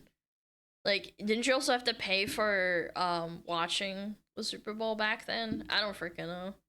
Not everybody had a TV in the 90s? No. I think the average homeless person has a fucking an iPhone. You know what I'm saying? Like, I'm ADHDing out here, but the average person is more likely to have a phone than the average person back then having a TV. You know what I'm saying? Even higher than the game itself, which was viewed by an audience of 114.5 million. At the time, nobody could have imagined pop music without Katy Perry. However, her momentum began to slow. Oh, and another factor very likely is that the halftime show has also skipped into outside American culture. I think that also inflates the numbers too. A little bit with the release of Chained to the Rhythm, which many described as an awkward attempt at blending pop with political commentary. This was the first sign that Perry was on a different path now. Being appreciated solely for her work wasn't enough anymore. She wanted to be an activist, to become an idol for feminism in a postmodern age. But what she didn't realize is being the political pop star is a tall order to fulfill. And as social media became more popular, celebrities can't control their narratives as much anymore. If you don't practice what you preach, you will be exposed, and that damage to your reputation might be too big to repair. Katy Perry spent a considerable amount of time assisting Hillary Clinton on the 2016 presidential campaign trail. She performed. They had all the celebrities endorsing Hillary. Oh no. Performed at the DNC, made multiple public appearances alongside Clinton, and encouraged her fans to elect the first female president. I admire so many things about Hilly C. Hilly C. And I agree with many of her informed, educated policies. I think Hillary recognizes all of our voices, and she hears us, she sees us, and she knows that we're stronger together. Unsurprisingly, I think any celebrities that endorse any presidencies are cringe. Like, they going to like the, what is it called, the rallies or whatever. I think it's pretty cringe. I think it should just be about the person, because it's like also influence, and some people will blindly follow a person. Like, if it's, you know, like you're a Katy Perry fan, it's like, oh, Katy Perry likes this person. I don't give a fuck what their policies are. It's because Katy Perry likes Hillary Clinton or something like that, or anybody else. I think it's cringe. Surprisingly, her music delved deeper into these political undertones, like these lyrics in Chained to the Rhythm. Are we crazy? Living our lives through a lens? Trapped in our white picket fence? Like ornaments? So comfortable? We're living in a bubble? So comfortable we cannot see the trouble? Suggesting that many people... You know what's funny? He says this all in a really monotone voice, but if he tries to sing it, he can get copyright struck. That's what people will always tell me, like, oh, why does this guy sound monotone when he's reading the lyrics out loud? And I'm like, because they'll copyright strike them. Really? Yes, absolutely. Even if you say it in a way that's kind of close to the tone. Are content living in ignorance, shielded from the consequences of political and social issues. The song criticizes how society chooses to distract itself, using entertainment and media to numb or avoid uncomfortable truths. The idea being That can be a message, absolutely, but the fact that you kind of didn't go that off the rip can really throw off your audience and piss them off. Happen in many such cases. You can start off being like really wholesome and like quote unquote normal or like having no bias, but like then people get mad at you. a metaphor for how people unknowingly submit And to it's really systems that harsh, keep them too. from engaging with reality. Already, this is too much explanation for a Katy Perry song, and perfectly demonstrates why casual listeners were shocked and confused. The beauty of Katy Perry's music was its ability to distract people from their everyday lives, not talk about the economic and political state of the world. Katy struggled to present herself as socially conscious to her broader audience without seeming out of touch or opportunistic, especially considering her follow-up singles like Bon Appetit and Swish Swish were rather shallow. According to Cosmopolitan magazine, Bon Appetit was one big metaphor for sex, while Swish Swish was the requisite Taylor Swift diss track. But her transformation Making diss tracks on Taylor Swift. Dude, we got these first world problems, man. was truly realized with her shaving her head. Throughout her entire career, Katy Perry sported a classic American pinup girl aesthetic, which is often criticized as a fantasy catered to male desire or the male gaze. Her buzz cut was a sharp rejection of that image. It aligned with a more modern version of She kind of looks like Miley Cyrus. You guys remember when Miley Cyrus like clipped her hair like this? Adriana ironically looks like that. femininity, one that values self-definition over male approval. And this was all a part of her 2017 album rollout, Witness. Illuminati! She's closing her eyes and she's got a third eye. Chat, look, my tinfoil hat worked.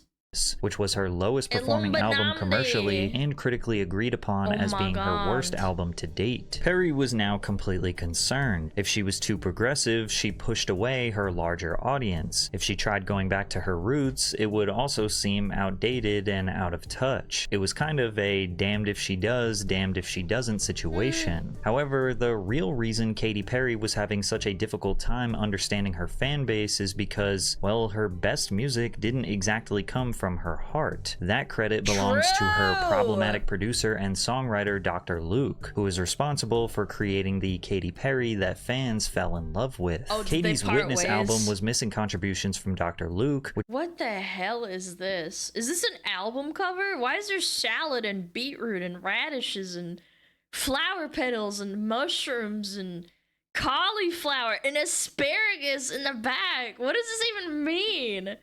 I don't want to look at salad. I want to look at a hot chick, not this. Which is likely why fans didn't connect with it as much. In the past, the producer played a significant role in shaping Perry's career, co-writing and producing I Kissed a Girl and Hot and Cold, two of her breakout singles from One of the Boys. The catchy songwriting and strong pop production saved the dying Fillion constantly fucking sings it when I'm fucking Fillion. She sings it, man. She's like, you're hot and you're cold. And I'm like, Fillion!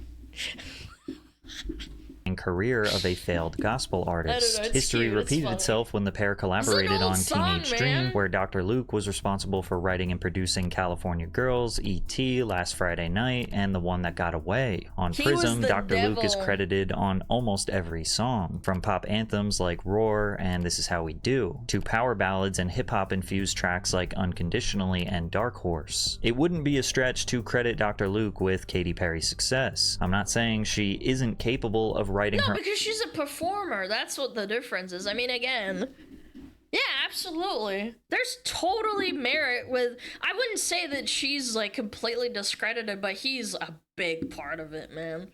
If he doesn't produce the songs, no wonder she freaking fell off. own music, but there is a clear trend between her biggest records and Luke. Although she was the voice heard on every track and barred the aesthetic that the fans loved, Dr. Luke wrote the key lyrics that the listeners connected with. His vision for each song, deciding what story would be told, and what kind of emotion the listener should feel led to a record-breaking career for Katy Perry. However, Dr. Luke was facing serious allegations of SA from another pop star, Kesha, and Katy Perry's attempt at a balanced or neutral response. Oh, if he wrote other bangers, huh? Kesha had a lot of bangers too. Was seriously destructive. In 2014, Dr. Luke gained widespread media attention after Kesha filed a lawsuit against him. She accused Dr. Luke of physical and emotional abuse over the course of several years, starting when she was just 18 years old. Kesha also sought to be released from her recording contract. Oh my god, is that Adam Lambert? Bro, that is a freaking blast from the past. Is that Adam Lambert or am I cooked? Chat, help me out. It is Adam Lambert? No freaking way, man. I haven't heard that name. Records. Her legal team argued that her contract with Dr. Luke's label was oppressive and that being forced to work with her alleged abuser was causing irreparable harm to her career and well-being. The case gained significant public support for Kesha, with many fans, fellow artists, and advocacy groups rallying behind her under the hashtag #FreeKesha. Although Dr. Luke denied all allegations and filed a defamation lawsuit against Kesha, the court of public opinion had already come to a guilty verdict. Any artist. But did he get convicted or not? And no evidence was ever given? Interesting. Collaborating with the disgraced songwriter became public enemy #1. Katy tried to stay radio silent on the matter, but in late 2017, she was subpoenaed to provide a deposition in Kesha's lawsuit against Dr. Luke. In the deposition, Perry explicitly denied ever being R-worded, drugged, or assaulted by Dr. Luke. She went on to explain why she never said anything publicly. I want to stay out of it because I know them both, and I empathize with both of them, and obviously it's a horrible situation for both of them. And the only two people that know what really went on are those two people. She also expressed feeling pressured to support Kesha because she personally knew both people involved. People were generally very angry at me for not saying anything. She said she was annoyed with both of them, and she decided to stop working with Dr. Luke because she didn't want to seem like she was picking a side. And while Perry thought she was playing it safe, both fans and critics saw cowardice. She had now spent years fighting for progressive ideals and trying to become a leading voice that empowers women. Okay, hold on. I'm gonna play devil's advocate for a minute here. If she really only cared about like fame and money and all this shit, and she wanted to keep you know, releasing bangers, she probably would have just taken a side, no, or like kept working with them. They eat themselves. Yeah, absolutely, they eat each other. But I'm just saying. To be seen as a hypocrite for not unapologetically calling out an alleged assailant, as if it couldn't get any worse for her. She exhibited behavior on national television that many interpreted as predatory. In 2018, 19-year-old Benjamin Glaze auditioned for American Idol in hopes of pursuing a music career. After mentioning how his job at an electronics store gave him access to cute girls, Judge Luke Bryan asked Benjamin if he had ever kissed a girl and liked it, a reference to Katy Perry's song, I Kissed a Girl. The flustered teenager innocently said no, revealing how he'd never been in a relationship. A stunned Katy Perry instantly demanded Benjamin to come here right now and kiss her on the cheek. After she deemed the first kiss was not satisfying enough, okay, pause. This is already cringe, like by itself, with like the cheek kiss. You could also say that it's like a bit innocent. It's really cringe, but like... She instructed him to kiss her again, but turned around at the last second and oh my god, that's so cringe! Kissed him on the lips. The judges then high-fived. Oh my god, and they Dude, imagine if she was a man and this was like a girl. This is so bad. One another, seemingly proud that their co-star deceived a barely legal teen. There was an immense amount of backlash, and many people noted that if the genders were reversed, this would be an entirely different situation. And the guy's high-fiving her. However, Benjamin defended Perry, stating that although he was uncomfortable because he wanted his first kiss to be special, he was not complaining about the kiss at all. But don't I mean, I don't know, man. You could probably say that maybe he was coerced or something. I just think it's weird. I don't know. Spend any energy feeling bad for Benjamin. After all, he was recently arrested for having over 700 images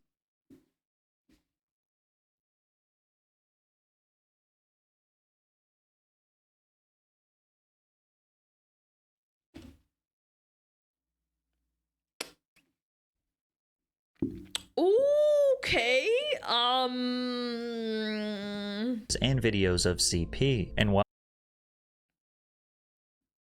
while people could have marked this situation as a one-off incident, Perry's interaction with Benjamin caused a video to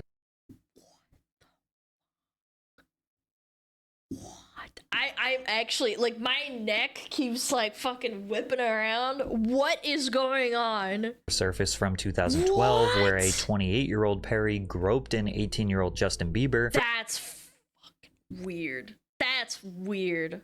Further showcasing That's a pattern gross. of creepiness from the singer towards younger boys. Again, if the roles were reversed, so gross. But somehow it's okay, huh? However, nobody ever complained about Perry's behavior since teenage boys are expected to enjoy attention from older women. And this all revealed another possible layer in Perry's hate that character, logic. separating I hate who it. she claimed to be and who she actually was. Even longtime fans at this point started to be increasingly skeptical. Why are celebs always weird, man? I think that it's the same reason why billionaires and trillionaires or whatever, people with a lot of money, they resort to doing really weird shit because the dopamine hit of being normal doesn't, like, do that anymore for them. They think they can get away with it. I wouldn't even call it like that. I would say it's like the dopamine of doing normal things, like buying a car, which would be like an enormous feat for some people. Like for me, for example, like I'd buy a new car to replace my old car. And those people that have a lot of money, they just don't feel anything anymore, so they do weird shit. Yeah, yeah, it's a different level, exactly. Feeling like she was just another part of the evil Hollywood machine. But it was just going to keep getting worse for Perry. Without the help of the experts to improve her work, her music was in serious trouble. After suffering the first huge series of losses in her career, Perry attempted to course correct with Smile, where she withdrew from political activism and reflected more on her personal struggles. Despite diving into a new No, you can't have personal struggles when you're a millionaire. No. Wait, no. territory and embracing a retro pop aesthetic, the project didn't match the boldness, originality, or self-determination of her earlier hits. Where Witness failed by trying too hard to be meaningful, Smile failed by not trying hard enough to be impactful. And because of that, it was another decrease in commercial performance, and yet again, ooh, another messaging. That chessboard theme, that's also Illuminati signaling, chat. Did you know that? decrease in commercial performance, Now and we yet need a again perceived as her butterfly. worst album to date. We I need feel a pretty monarch confident in butterfly. saying that this is Oh, oh no, not this guy. Oh man, not this dude. Uh-oh. Katy Perry's Take weakest it at face album value, to date. chat. After Hold Smile on. was described as dull and unadventurous, she seemingly took a step back from music, only releasing a couple of singles and remaining relatively out of the spotlight. And with the early 2020s seeing a plethora of other pop stars to choose from, such as Dua Lipa, Tate McRae, Tyla, Olivia Rodrigo. Oh, she's trying to hit up popular younger women. Yeah.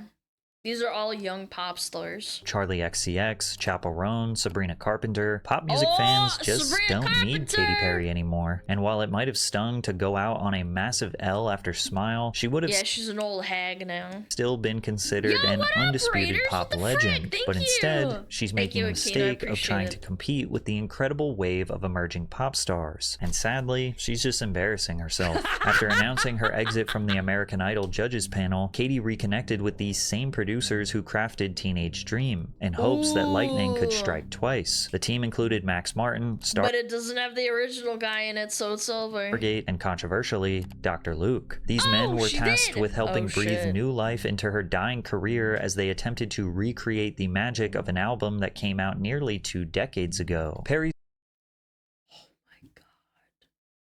That came out freaking... When did this come out? It doesn't feel like 2 decades ago, bro.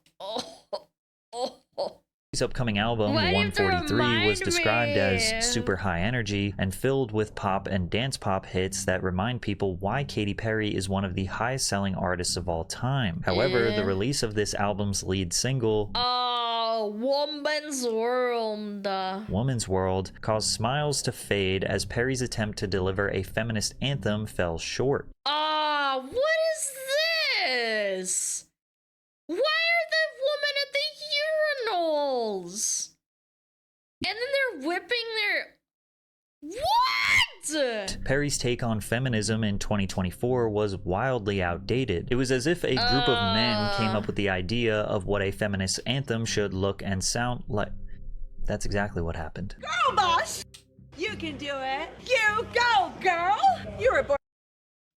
Oh, man. Oh, man.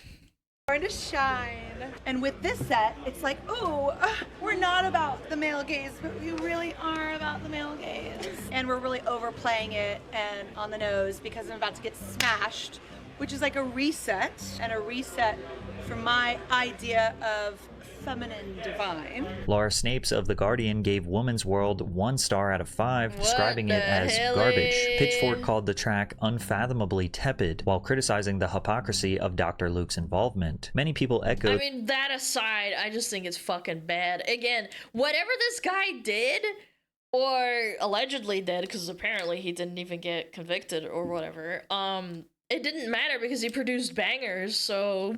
this exact criticism, wondering how Perry could produce a song suggesting she stood beside all women while in the studio with Wait, how could you go try and say that you wanted to go back to your roots of being essentially objectified? Let's be realistic. Teenage Dream and the California Girls was extremely objectifying. But she's somehow like flipping the script and be like, oh my god, like, I'm a girl boss and feminism. It's like, it's very weird. It's very tone deaf. a man accused of using his power as a man in the industry to take advantage of a young female artist. 143 absolutely bombed commercially and had 2 other singles that many are not even aware of because they didn't chart. The project as a whole received overwhelmingly negative reviews, largely due to outdated production and uninspired songwriting. It was so bad that critics speculated whether artificial intelligence was used in the process of making the album. The entire rollout has been mystifying and perplexing to me. In interviews, she's just completely skipping over the fact that everybody hated Woman's World and that everybody's mad at her for working with Dr. Luke. She couldn't even intelligently defend herself with that one. She said, I just wanted to, so I did, and I don't think it's a big deal.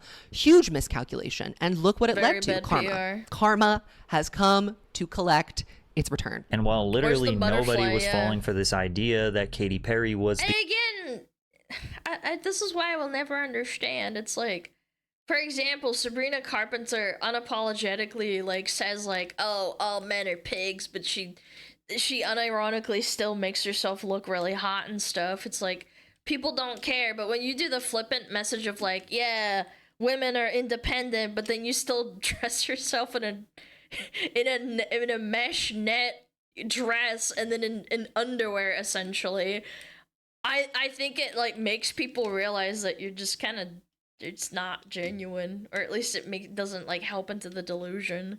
Yeah, virtue signaling essentially. Yeah, the leader of the feminist movement, she was still trying to stick to the female empowerment message that she had failed to execute for years and years and years. But she once again tried by promoting a Blue Origin space launch program organized by owner and CEO Jeff Bezos and his team of engineers. I completely forgot about this. This was so funny. The idea was to show a team of modern women who... Why couldn't they get like... Why did they make all the 3 of these girls are like standing there like together, and then these 3 are kind of like, what the hell-y? Played a role in a new mode of space travel. One by one, they ring a bell. Thanks for the raid, I appreciate who has it. a fear of flying, looks terrified. Thank you. The all-woman Hi, crew Raiders. joins What's hands in up? prayer.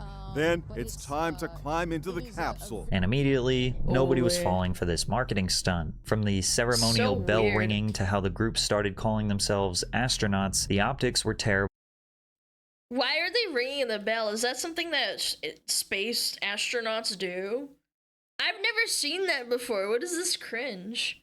All women crew that were passengers? Yeah, that too, actually. Good point. Astronauts. Yeah, you're not astronauts. You're just a bunch of chicks. What? And fans didn't hold back. They aren't crew, they aren't astronauts, they're rich chicks who paid a hefty sum to subsidize Blue Origin. Yep. The first all-female spaceflight was Valentina Tereshkova in 1963. Don't let them erase our history for cringe billionaire PR. The supposed first all-female astronaut team was like living satire to the average person. They were only in space for a few minutes, and while they were there, none of them were controlling the machinery to make this possible. It also didn't help that Katy Perry spent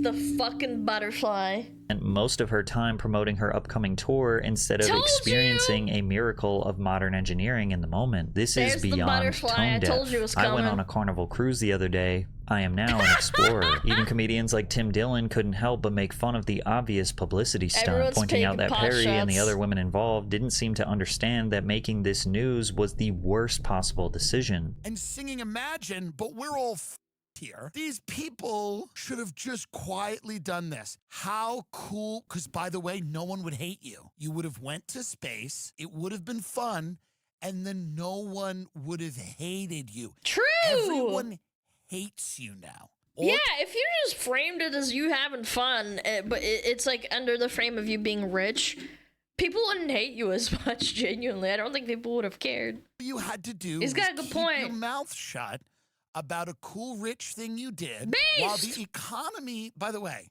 the economy is crumbling. I mean, I don't know how else to say it. And as if Katy Perry's public relations couldn't get any worse, she embarked on her Lifetimes tour, which has become an absolute disaster. With footage from the tour showing Perry performing mostly low-effort... Dude, it looks like she's wearing a toilet.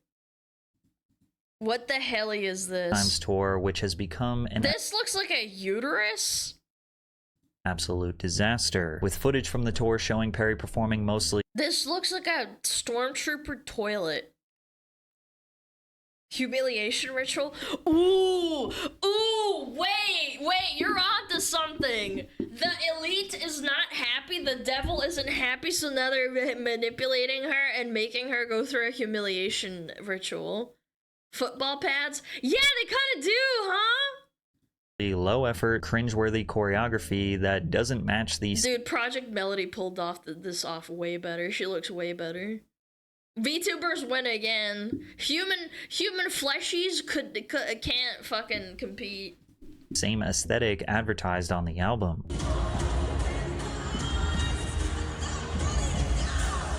Onlookers like Joe Vito commented on Perry's unimpressive middle school musical level choreography and said that Perry's tour didn't hold a candle to pop artists like Lady Gaga and Taylor Swift. Perry seems to be going through some sort of celebrity midlife crisis. You could say an excuse and say, oh, well, Katy Perry's getting old, but Lady Gaga unironically trounces her.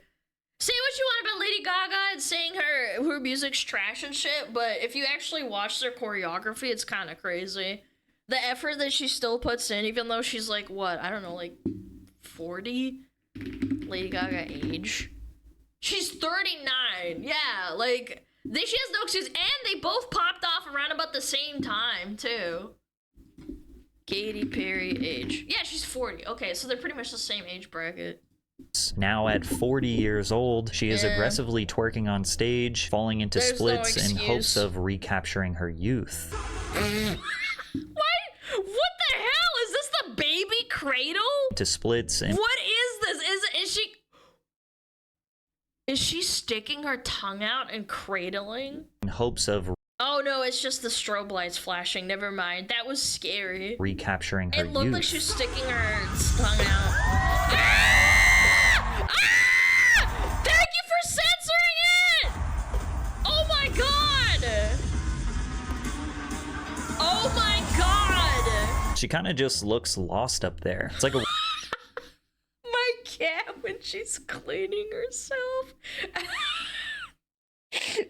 First time I've seen a flag in bio make a funny post on Twitter, I swear. Woman who has pandered so many different ways that she looks absolutely confused on stage, just doing literally anything to make a spectacle because being a jester is the last chance she has at remaining relevant. Now, if this were an isolated incident, people would probably laugh and move on. But night after night, Katie's tour performances keep getting worse, and she's figured out a way to turn herself into a joke consistently in the past year. She's become the kind of person that many just love to hate, and for a pop star, this is the kind of trap that is nearly impossible to escape. Katy Perry's story is a classic case of stand for nothing and you'll fall for anything. It may seem like she's being overly criticized for some silly dance moves and taking a 5-minute trip to space, but this is because of her long history of political pandering, virtue signaling, and not standing for those morals that she claimed to have. Damn, Nobody actually knows who Katy Perry is supposed to be. And the most interesting part about all of this is that if her new music Olympic level dancing. I was the only one that thought that. I was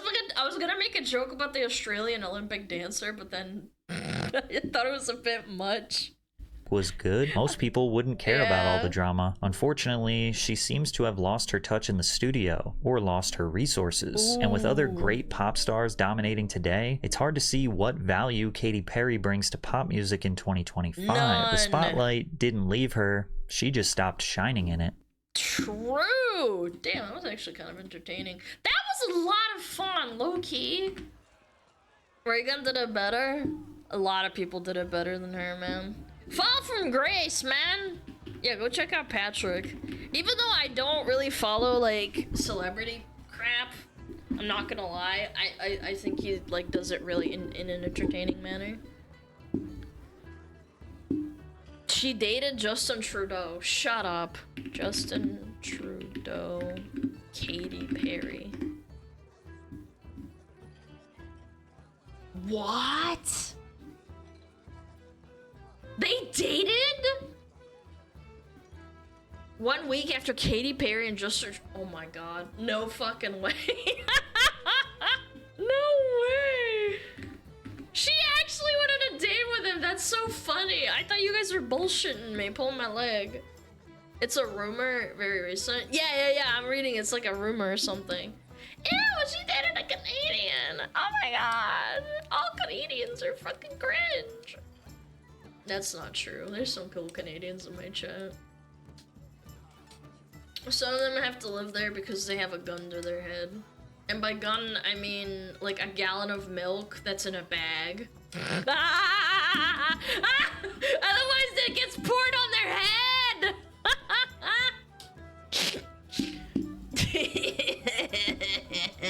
Yeah, and then they have to put that milk back into a jug. Yeah, because they're fucking cringe. They got some Tim Hortons in the head. Dude, Tim Hortons fell off. A lot of my Canadian friends tell me they fucking suck. Yeah, like 10 years ago, Tim Hortons was low-key kind of banging, but now it's not. Yep. A chug jug? Yeah, except it's milk. Wait, my buddy always had milk bags. Yeah. Yeah, I bet he did. I have milk cartons. Well, maybe you're not that bad. Anyway, chat, yeah. It's been a really fun day. But, big bonus news, chat.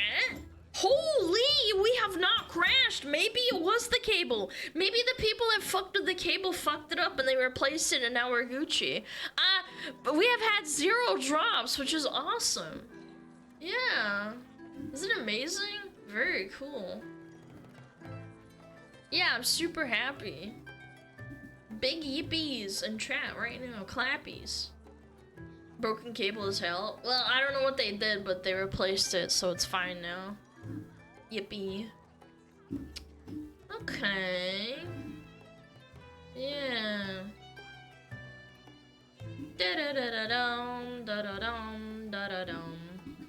Who do we with?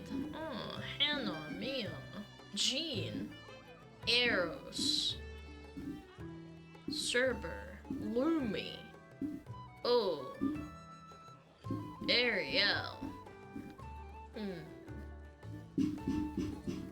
invite someone. Oh, Cha-Cha just started. Maybe I'll do Cha-Cha. Suburban Will? Wait, how did you know he's streaming? What the frick? Suburban Will. Oh my god, no way! What the fuck? Yo, we should totally rate him. That'd be funny. Yeah, dude. Yeah, I know, male on stream, but like, he's cool, man. He makes the videos with the anime characters and shit, man. He does a lot of effort into, he puts a lot of effort into his editing. He does like good work. I think he's genuinely underrated AF, to be honest. Yeah. Let's go check him out. Sounds awesome. Great idea. Thank you for suggesting that. That's awesome. All right, chat. Please behave yourself. I'm so thankful my internet hasn't died. That's fucking amazing. I was so dreading like actually having to fucking restart and like my shit crashing. Chat, thank you so much for watching. I really appreciate you guys and your patience and being so kind and thoughtful and all the resubs, all the gifteds, all the biddies. By which, fuck you! Frick you, boss! Okay, chat. I hope you guys have a great rest of your day. Yeah, I'll see you guys tomorrow as per usual. Yeah. Oh shit, we didn't do meme Sunday. Maybe we'll have to do that. I don't know. We'll figure it out. Thank you so much for watching. I'll see you guys tomorrow. Bye bye.